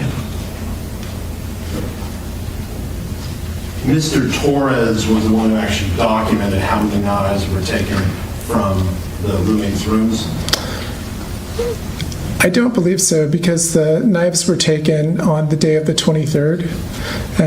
I'm not sure who was out there, and actually, I just remember seeing them on the driveway when we went to pick them up. The day of the 23rd or the day of the 3rd? I'm sorry, the 3rd, May 3rd. But you are aware that knives belonging to the roommates were seized by Davis Police Department? Yes. You were not involved in actually seizing the knives from the location within the home? Not from within inside the home. I may have collected the knives from the driveway. I don't recall. You remember seeing the knives in the driveway? Yes. But you don't recall collecting those knives?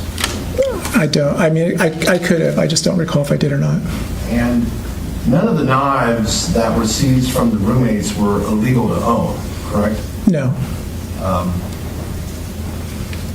And the knife that is a People's Exhibit 34, that's a legal knife to purchase and own, correct? Yes. The reason you seized the roommates' knives was just in the event they could have possibly been used in the crimes? That's my understanding, yeah. I have nothing further. Thank you, Counsel. Mr. DeMar, any redirect? No. Okay, Sergeant Diaz, thank you again for your testimony. Have a great day. Thank you, Your Honor. Can you do me a favor and put the bag back into the evidence bag? Okay, all right. Thank you. Teamwork. I appreciate it.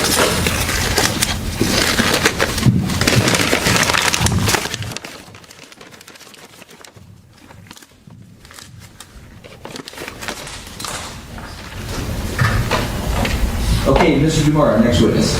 Recall Sherry Cole. Okay, thank you.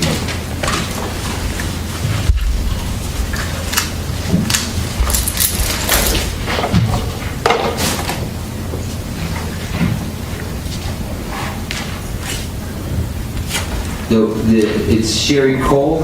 Cole, K-O-L-E. Testified Wednesday, okay. All right, come on in, ma'am. Good afternoon again. Thank you for being here. Right here is good, but we're going to go through that process that you did the other day. Thank you. Please raise your hand. You do solemnly swear to clean up again and the cause nothing but the court shall be the truth, the whole truth, nothing but the truth? Yes, sir. Thank you. Be seated.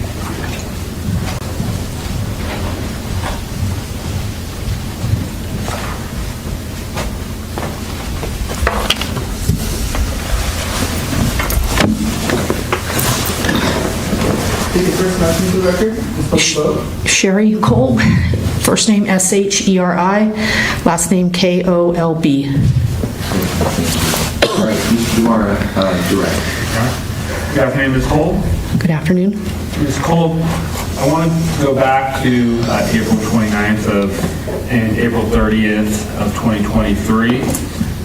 You talked about, you had processed, you observed the teal Fuji bike and a black Path water bottle on those days? Yes, sir. Or that evening? Showing you People's Exhibit 18, photograph ending in 197.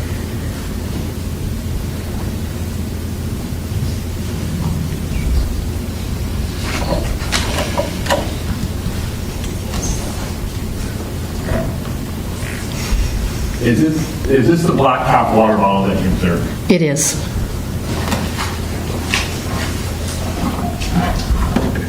Now, when you processed it, did you swab it for DNA? I did. And is this the one where you also did the 3 latent fingerprint cards? On the water bottle. On the water bottle. Yes, correct. Now, looking at photograph ending in 168.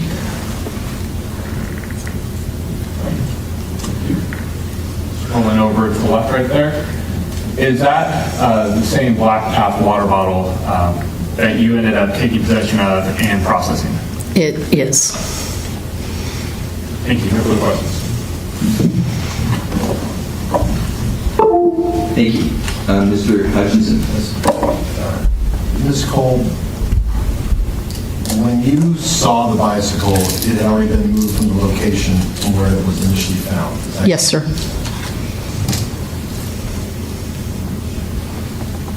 I have nothing further. Thank you. Thank you. Okay, Ms. Cole, thank you again. Yep, have a great day. Thank you. Mr. Demora. You will recall Detective Alex Torres. Okay.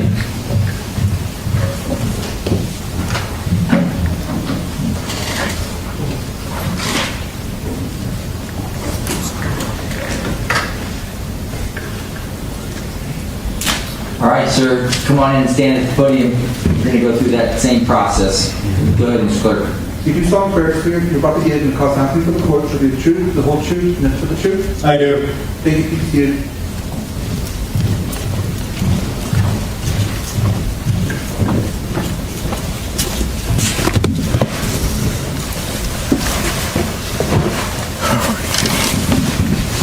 Take your first last name for the record. Someone vote. Alex Torres, A-L-E-X-T-O-R-R-E-S.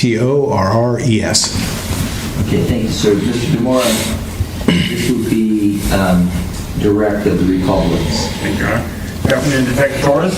Good afternoon. Thank you for joining us again. Thank you. You're welcome. So, I want to go back a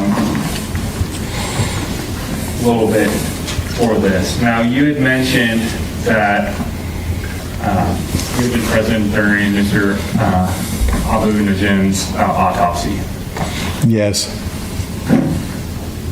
When you were there, did you witness Dr. Sarah Abed-Schmidt, the pathologist, take fingernail scrapings from Mr. Abou Najm's body? Yes. Did you eventually take possession of those and book them in evidence? Yes.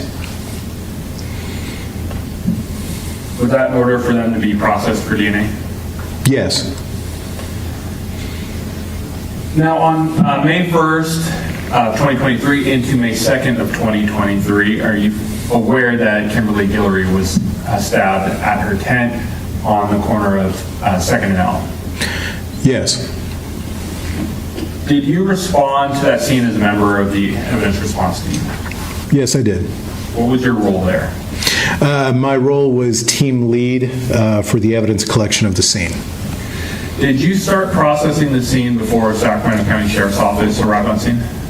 Yes. How did the two agencies work together? How did you divide tasks, if at all? My role was to explain the type of collection that I believe was required for the scene, to give their team direction as to what I was observing and what is relevant evidence, but also to allow them to make their own decision as to what to collect and why.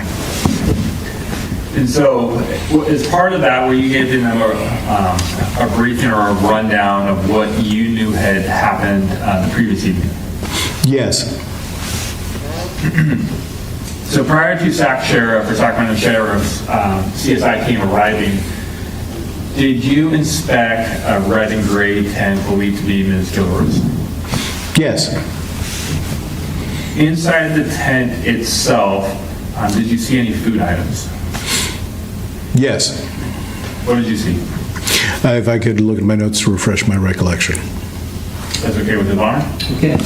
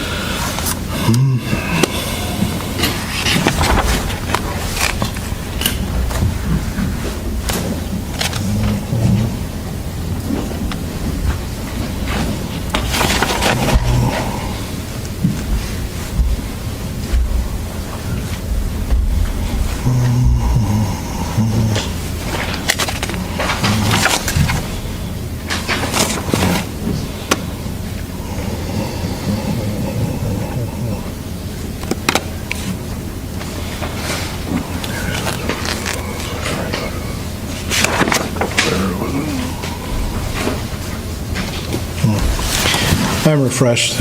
And what food items did you find? From my recollection, it was some sort of animal food item left out for an animal to eat. Are you familiar with the In-N-Out in Davis? Yes. Did you find any evidence that there had been In-N-Out burger in the tent? From my recollection, I believe there was a cup.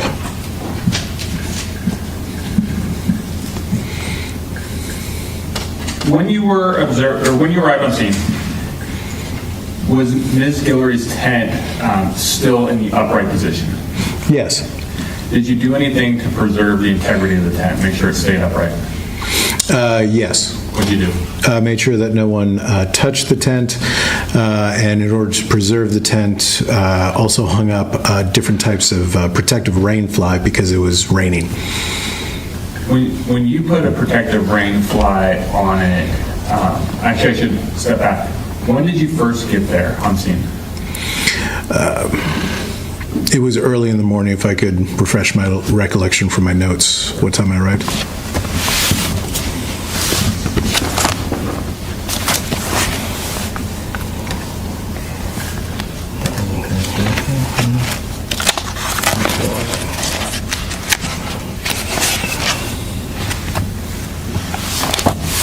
I'm refreshed. Okay. It was around 7:40 in the morning that I was out there. On May 2nd? Yes. The rain fly, did the tent, you're aware that there's like a gray rain fly on that tent? Yes.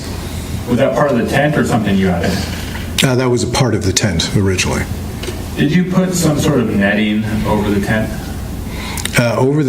Above the area of the tent, yes. Not physically on the tent. What was that for? That was to keep out the rain. Okay. But I guess my question is, did you put like some sort of like grid, like yarn or something like that over it, the top of the tent to the ground? Yes, I placed on the north-facing side of the tent, which was not the front entry door of the tent, I placed a grid using equal spaced lines of lanyard on the tent. Why'd you do that? In order to break that side of the tent up into different grids or sections so that they can be processed for DNA, touch DNA collection, as well as fingerprint collection. Was the tent eventually broken up, like cut up into pieces? Yes. Do you know whether it was processed for DNA and fingerprints before it was cut up or after it was cut up? Before it was cut up. Were you present when that happened? Yes. Did you watch both interior and exterior swabs and prints being taken of sections of the tent? Yes. And was the processing done by Sacramento County Sheriff's Office? Yes, it was. Were there grids labeled like C5, C4, and things like that? Yes. Did you label those, or did Sacramento County Sheriff do that? I labeled those. And did you take possession of those items after they were processed so they could be booked into evidence and sent to a lab for testing? Yes.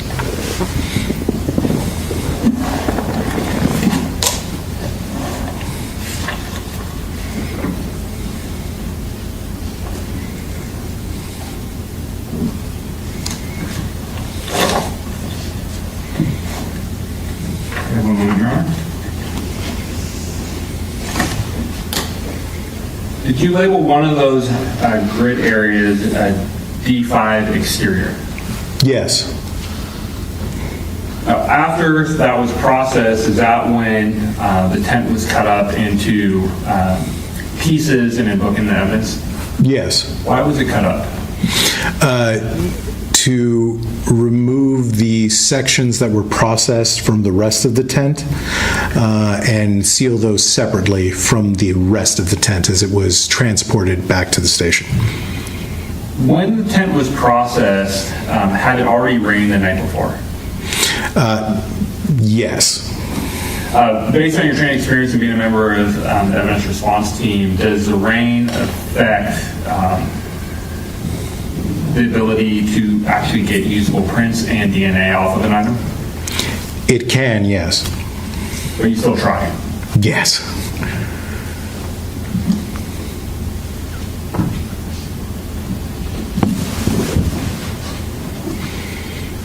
Detective Torres, I want to move forward in time again to May 3rd of 2023. And were you involved at that point in the investigation? Law enforcement and members of the Davis Police Department had arrested Carlos Dominguez, correct? Yes. And you see Mr. Dominguez in court today again? Yes, I do.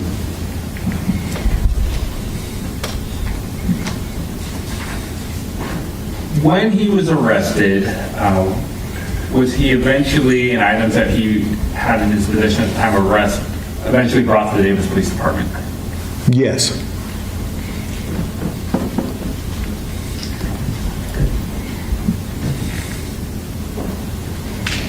Around probably 11:30 p.m. on May 3rd, did you observe any items that you believed or were led to believe were in his possession at that time? Yes. What was that? The items was a bag, a reusable grocery bag. And did you take possession of that and eventually book it into evidence? Yes.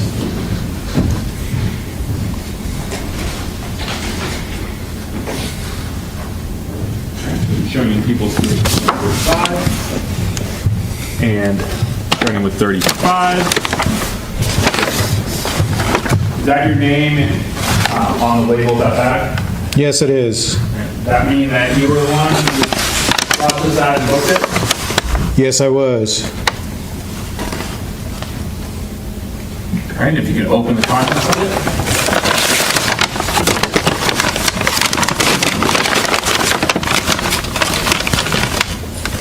Okay, no, that's the bag that was, you believe that Mr. Dominguez had at the time that he was arrested?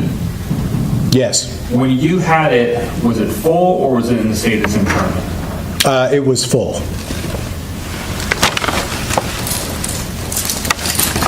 What items were in there? There were several grocery items, from my recollection, I believe blueberries, milk, and also a knife. Knife.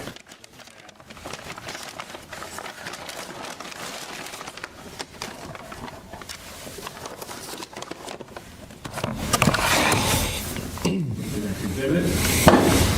Number 34.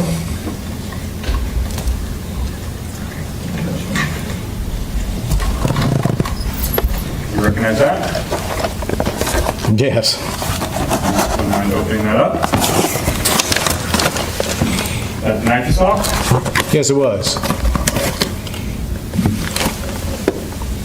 Was there anything about, or excuse me, I should say, did you remove the knife or did you just observe it in the bag at the time? I did remove it from the bag. How did you handle it? I was wearing a Tyvek suit, disposable gloves, face mask, and a head covering. I had previously prepared a space to, with the use of butcher paper, to create clean space to be able to investigate the contents of the bag, including this knife. It sounds like you basically had like a full-blown hazard suit on. Yes. And why was that? I was dealing with potential physical evidence related to a serious investigation. I wanted to ensure that I did not contaminate the item collected. Okay, so in terms of picking up and grabbing the knife, did you do any sort of processing of it, meaning DNA, fingerprinting, or did you just book it in evidence? I took photos of the knife and its condition, up-close photos, but then I sealed it inside this box so that a laboratory could handle processing later. I'm going to approach and show you People's Exhibit 49.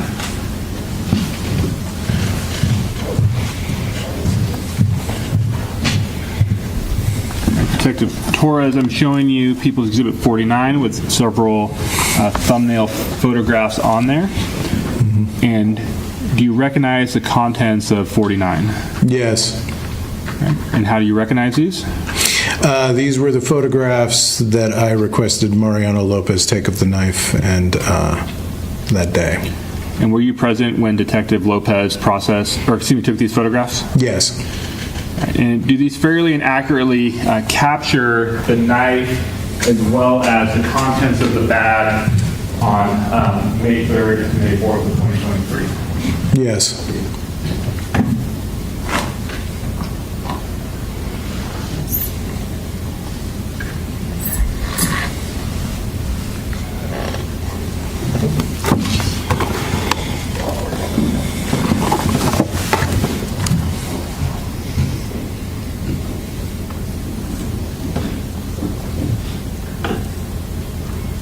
Publisher. Okay.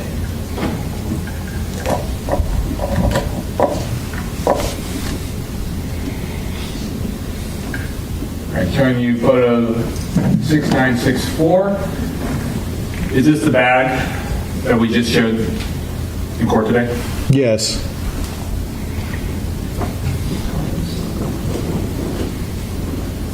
All right, looking at 6971. Is this a downward facing view of the bag? Yes. Okay. Are these the food items that you were just describing and talking about? Yes. At this time, is the knife still in the bag or have you removed it? Still in the bag.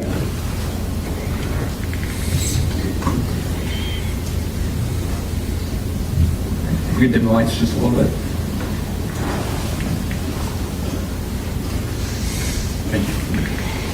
Now, in photo 6973, some of the food contents have been removed, but can we see the knife in this photograph?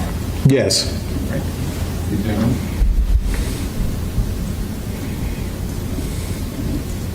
Is that the knife at the, I guess in this photo it would be the top of the bag, just behind that looks like an apple or some sort of fruit item?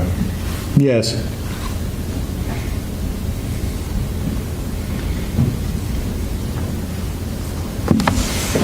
All right, 6974.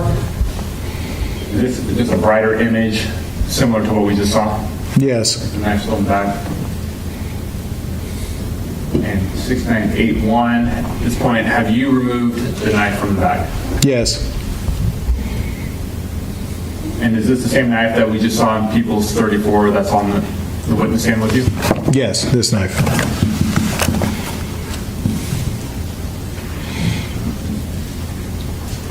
And photo 7000, what are you doing here? I'm using a reference scale to capture general dimensions of the knife. And doing that with a tape measure? Yeah, just a tape measure. And photo 7002, this is a zoomed in version of that. Yes.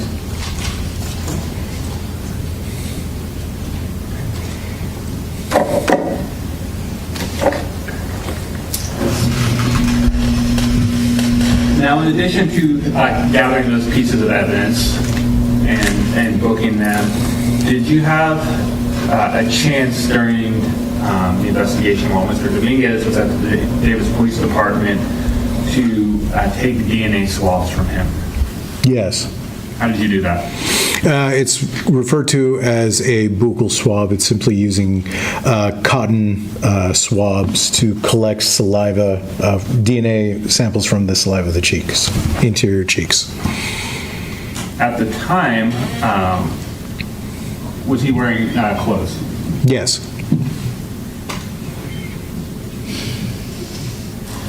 What was he wearing?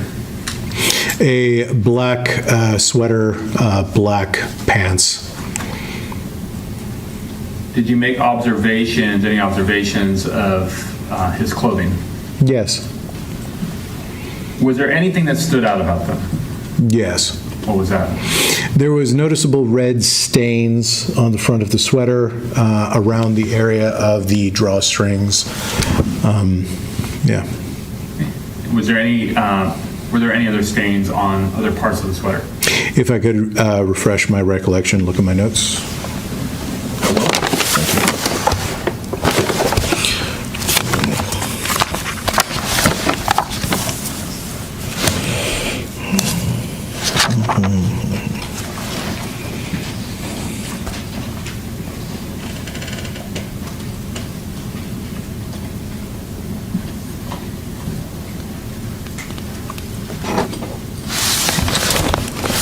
I'm refreshed. Were there any other stains on that sweatshirt? Yes, on the bottom right front of the sweater, there were droplets of what I suspected was dried blood, and on one of the drawstrings as well. And if we could get the overhead one more time. And from People's 49,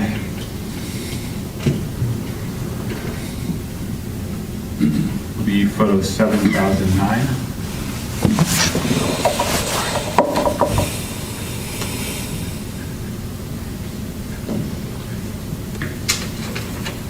Detective Torres, is this Mr. Dominguez as you were getting ready to process him for DNA? Yes. And are these the clothes that he was wearing at the time you made those observations about suspected blood? Yes.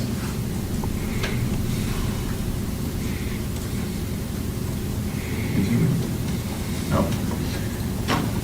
All right, looking at photo 7024, is this the same sweatshirt? Just a moment. Can you back up one picture? Oh, sure.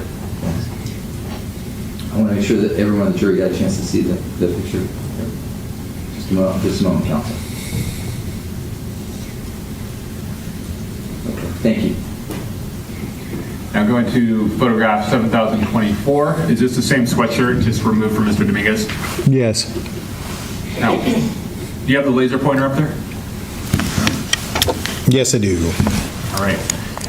With that laser pointer, you had mentioned there was some suspected blood on the drawstrings on there. Are you able to identify where those were? Could you zoom in a little bit more on the drawstrings for me? A little bit more. There we go. Thank you. Near the tip of the left drawstring and the area of the knot. Can you zoom out for a second? Are you able to identify where the other suspected blood was that you just testified about? Could you zoom in on the, from this camera angle, I think it's the bottom left of the sweater. A little bit more. Hard to see. Not from this photo, no, and the lighting. And when you say the left, is it the left in the photograph or the left side of the actual garment as if you're wearing it? I believe it was bottom right side of the garment as you're actually wearing it. So for just directional purposes, we'll just refer to how it is in the photograph then. Okay.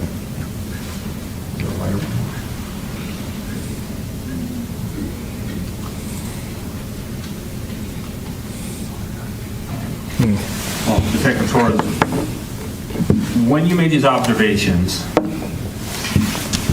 what did you do, if anything, to preserve that evidence? I took cotton swab samples of both locations, blood, and then applied pressure to try to have the cotton swab absorb as much of that material as I could. And just to be clear, every time you're swabbing something, you're using basically a new Q-tip, right? Yes.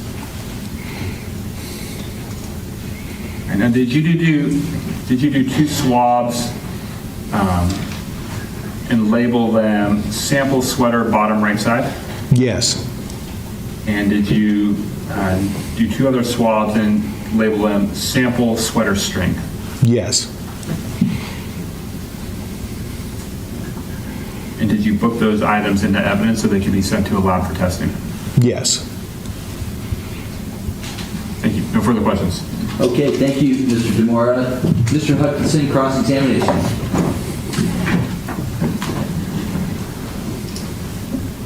Good to see you again, sir. Good afternoon. So, sir, I want to ask you about the food items that were found in the bag. We saw they were photographed. Did you take those photographs? It was Officer Mariano Lopez took the photographs. Were you present when those were moved, though? Yes. So it appears there were 2 packages of bread. 2 packages of bread? Yes. A container of what is called silk milk. Yes. There were 2 apples.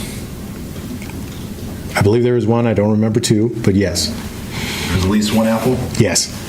There was a package of blueberries. Blueberries, yes. Then there was a package of blackberries. I thought it was blackberries, yes. We'll go back and take a look. And you removed those items when it was brought back to the Davis Police Department? Yes. You didn't go to the scene where Mr. Dominguez was first contacted by law enforcement officers? No. The first time you saw him was when he was back at the Davis Police Department? Yes. Counsel, can you pull the mic? Sure. Thank you. Okay, I'm going to show you some photos here, sir. Just give me one moment, please. A little bit closer, maybe. You didn't move it the first time. You know me with moving microphones, Your Honor. I can't get it together. It's all good. So let me.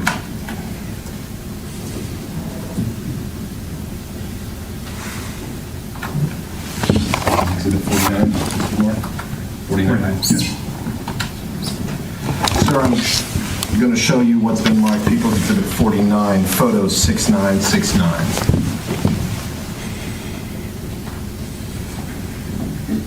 This is the photo of the bag that Mr. Dominguez had the food items and the knife in.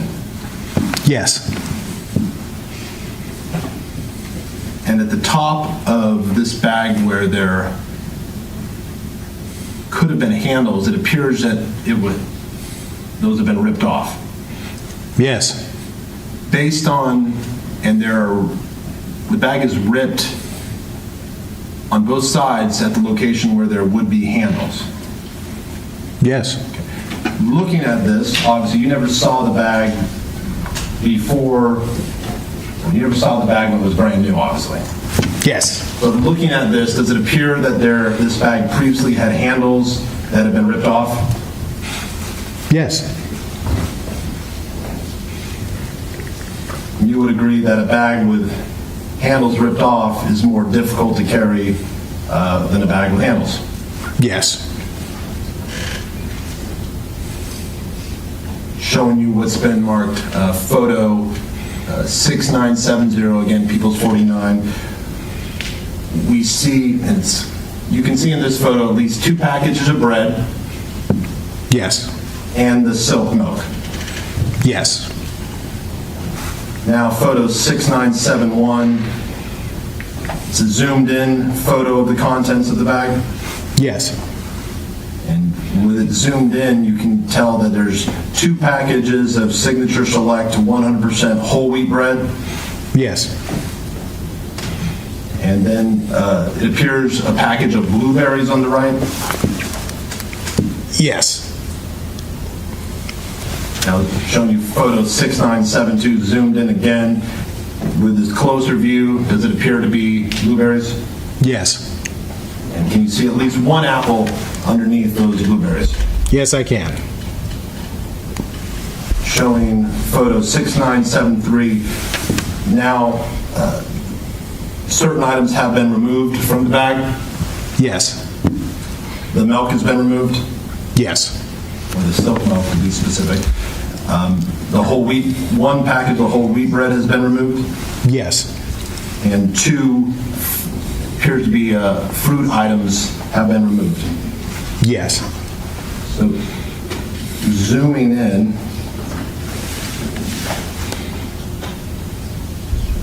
if you can read upside down, do those appear to be blueberries and blackberries? Yes.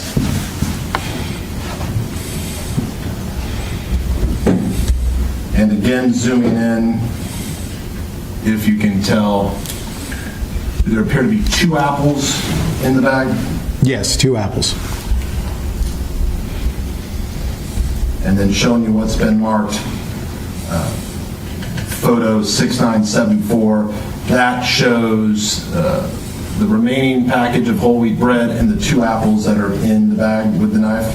Yes. And photo 6975, that is a close-up of the knife. Yes. I'm going to zoom in. At this point, to your knowledge, no one has touched that knife. It has been in the bag the entire time. To my knowledge, yes. So in photo 6974, that should be an accurate depiction of how the knife looked when it was first seized by the Davis Police Department. Yes, in my presence, yes, when it was in front of me. And photo 6977, that shows the knife in the bag by itself. Yes. At that point, all the food items have been removed. Yes. And photo 6978, that is again a less blurry photo than the previous one. Yes. And it was at some point after taking this photo that you removed the knife from the bag. Yes. And 6979, that is another close-up of the bag. Yes. The knife. Yep. Sir, you were aware that Mr. Dominguez was placed in an interrogation room. Yes. You were aware that for approximately 5.5 hours, he was questioned by Detective Steve Ramos and Detective Matt Muscardini. Objection, relevance. Well, overruled on that grounds. This is outside of direct, so... It's actually, I'm going to how he took the photos. Okay, I'll allow that, but overruled on relevance. Go ahead. So, and this is just yes or no, did you observe any of that interrogation through a two-way mirror or a video system? No. But you were aware when Mr. Reales Dominguez came into the station? Yes. Approximately 5.5 hours after he was brought to the station, did you go into that interrogation room? Yes.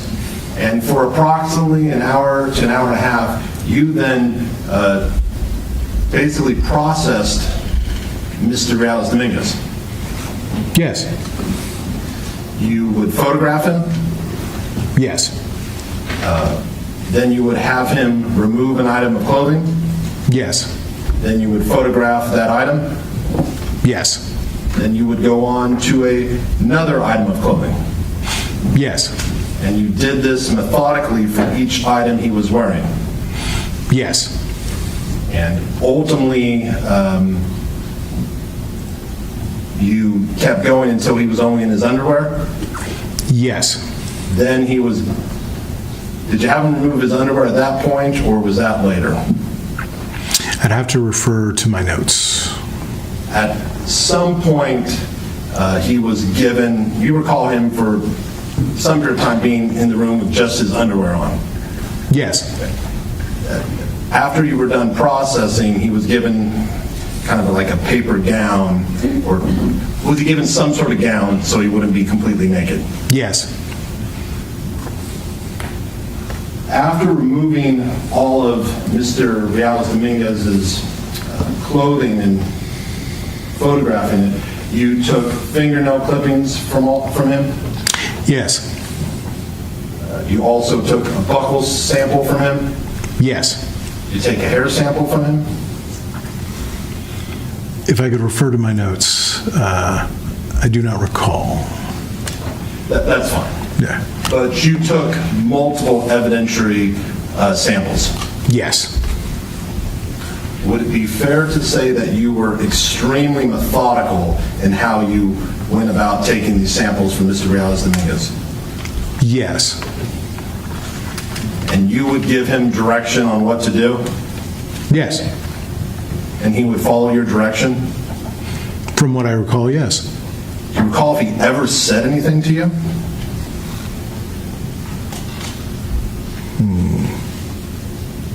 I don't recall.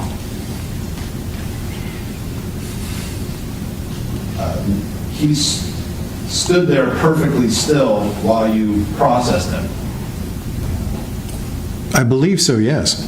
He would move when you directed him to move? Yes.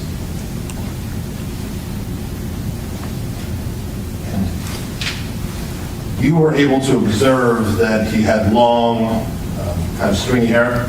Yes. Appeared to be dirty hair? Yes.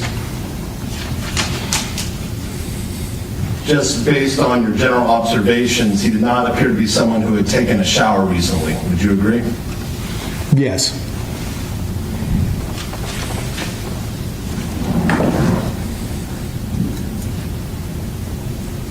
Do you recall Mr. Reales Dominguez having a distinct body odor?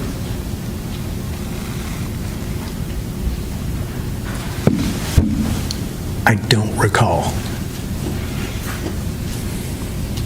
You did notice that he appeared to be extremely thin.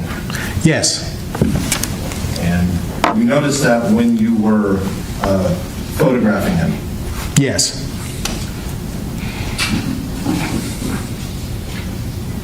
I'd like to show you an exhibit. It's, again, People's 49.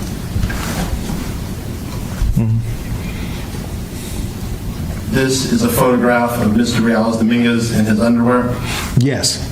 This is a profile of him. Yes. And you can see the long, kind of stringy, dirty hair. Yes. And also, this shows the left side of his rib cage. Yes. And you can see multiple ribs are visible. Yes. I'm zooming in. And you were able to notice that when you took these photographs of Mr. Reales Dominguez. Yes.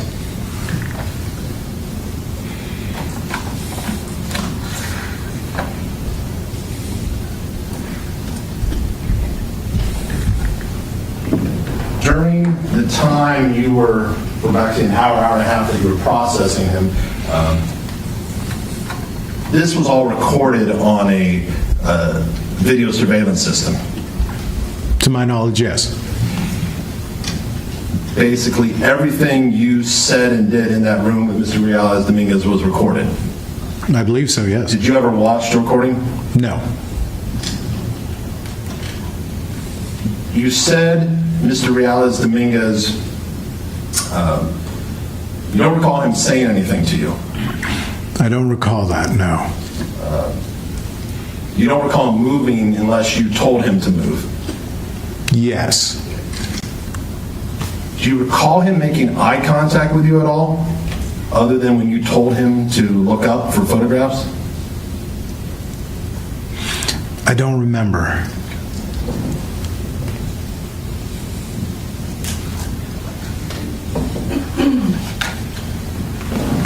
One moment here, Honor.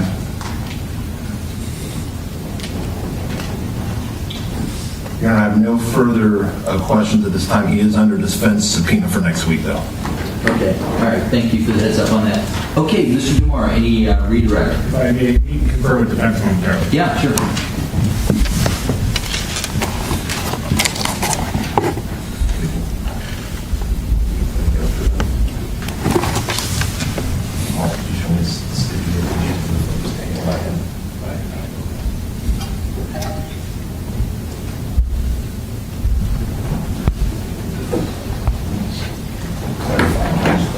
I just want to stipulate something, Your Honor. I just want to... No, please, we have a second.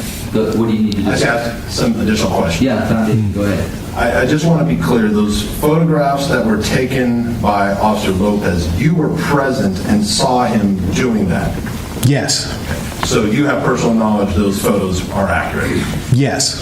That's fine. Thank you, Your Honor. Okay. Thank you. And then we have a stipulation on 49. Just one question for Detective Torres. Actually, maybe two questions. Are you familiar with soap milk? Yes. Is that almond milk? Yes. It can be, yes. No further questions? Okay. All right. Thank you, counsel. All right, Detective Torres, thank you again. Thank you. Have a great day.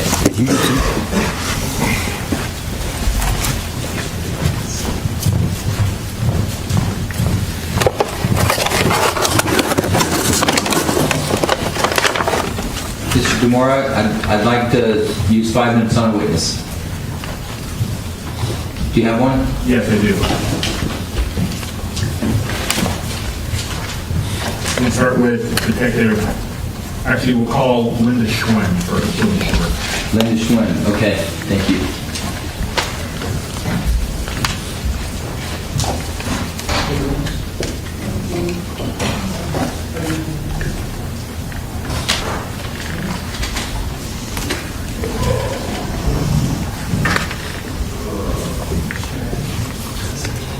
Good afternoon. Thank you for being here. So we're going to go through this process again, and I'm going to have the clerk swear you in, and then you can take a witness stand. We're going to take a break in a few minutes, but I wanted to get you warmed up and get you started. Who knows? Maybe we'll get through it. All right. So go ahead. You do solemnly swear to you're about to give, you cause nothing from this court, to do the truth, the whole truth, nothing but the truth? I do. Thank you. Keep seated.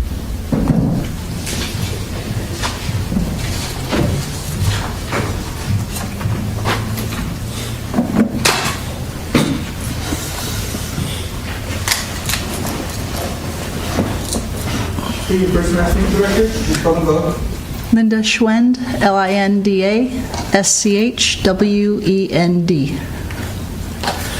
Okay, Mr. Vanderhook, your witness. Right. Good afternoon. What's your job? I'm a police service specialist with the Davis Police Department. Is that a police officer position? It is not. What do you do as a police service specialist? I, in this case, assist investigations unit with investigations, handle online crime reports. I also hold the collateral of evidence response team member. Yeah, we got that. That was Tuesday, May 6th. Yeah, thank you. And then, in this case, did you perform any work in collecting a surveillance video from downtown Davis from May 1st and the area, the time frame of May 1st to May 2nd of 2023? I did. And would that include collecting surveillance video from Helmus Optometry? It did. And so I have here People's Exhibit 25A. Let me put it up on the screen.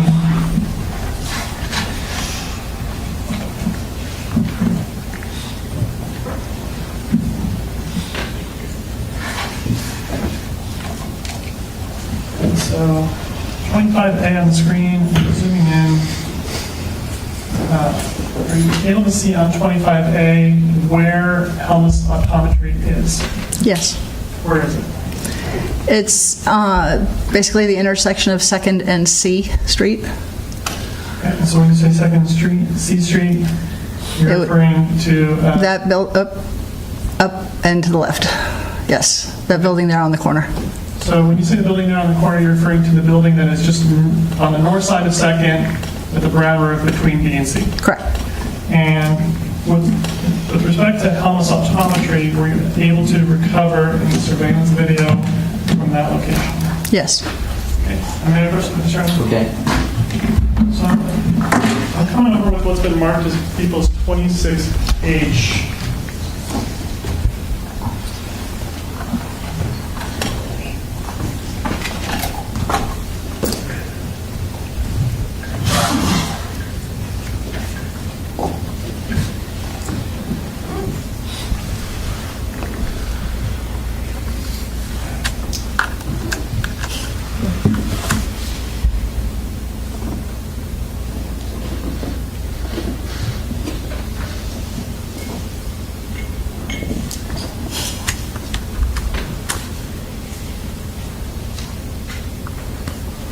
Okay, we'll skip 26H for now. Did you collect any video from any other businesses? I did. And did you collect video from Blue Peak Credit Union? I did. Where is so I still have People's against 25A on the screen. Are you able to see where Blue Peak Credit Union is? Yes. Where is that? It's at the intersection of 2nd and B Street. Okay, and can you point that out on People's 25A? It would be the white building at 2nd and B on the north side of the...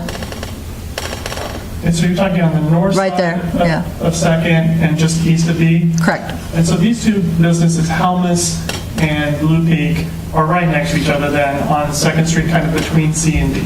Correct. And both of them are on the north side of the street? Correct. And so these camera recordings that you're getting, are they, what direction are they facing? The Helmus was facing 2nd Street, and then they had a camera that faced the kind of diagonally across their parking lot, covering the corner of 2nd and C. Blue Peak covered 2nd Street and B Street. Okay, I gotta stop you there. I told you we were gonna take a break. Thank you for starting and stopping with me. But I do want to give them a timely break. So we'll see you in 15 minutes. Your excuse as a witness. To the jury, enjoy your break. Remember the 3-part admonition at all times. Thank you. Counsel, enjoy your break. Off record.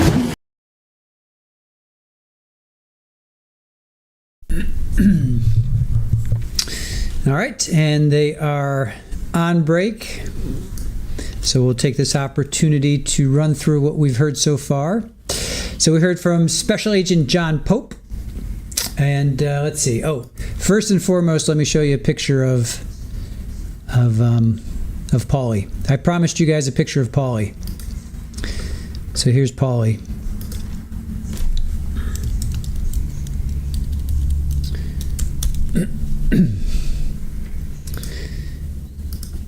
All right, here's a picture of she's a disaster. All right. Oh, poor thing. All right, hold on. Picture of Paulie coming in. Hold on, you guys. You guys are gonna... Pregnant mama coming in. All right, are you guys ready? Here's little Paulie. So, there's Paulie. Oh, that poor thing. You know, I'm sorry to laugh at her, but it's sad, but it's funny at the same time. So, Polly, the pregnant princess. Yes, widespread. Polly is the pregnant princess.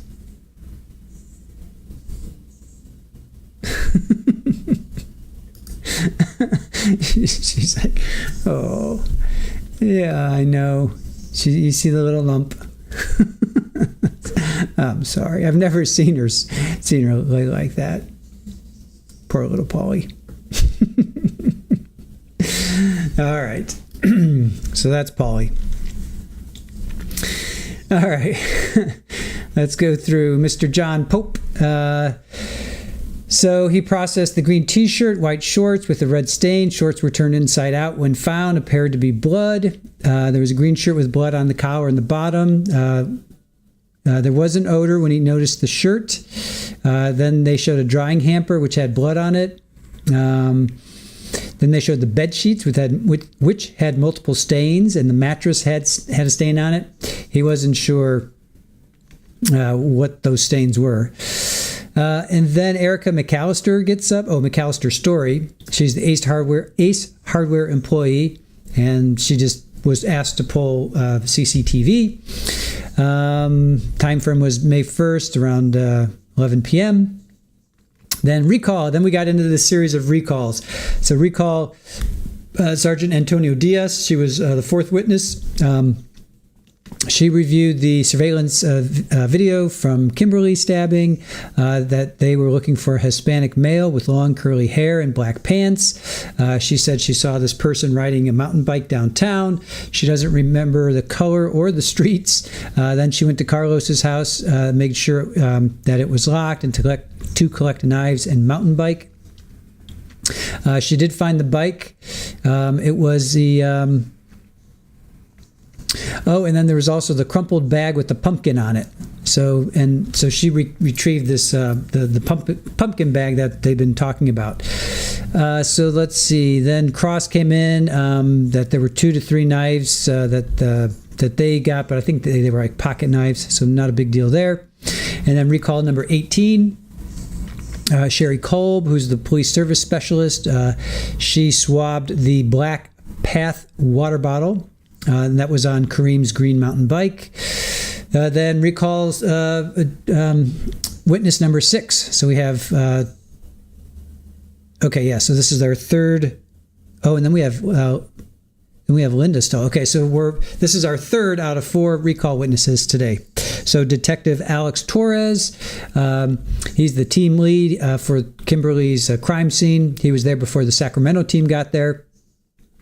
There was animal food, and we found out that Kimberlee had a dog, so that food was obviously for her dog. Hope her dog is okay.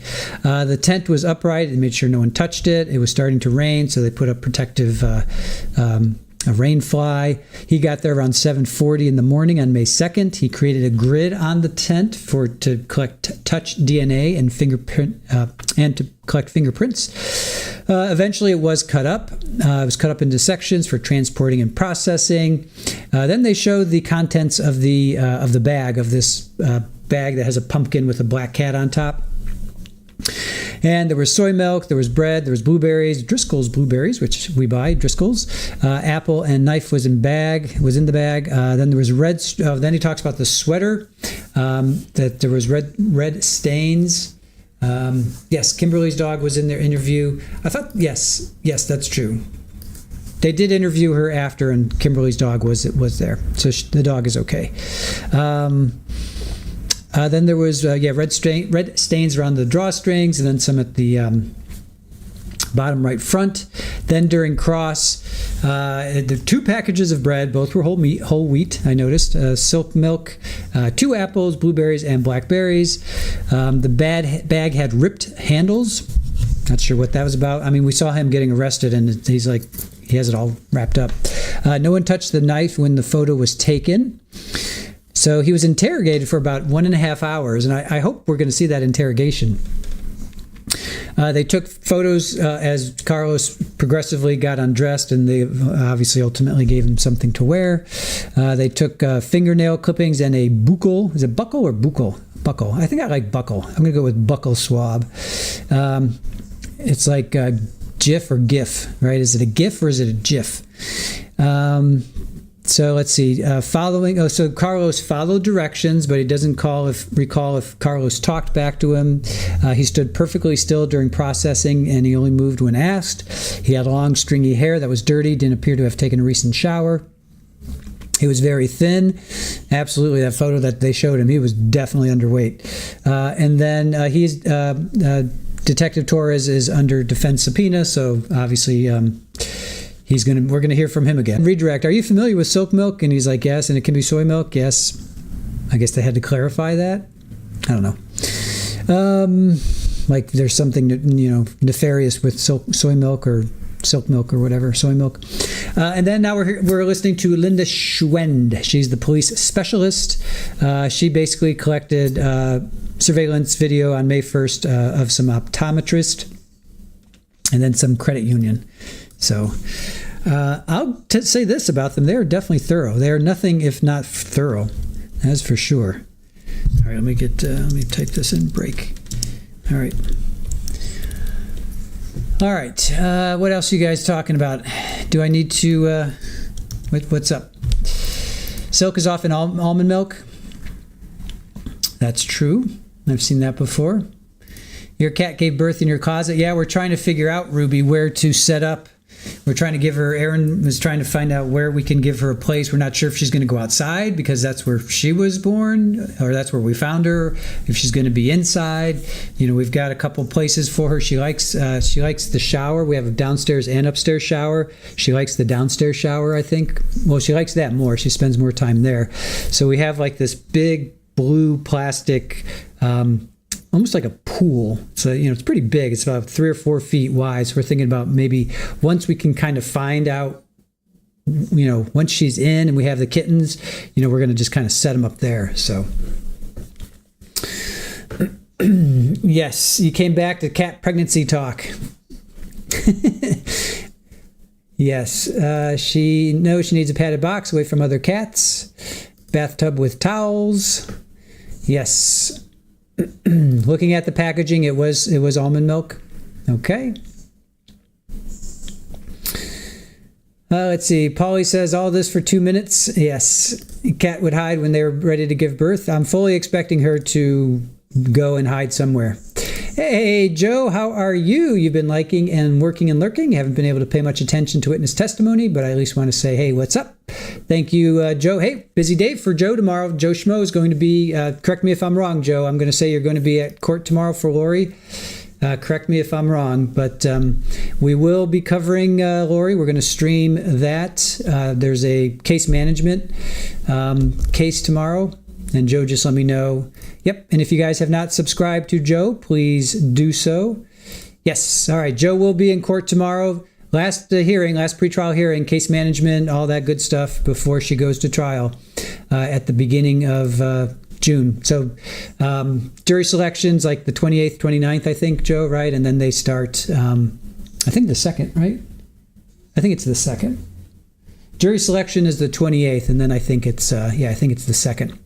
So we're going to be covering Lori Daybell. Joe will be in the courtroom again. And your cat gave birth in a hamper. We moved her kittens to the bathroom. Yeah, once we find her, we're going to move her to a nice, safe, secure place for sure. Motions need to be heard in Daybell. All right, good. And yes, and also on Joe is on X as well as on Twitter, JS_media88. So definitely please go check him out.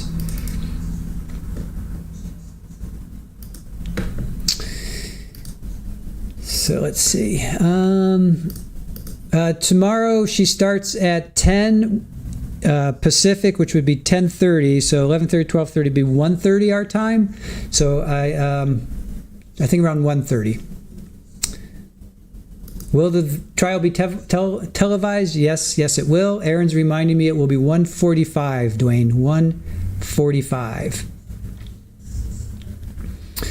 So 1:45.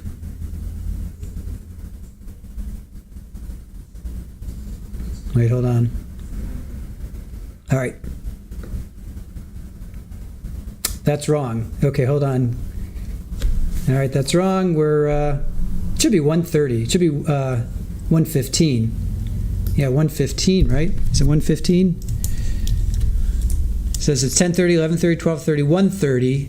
So, yeah, we'll go on at. I think it's going to be 1:30, but we'll get with Aaron and I will get together. But Dwayne, it's going to be look for it around 1:30, buddy. Go with 1:30. We'll go with 1:30 for now. Let me just put that in here. Lori. All right, so we're going to go with that. Oops, we're going to go with this, yeah. So Aaron changed it to 1:15, but it starts at 1:30, so just so you know. Let's see, Debbie, how long is Lori's trial set to last? I think they're saying again 6 weeks, but again, as we found out from the last one, it was only like 2. So chances are probably 2 weeks, 2 or 3 weeks. Debbie, that's what we're going with. Northwest is saying 3 weeks. So whatever happened last time, who knows if she's going to have a defense? We don't know. We're not sure if she's going to have a defense or not. So figure 2 to 3 weeks, something like that. And here's the link for tomorrow if you guys want to pre-plan. There you go. You can check. We're going to dual stream. Don't forget that. We're going to dual stream. So we will be covering this trial. We're not going anywhere on this trial. And we'll dual stream like we do. You're welcome, Debbie. No problemo. Let's see. Oh, Daybell's going to be Fridays as well. Okay, good to know. Good to know. Missy, can someone kindly remind me if Lori Daybell will be streamed too? Yes, as far as we know, we are going to be streaming it. Yes, the judge said yes, but it'll be a 30-minute delay. So we will be covering it, and we'll be doing recaps with Joe. So. Lori is tomorrow, JW. There's a case management last pre-trial hearing before she starts, so that's tomorrow. And then it starts, jury selection is the 28th. Jury selection is the 28th, and then they're scheduled to start on June 2nd. That's where it starts right now. That's where they're standing right now. Irish Amy, thank you so much for, yes, we do work hard. Well, we work hard for you guys. We do it for you guys. Any news on our motion for a retrial? I think it was denied. If Joe's still in the chat, he can let us know. Yes, tomorrow at 1:30 Eastern. Yes, that's just the pre-trial. That's the last case management. Dual stream with Joe, that's for the recaps, Dwayne. That'll be our recaps. Judge has not ruled yet. I thought he did, but I'll go with Northwest. So, all right. How long have we been off? I don't want to get too wrapped up in Lori. Let's just see. They're taking a 15-minute break. Yeah, they should be back soon. Let me pay attention back here, guys. Let's get back here. Let's see. All right, we still don't have a live stream. Let me just let me get my focus back on the current trial we're watching.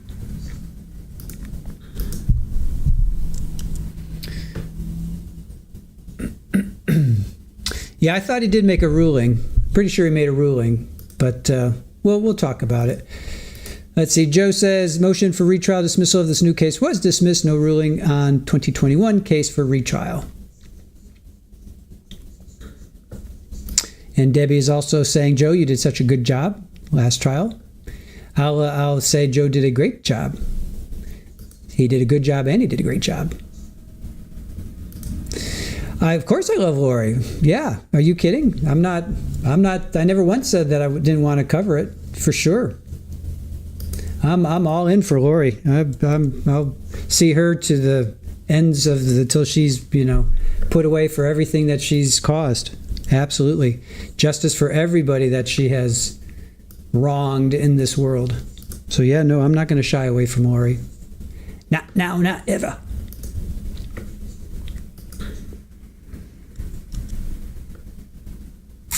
All right, just checking the feed. Come on, we got one more little bit to go here. Irish Amy, with you on that.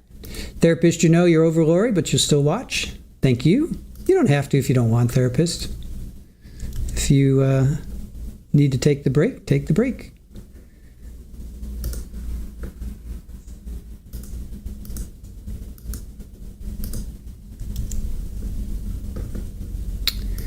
Let's see. Dwayne's got to leave at 7. Aw. And they break at 7:30 here, Dwayne. Oh, yeah, and that Turek, Dr. Turek, his sentencing is Friday as well at 2. So we'll cover that. You guys remember that? That was out of Canton. That was in the same courtroom as Karen Reed. You guys remember that trial?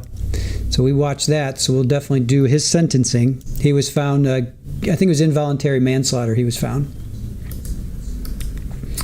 So we have some fun dual streaming going on this week. So be kind to our mods while we're dual streaming. JWD, I agree. Justice may she live her fantasy while justice gets going and she has nothing to do but think for the rest of her life what she has done. Totally. Widespread, I'm completely over, but it's so amusing watching her defend herself. Nan, I wrote hamper when it was a laundry basket. Yeah, I think I wrote hamper as well. I think that's what he said, didn't he? Did he say hamper or laundry basket? I think he said hamper. Let me see. I used to call them hampers, right? I think that's what they're called. Yeah. Oh, no, wait. Yeah, hamper and clothing had suspected blood. Opinion, they were short, yeah, hamper. They said hamper. They said hamper 3 times. Yes, Pammy is the professional straddler. That is true. Pammy is our professional straddler. Hampers, yes. I don't know. I guess that depends on if she's feeling okay, right? Wasn't that the rumor going around that Karen wasn't feeling well? Oh, all right. They're back. They are back. Whoop, whoop, whoop. All right. Hold on. We got a feed. Let me get back in here. Give me a moment. All right.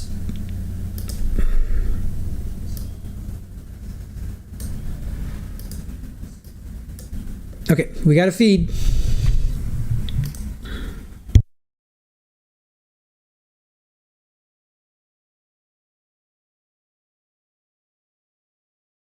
You take the witness stand. You've been called twice, at least twice. I think actually maybe 3 times already. Yeah. And in the event, you understand that you're under oath. Yes, I do. Yes, great. So, Mr. Van, Detective Torres is now your witness for direct again. Thank you. Good afternoon, sir. Good afternoon. During the break, did we look at photographs on People's 24, which is some of the scene photos from Al between 2nd and 3rd? Yes, it was. Specifically, did we look at a photo of what's been known as Kimberlee Guillory's tent? Yes. And from the photos, could you see what the make and model of that particular tent was? Yes, I could. And so here we have set up the courtroom. People's 29, are you able to see the tent? Yes. And what is the make and model of this giant tent in the courtroom? Flatwood 2-4. And what's the manufacturer? That is a Coleman. And so is this the same make model tent as Kimberlee Guillory's tent? Yes. Is in fact the same color scheme as Kimberlee Guillory's tent? Yes. And so I want to ask you about kind of the dimensions of the tent. When you saw I want to ask you about the makeup of the tent first, and then I'll ask you about some of the dimensions. Do you see this gray part of the tent versus the maroon portion? Yes. What is the gray portion and what is the maroon portion? That is the rain fly, is the gray portion. The maroon portion is the actual side wall of the tent. And so is the rain fly separate or detachable from the rest of the tent? Yes. And so when you were at the scene in Second and Valley and looking at Kimberlee Guillory's tent, did you see the tears and or cut marks in the tent? Yes. And where were they? From my recollection, around the center area of the tent, about, for my height, around mid-chest, like bottom rib cage, down to about, for my estimation, about my ankles. So an area of maybe 3-ish feet. Well, let me ask you this. Were any of the cuts below the rain fly? Or, sorry, in the rain fly?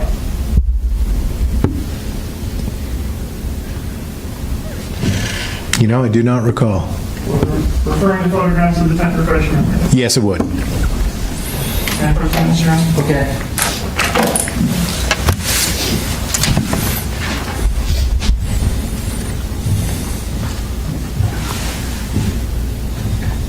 So I have people's 24.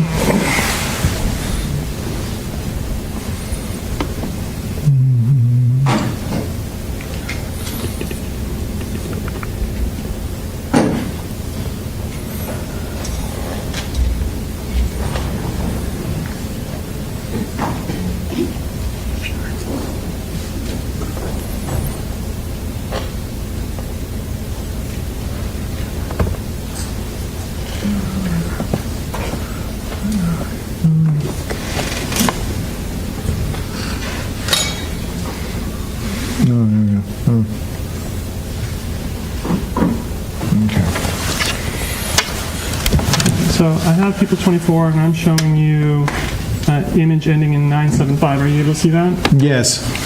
Is there any cuts or tears to the rain fly? No. And so, and the tent was equipped with the rain fly at the time? Yes. And so, given that there is no cuts in the rain fly, can you show us on this tent where the cuts and or tears you saw? Yes, if I may approach. Okay, that's fine. Absolutely, Counsel. So there was a cut that led from about mid-range up here down, and then another side cut this direction from right to left, but there's also one in the middle up to down. Now, in the setup that we have here in the courtroom, all four corners of the rain fly are connected. In the photos, we can see that kind of one was loose. Yes. Looking at the photograph of the tent, did the one loose rain fly strap greatly alter the height of the rain fly as it was on the tent? Yes, it was skewed up to about here. A little bit lower to about there. It was at an angle. So do you see this black portion that's kind of a see-through mesh on there? Yes. Was it skewed up so that you could see any portion of that? No. Okay, so the highest it would have been skewed up is in a location where you still could not see this black mesh? Yes. Okay, so given that then, what is the height that the knife would have gone through the tent, given the rain fly was either on fully or may have been with one strap loose at the time? I put it about 2 feet high, maybe 2.5. All right, and so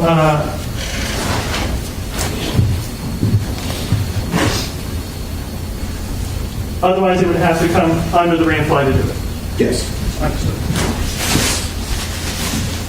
Now, is this tent accurate as far as the dimensions of the tent that Ms. Guillory was in? Yes. So I'm going to remove the rain fly and we'll rotate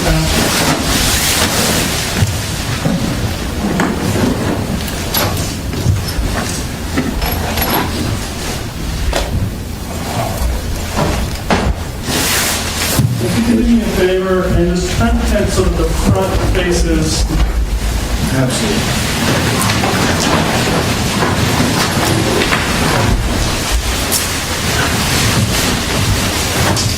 So now that we have the front facing the jury, is this the entrance to the tent? There? No, this is the entrance. So the part with the zipper that's facing the jury is the entrance? Yes, this is the entrance to the tent. All right, and with respect to the entrance, what side of the tent were the cut / and/or tear marks that you observed? It would be, if you're looking at the front door of the tent, it is the left side of the tent where the tears were. So if we rotate it to the left, now we're looking at that same side that was facing the jury before. Yes. I don't have any additional questions. Okay, all right, thank you.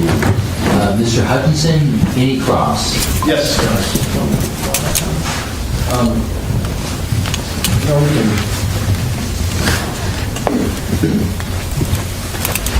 So, sir, when the fly was on, yes, there was a black strap that was pulled down, connecting to the bottom.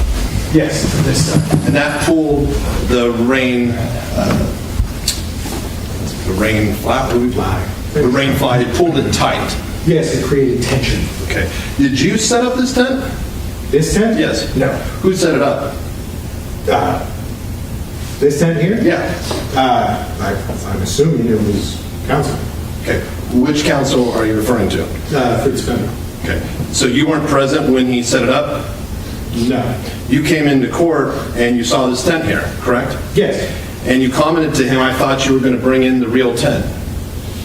Yes, I did. Okay.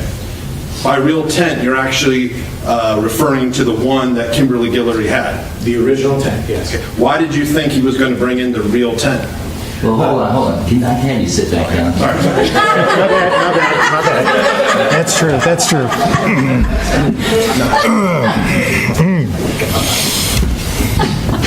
So, Mr. Hutchinson, you need to stand, though. That can Can we just move it back this way for now? Yeah, let's move it back. Got it, Fritz? Thank you, Mr. Vandenberg. I appreciate it. Repeat the question. You commented when you saw this, I thought you were going to bring in the real tent. Yes. Why did you believe he was going to bring in the real tent? With the other items that were presented at court, there were the original items that I collected as evidence. Okay. You've never seen this tent before today? That tent? Yes. No. You didn't purchase it? No.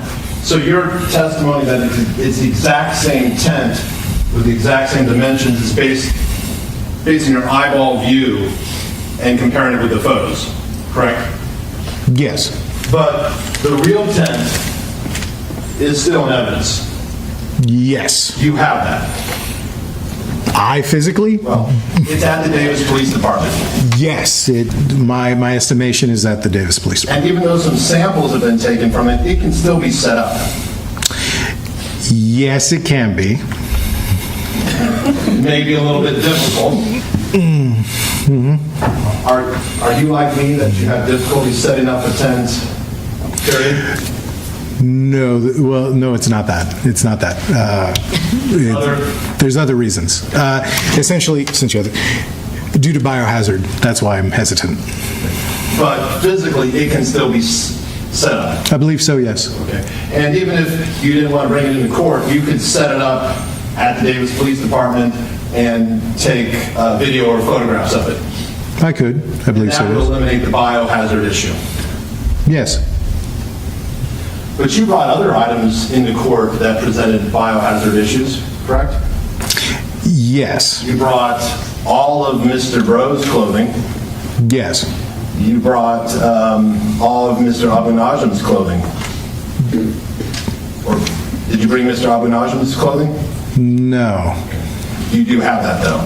I believe so, yes. And Mr. Breaux' clothing had much more blood than the tent. Would you agree with that? Yes. So, and you described the cuts to the tent. You arrived the following morning.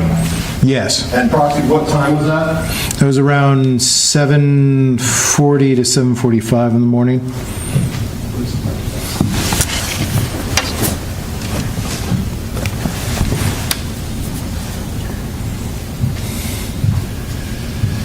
And so when you first saw the cuts to the side of the tent, you saw a vertical cut and a horizontal cut. Yes. You have no personal knowledge who made those cuts. No. Okay. You assumed it was done by the person who had stabbed Ms. Guillory. That was your assumption, right? Yes. So you assume the person who stabbed Ms. Guillory made one slicing motion down vertically and another slicing motion horizontally. Yes. Higher up than where your hand motion, but yes. Did anyone ever advise you that immediately after Ms. Guillory was stabbed, when her people next door came to the scene and the suspect was already gone, that the hole in the tent was simply basically a puncture wound the size of a tissue? No. No one ever told you that? No.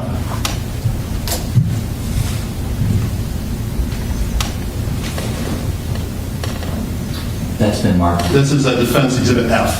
For the record.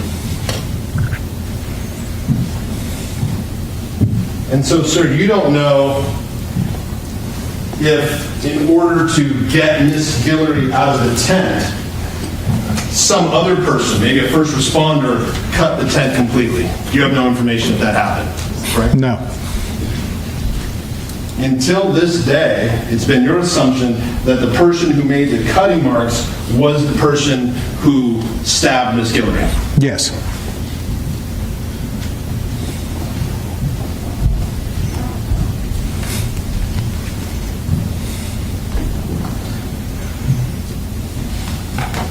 Now, sir, I'd like to show you, is the tent blocking screen?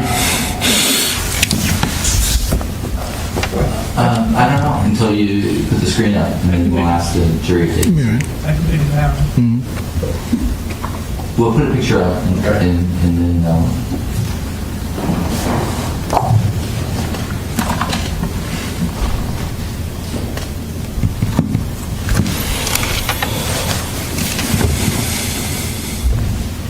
I think it's going to block it. You offered, Mr. Banner, but it just takes a second. Yeah. We're done with it.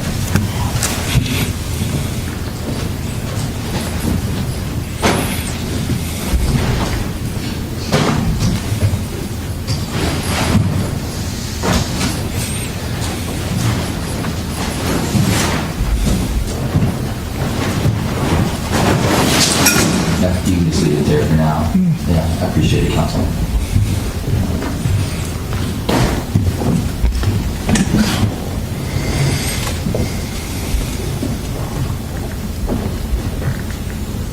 So I'm showing you what's been marked People's Exhibit 24? 24.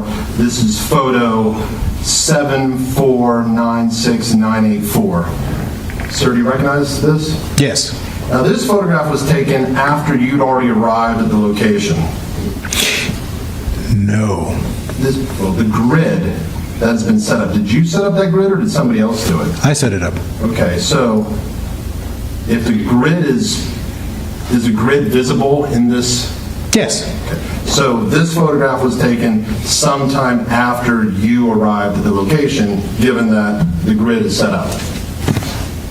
I mean, yes. I'm probably confusing. I apologize. Yes. When you first arrived, there was no grid on the tent. Yes. You created this grid. Yes. You created it with You didn't say string. What did you say it was? Lanyard string? Lanyard string. And you used standard issue binder clips to hold that lanyard string in place. Yes. And you clipped the binder clips to the tent. Yes. And as you can see, these binder clips on both sides are clipping the rainfly to the poles. Yes. It was not like that when you appeared. No. There was nothing clipping the rainfly to the poles. No. And again, on the right side,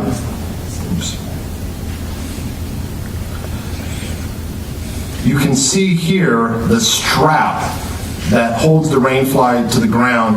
That is pulled, is connected to the ground on that. Yes, with tension. With tension. If you know, can you adjust the tension on these tents? I don't recall if you can. And by adjust the tension, you can make it tighter or looser depending on how you set it up. Yes.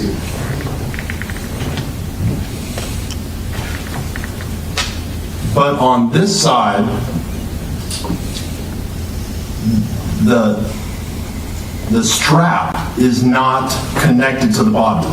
Yes, not connected to the bottom. So there's no tension. No tension. The black strap is going into the tent. Yes. It's hanging loose. Yes.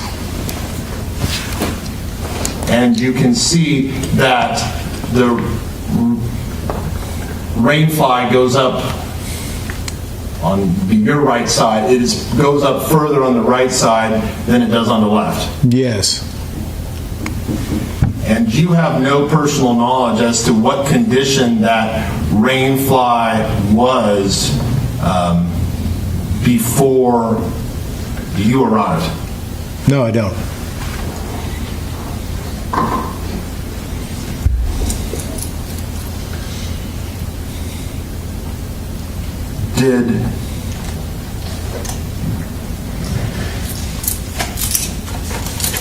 Just 1 second, sir.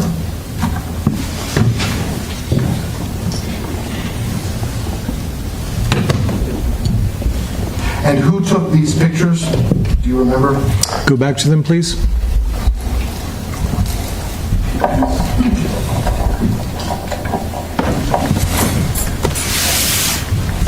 Plug back in. Oh, sorry. Or could you tell me the item number from the case for the evidence item? I can't, sir. Sorry. No. It would either have been ERT member Shannon Hall, which I believe those photos were ERT Shannon Hall, because the other set of photos were handled by Sac Sheriff Department ERT member Lops. And that's Mr. Lopes? Lopes. Mr. Lopes arrived after Ms. Hall? Yes.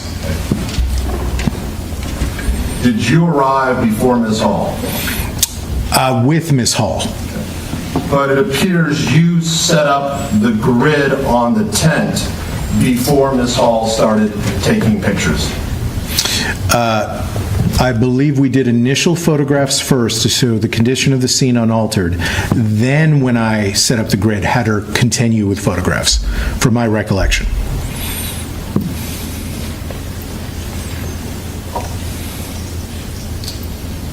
So you believe there should be pictures without the grid?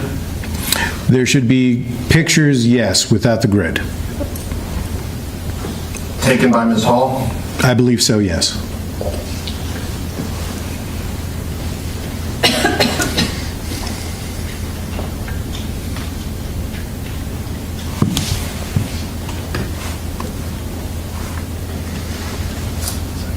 I'm if I could not going to have you go through every picture, but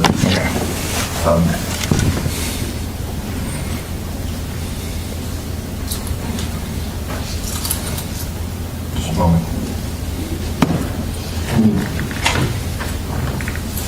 pull it back up?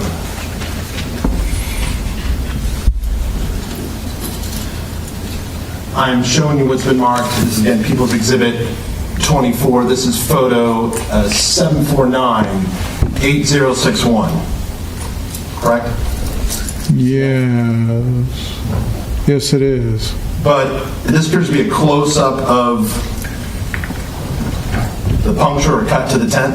Yes. But we still see the green lanyard string. Green lanyard string, yes. So it appears, and now I'm showing you photo 064. Once again, we still see the string. Yes. Photo 067, still see the string. Yes. And photo 070, still see the string. Yes.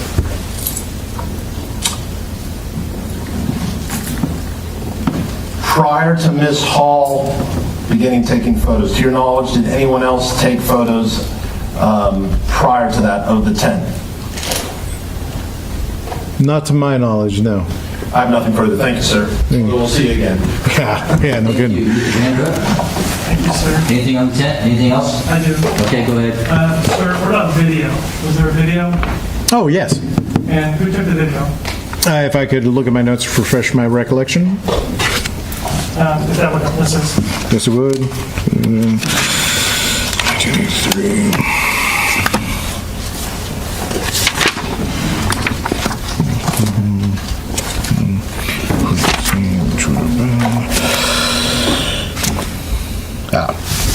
I'm refreshed. I took video of the scene. Understood.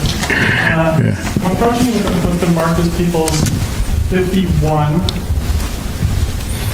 And there's a single video on People's 51. I'm going to open it for you and then ask you some questions about it. Can you see People's 51? Yes. Is this the video you shot at the scene? Yes. And does it fairly and accurately depict the scene at the time? Yes. May I publish, Your Honor? Okay. Now we're going to see something we haven't seen in the pictures, and I feel like I'm up in 352 on this. This is before the... Oh, before the grid? Okay. Defense was asking about it, so, yeah.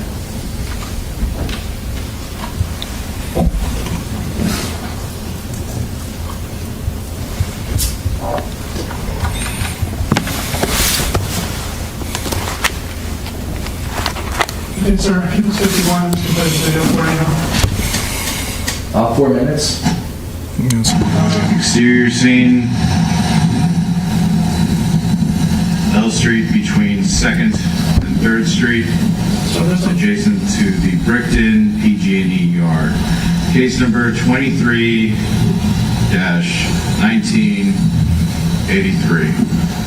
Videographer, Corporal That's my voice.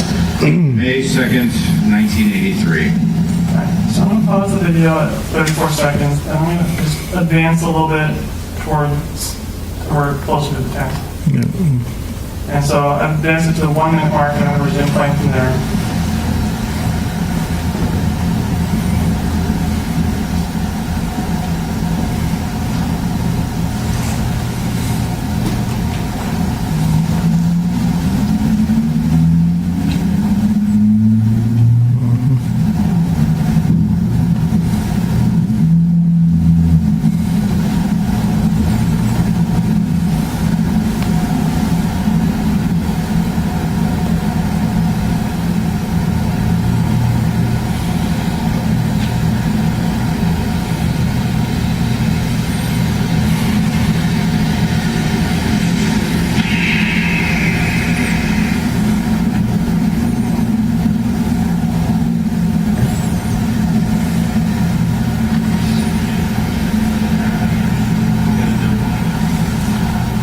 Pause it at 158 and advance it until we can get to the 10 again. I'm going to resume at 248.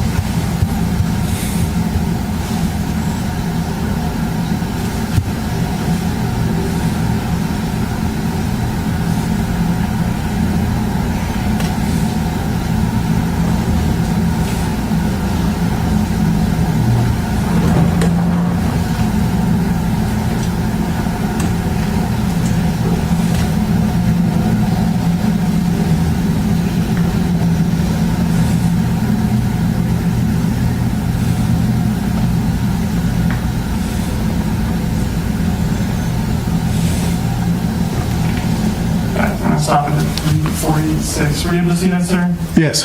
So, moving the video just a little bit forward to 3:30 and stopping it at that point, are you able to see that same kind of loose black rainfly strap that was talked about earlier? Yes, this one right here that I'm indicating with the laser. And is this video of the tent before any kind of grade was applied to the tent? Yes.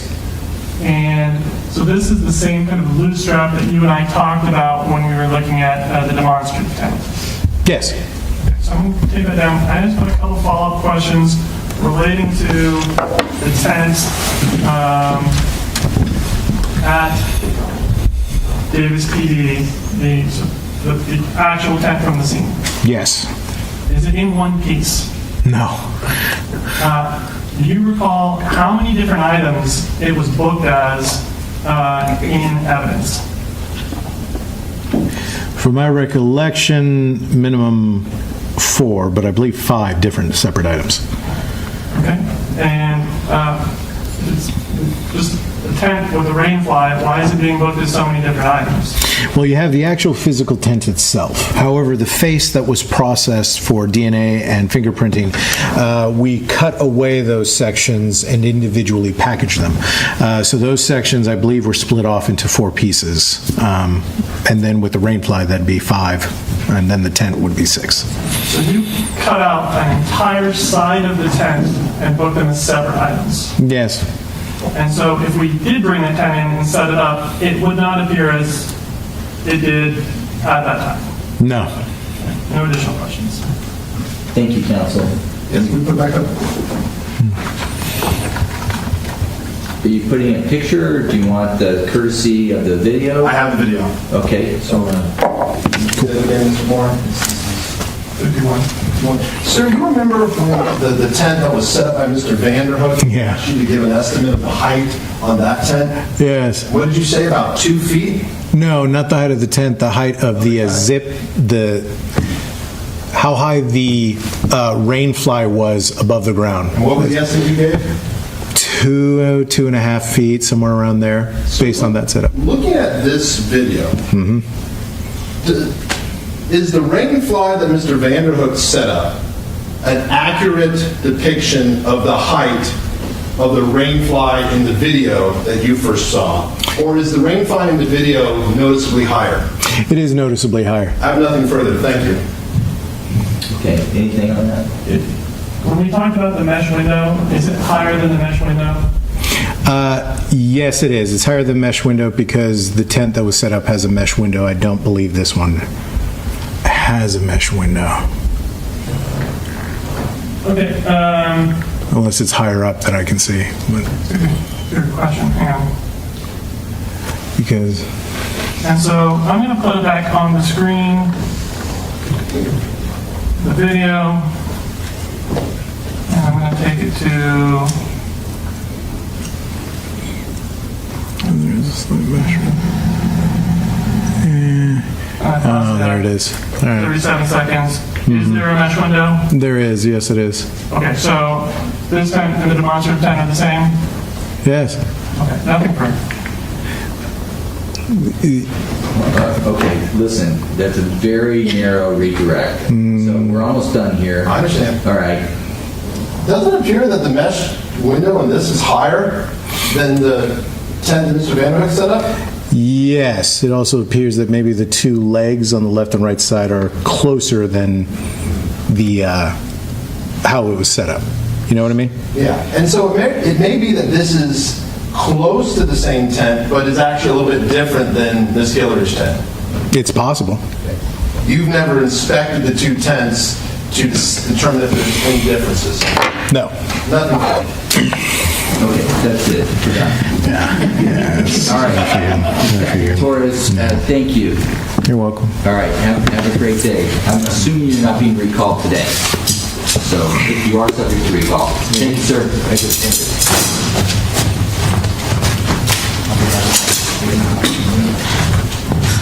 Okay, Mr. DeMore, do you have a witness you'd like to call? Yes. You're calling Linda Schwend. This one, we'll get her back on.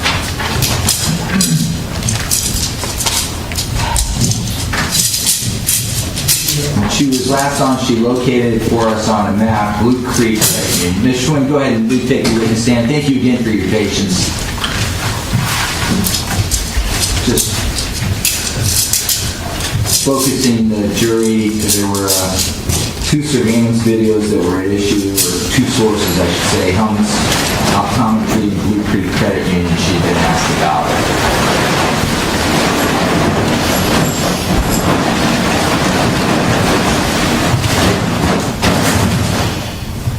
Right, and I think we're on direct, and that's Mr. Van Hook's witness.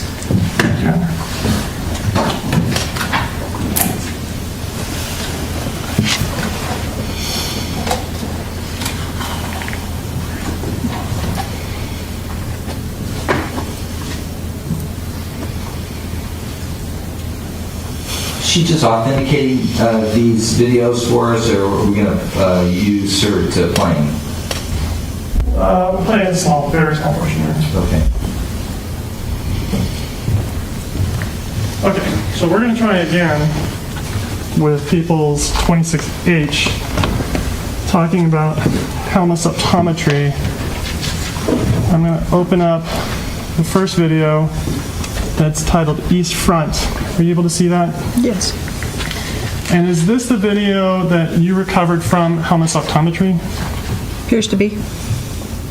And when you collected the video, I see that this video has a timestamp. Did you look at whether the timestamp that's reflected in the video is accurate with relation to the timestamp in the store? I received the video from a separate source, so I was not able to verify if the store cameras itself and that those images were the same. What source did you get the video from? The company that runs their security system. Understood. And so you didn't personally do the review then? No, I did not. And based on your knowledge of the area of Helmus and downtown Davis, does this appear to be a shot of Helmus Optometry video from looking down on 2nd Street? Yes. And so did you conduct a review of the video to see if you could see anyone of interest on there? On the Helmus, I believe that I noticed the person that they were interested in trying to locate passed in front of, I think, the camera that points towards the C Street parking. But I turned that, like I said, I basically collected the video, made sure that it functioned, and turned it over to Detective Ramos.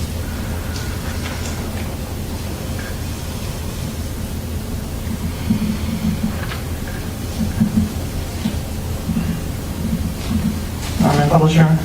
Okay. This is 26H. Yeah, I'm objecting to insufficient foundation at this point. Okay, sustained.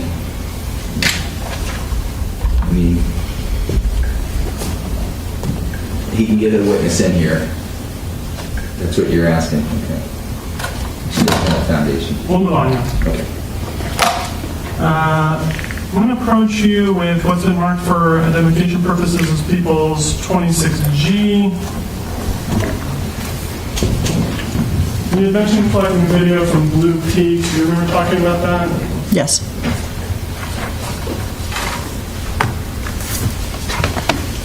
Okay. And getting the video from Blue Peak. Are you able to see that okay? The screen. Sorry. There we go. You able to see that okay? Yes. Does this appear to be the video that you collected from Blue Peak Credit Union? Yes. Now, for this one, did you get it from somebody, or did you go and collect it personally from Blue Peak? I went to Blue Peak and spoke with the manager, watched the video on his screen, and then he connected me with their tech person who forwarded the video to me. Okay, so you watched it once at Blue Peak, and then you were able to get a copy of it? Correct. And so I'm going to open the second video on there. This appears to be another angle, also from Blue Peak. Yes. And third one, it's a shot from interior of a building looking out through doors. Are you able to see that? Yes. Is this another video that you obtained from Blue Peak? Yes. And for these, were you able to confirm the timestamps for whether or not the timestamps in these videos were accurate or not? Yes. And for these, what did you learn about the timestamps on the videos? I learned that they're approximately 2 minutes slow.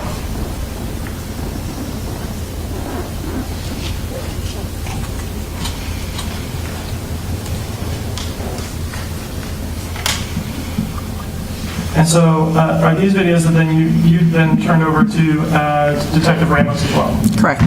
And so is Detective Ramos then the kind of person in charge of looking at all the videos and putting the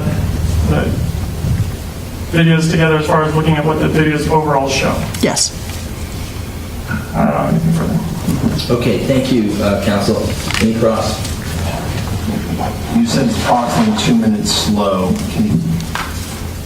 Approximately 2 minutes is a range. Can you tell us specifically how far off it is? 2 minutes 20 seconds, 2 minutes 10 seconds? When I spoke to the company who sent it, I asked them how far it was off, and that's what their reply was 2 minutes. So they told you it was 2 minutes off? Correct. You never observed footage in real time and compared it to a phone? I did that too, yes. But I do not recall if it was 2 minutes and 5 seconds or exactly 2 minutes. Did you note that in your report? That it was 2 minutes off, yes. Okay. Did you note the specific? No, I did not. Do you think it was exactly 2 minutes off, or was that an approximation? I don't recall. Nothing further. Thank you, ma'am. Okay, thank you, counsel. Any redirect on that? No. All right, Ms. Schwend, thank you for your testimony and your patience with the court this afternoon. Have a good night. Okay, Mr. DeMora. People call Detective Brian Mez. Last name again? Mez. Mez, yes.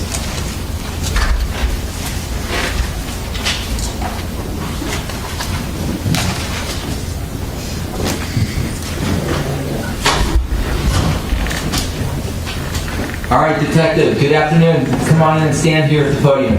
Sir. Thank you for being here. Yes, sir. Thank you. Clerk will give you the oath and then take a witness stand. Did you solemnly swear to swear to give and cause nothing but the court to do the truth, the whole truth, and nothing but the truth? Yes. Thank you. Proceed.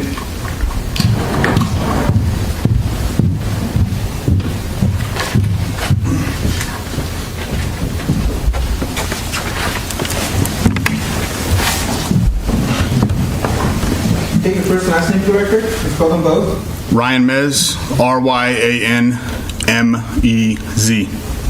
Okay, thank you.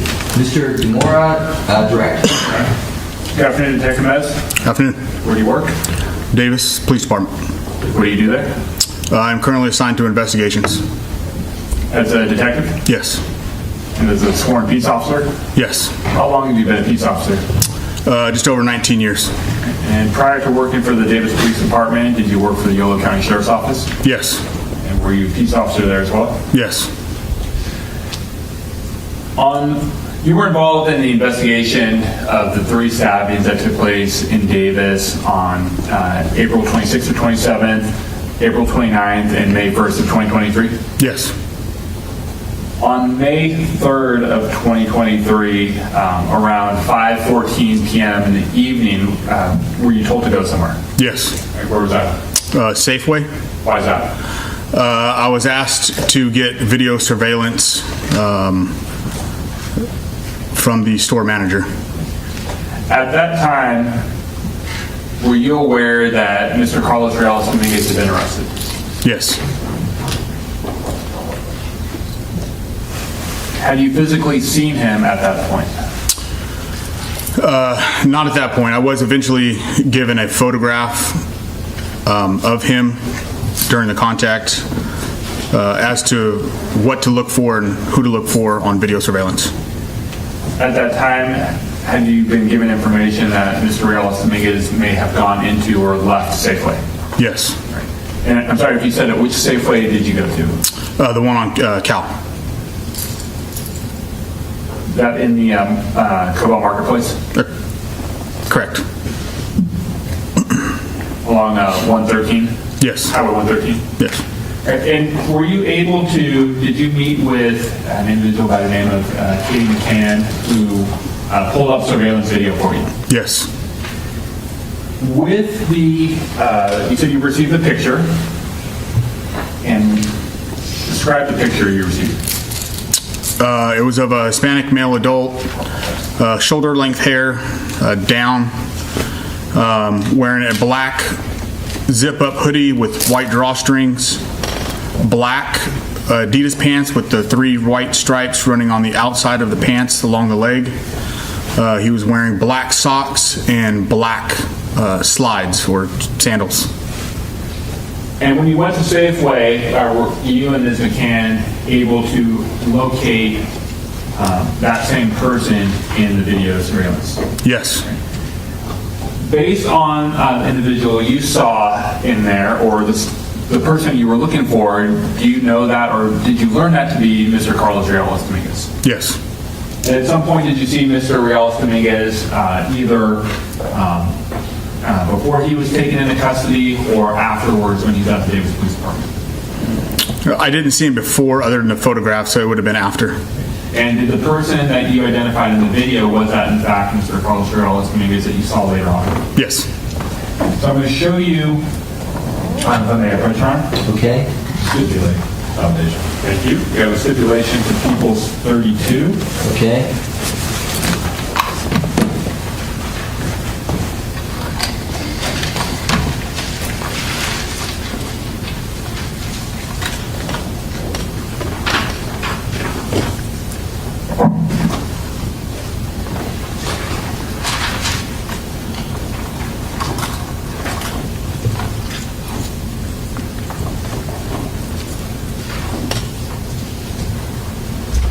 Right, and looking at People's Exhibit 32 on the screen, is this in fact the surveillance video that you and Ms. McCann pulled or brought up from Safeway on Pillville? Correct. That's one of the camera angles. So if you hit play, does it bring up 6 different camera angles? It should.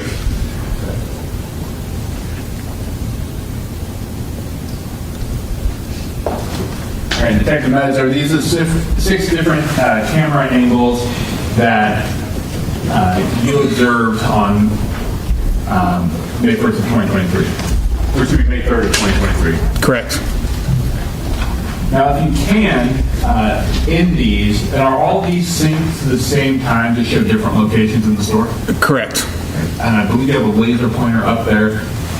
When you see Mr. Reales Dominguez in one of the cameras, can you use that laser pointer to point to him and also to say which camera it's on?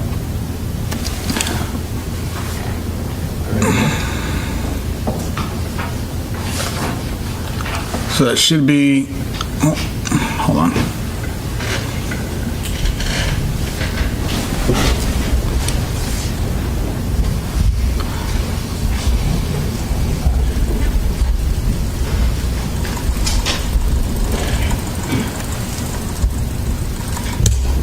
It should have been at the very start of the video. Oh, should be the doors south entrance, I believe. If you can.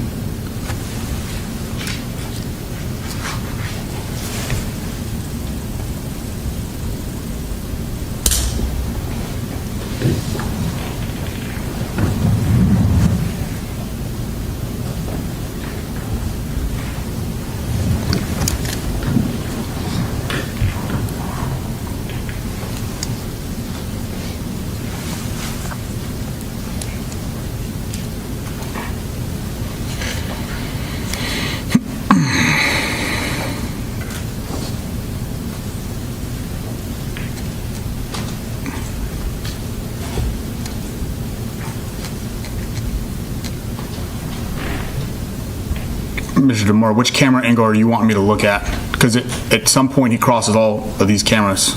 Right. When you see him pop into the camera, just let us know. We'll pause it and then you can identify him. And if he moves across the camera, it's just narrated to you.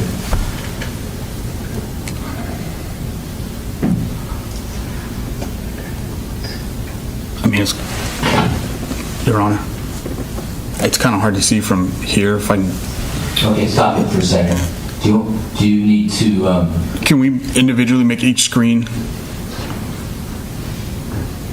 If you go left, no. Yeah. And you can divide it. There we go. So if you back up.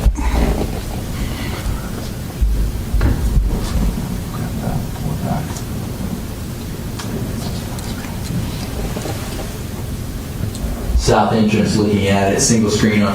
Correct. That's him right there. So the video starts with him halfway striding into the store already. You want to get the timestamp on the record? It says timestamp 3:50:39.518 p.m. on Wednesday, May 3rd, 2023. On the top, it would be, that was the bottom one. Top is 5/3/2023, 3:50:40.136 p.m.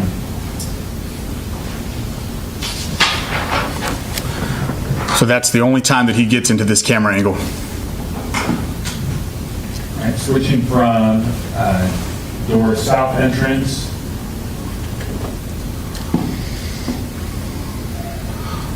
The next camera he gets, It's the dairy middle.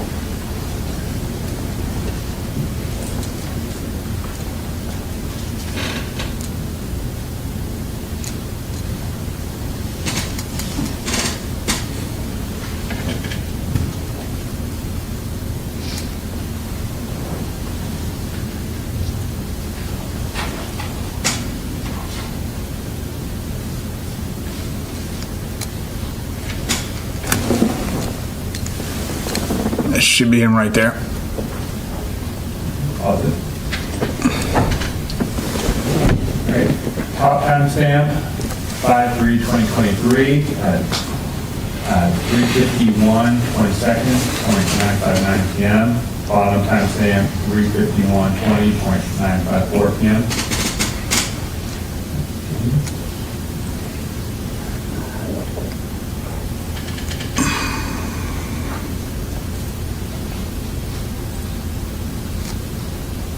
And in that dairy middle video we just watched, were you able to observe something in his hand? He had a like a reusable shopping bag. I believe it had a pumpkin on it. Is that something that you are aware of was recovered from him when he was arrested? Correct. So switching to the camera, meat sales.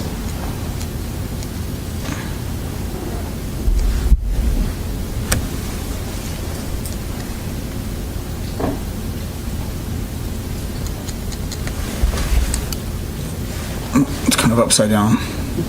It's him right there. Pause it. All right, timestamp, top timestamp 5/3/2023, 3:51:41 seconds, 4:08 p.m. Bottom timestamp 3:51:41.439 p.m.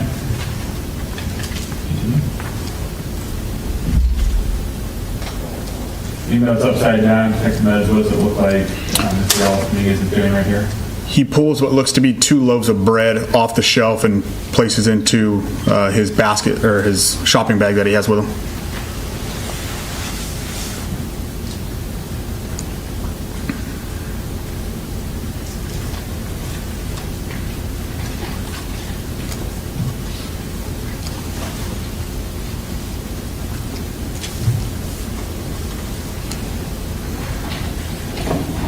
Switching videos to produce back.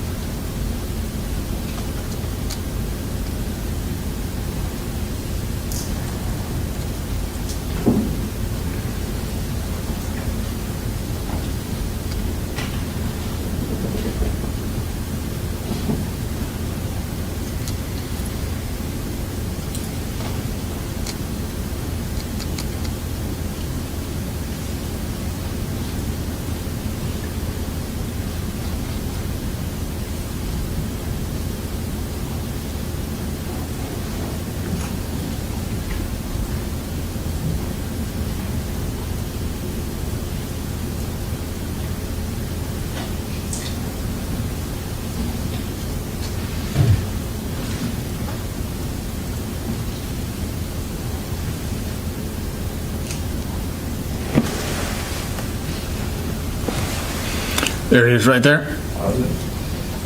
Top timestamp 5/3/2023, 3:53, 15 seconds, about 3:05 p.m. Bottom timestamp 3:53:15, 0.314 p.m.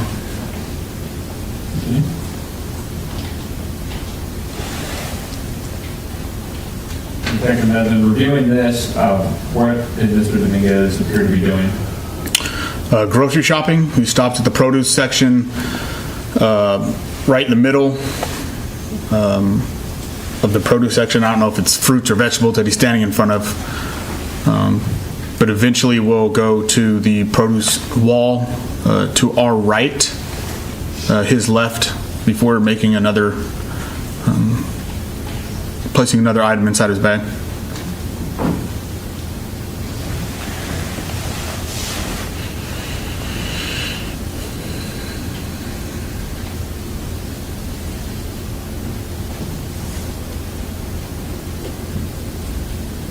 Detective, as we're watching this, other than the information that you had been provided, that he had been arrested and you were given a photograph of who to look for, was there anything that jumps out to you about how Mr. Dominguez is walking or behaving in the store?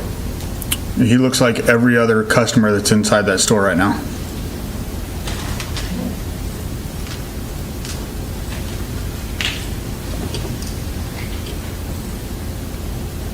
Going to the video produce front. So there he is standing to the left. Oop. Sorry, looks like it backed up.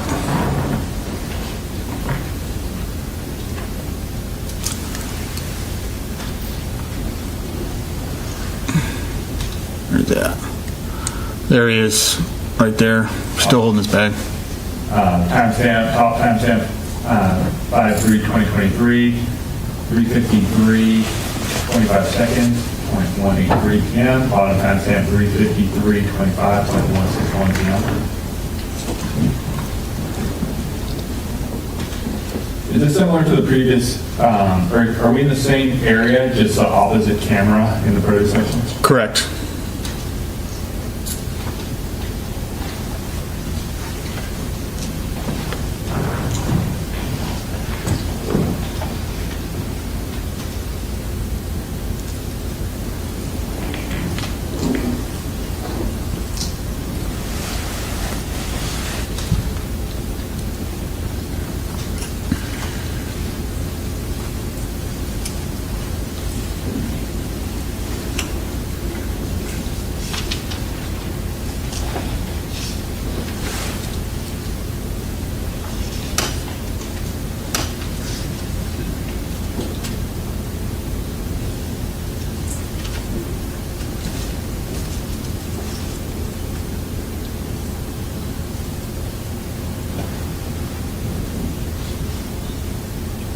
Direction is he headed right now? Towards the exit.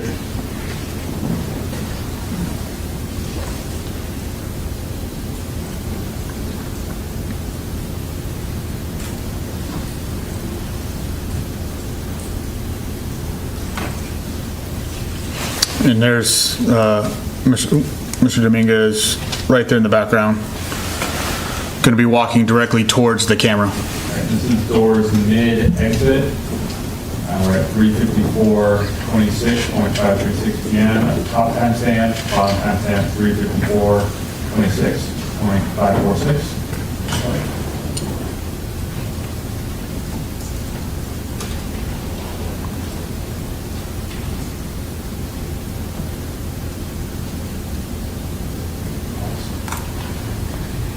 Now, that exit right there, are those the cashier stands and places to purchase your items? Yes.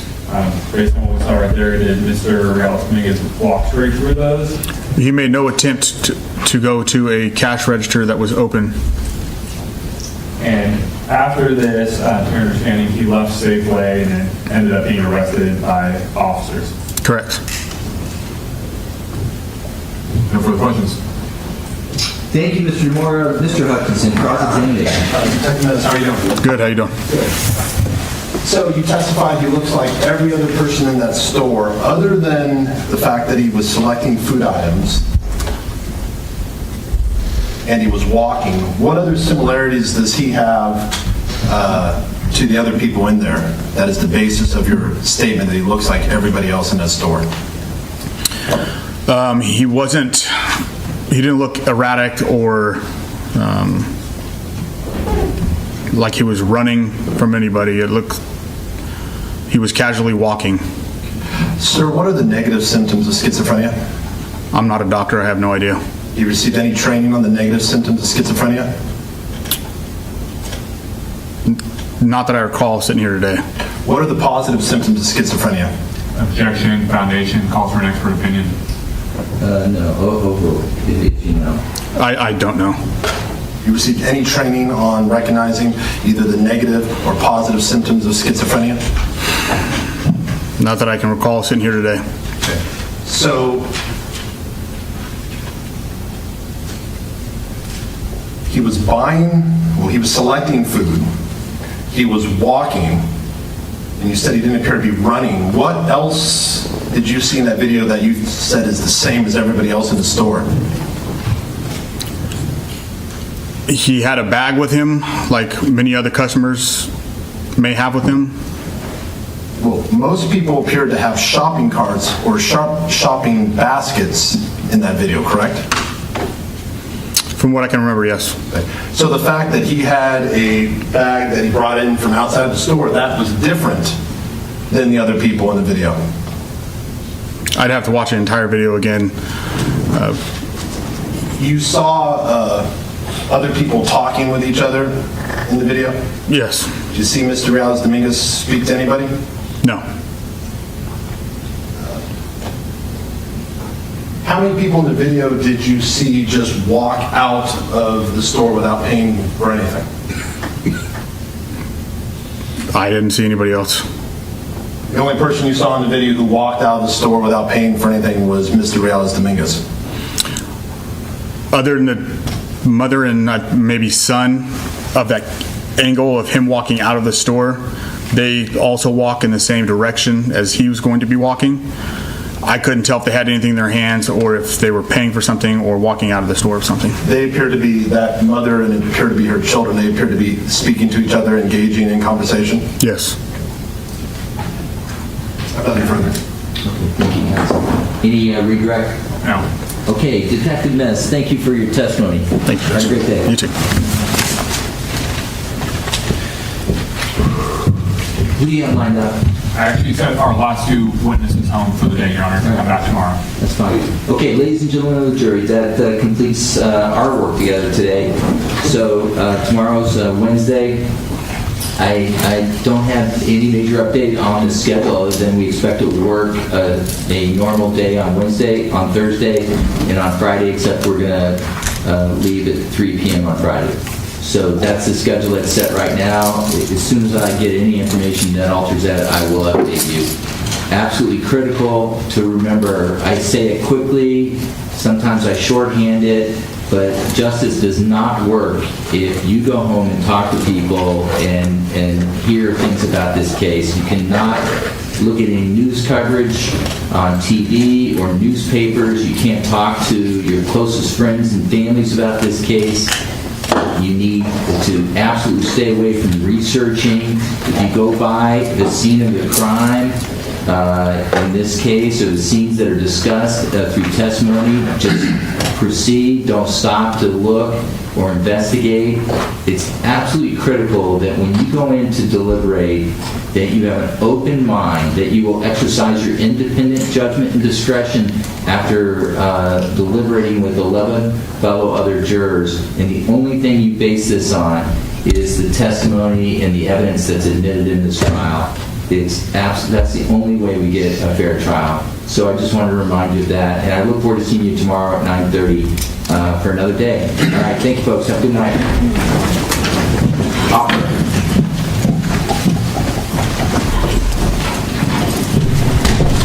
We're going to stay here in case they come back. We may end the feed, though. We'll see. We're just going to stay here for a moment. Sometimes they come back at the end of the day just to discuss.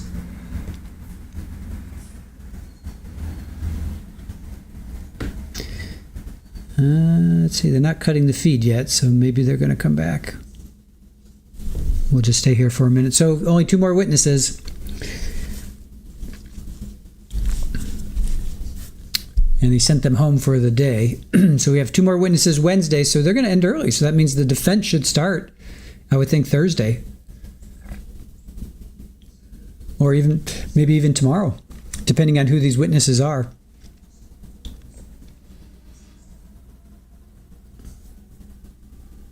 So the defense, we could be resting by, I'd say, next Tuesday or Wednesday. And going into, looks like they have ended. Okay. All right, so they've ended. All right. I got a little Polly burger. Polly there. Super Ball over there. Yeah, Polly. Hi.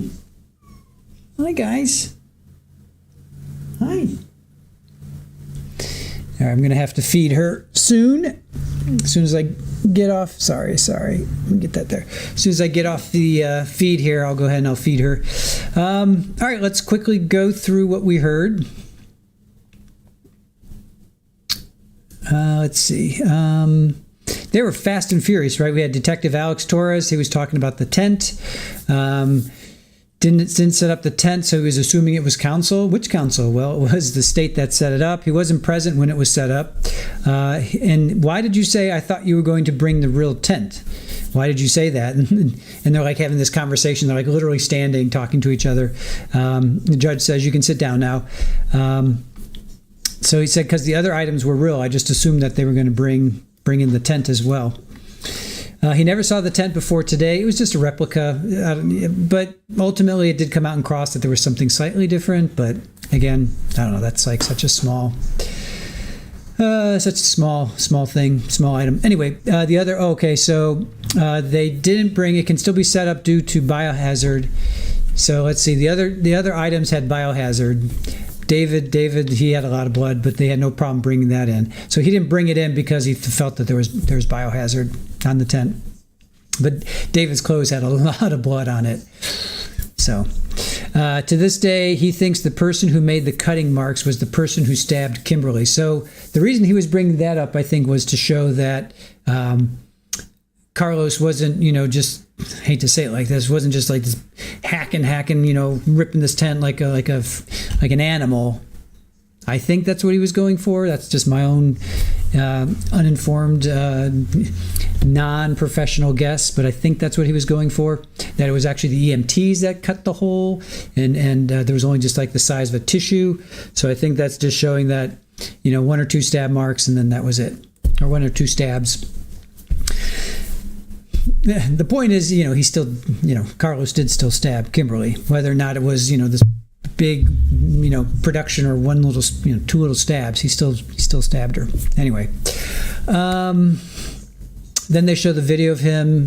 He took a video and they showed that. Then we have another recall into Schwend, police specialist. Basically, she got the videos from who was it? From downtown. They were 2 minutes slow. The company that she requested the footage from, told her that. Then Detective Ryan Mez, he was the last one. He went to Safeway. He retrieved the footage from Safeway, and then we go through. There's 6 camera angles of Carlos walking around, and he's just and then on cross, he walked right out without paying. So then on cross, he didn't look erratic or wasn't running from anyone, and I can understand why Mr. Hutchinson got his ruffles rattled, his feathers ruffled, because who is this detective saying, oh, he looks like just every other normal person, he's not running around, or walking erratic. Just because you have schizophrenia doesn't mean that you're going to be walking around like an animal. I mean, you can still look normal, and I think that's what defense was going for, that his client wasn't swinging from the rafters, throwing food at people, and swinging his shirt, running around naked. You know what I'm saying? It's just like, I can understand why he got upset at that. He's not a doctor, right? He doesn't know the negative or positive symptoms of schizophrenia. So let's look that up, because they talked about that. Let's look that up. Let's see. The negative symptoms are what's taken away. So minimal speech, flat, blunted affect, inability to make eye contact, lack of motivation, decline in personal hygiene, inability to enjoy pleasure, displeasure of others. So the negative symptoms, it's not like negative, oh, you have positive and negative, but it's what's taken away and it's what's added to. So they talk about the positive symptoms, but they talk about the negative symptoms, what's taken away. So think about that. Minimal speech, flat, blunted affect, inability to make eye contact, lack of motivation, decline in personal hygiene, inability to enjoy pleasure, distrust of others, social withdrawal. He had all of those. He literally had every single one that he mentioned. So even in just walking around, no, he wasn't erratic and he wasn't running around screaming like a madman or a lunatic, but he exhibited all those symptoms, So anyway, all right, guys, that's all we have for today. I want to say thank you to everyone. Just Shamrock. The only naked one in this case was Handsome Isaac. There you go. That is true. Therapist, people tend to get confused by that. It's not positive yay and negative yuck. Right. It's positive giving, negative taking away. So, yep, hallucinations, delusions are considered positive. Thank you. I didn't have that written down. I just have positive. So thank you for that. All right, Baca, have a good one. Thank you for joining us. Thank you guys for being with us. We're going to pick up tomorrow at 12:15 for a 12:30 start. Don't forget, we also have Lori Daybell, her last pretrial hearing before her trial starts. So that's going to be a case management. We're going to hear some last minute things from both sides. That's going to be at 1:15. We'll start that. So 12:15 and then 1:15. So those are both East Coast times. Well, thank you, therapist. Appreciate that. Oh, how's my shirt? Is my shirt freaking you out? Only when I move, right? It seems like when I move. When I stand still, it's okay. When I move, it freaks you out. All right, Therapist says good night to everybody. Thank you for joining us. Susie, aloha to you. Just Shamrock, thank you. Thank you to Aaron. Thank you to our fantastic mod squad. Thank you to Super Ball. Thank you to Paulie. Thank you to Rafa for entertaining us. Thank you to chat. Make sure that you do something positive for yourself. I know there's a lot going on in these trials that we watch that are pretty intense, So I'll leave you with little Rafa, little bean boy. Oh, we call him Bean because of his little beans, and we also call him Flip because he flips his tail a lot. So with that, guys, have a good night. We will see you tomorrow. Bye.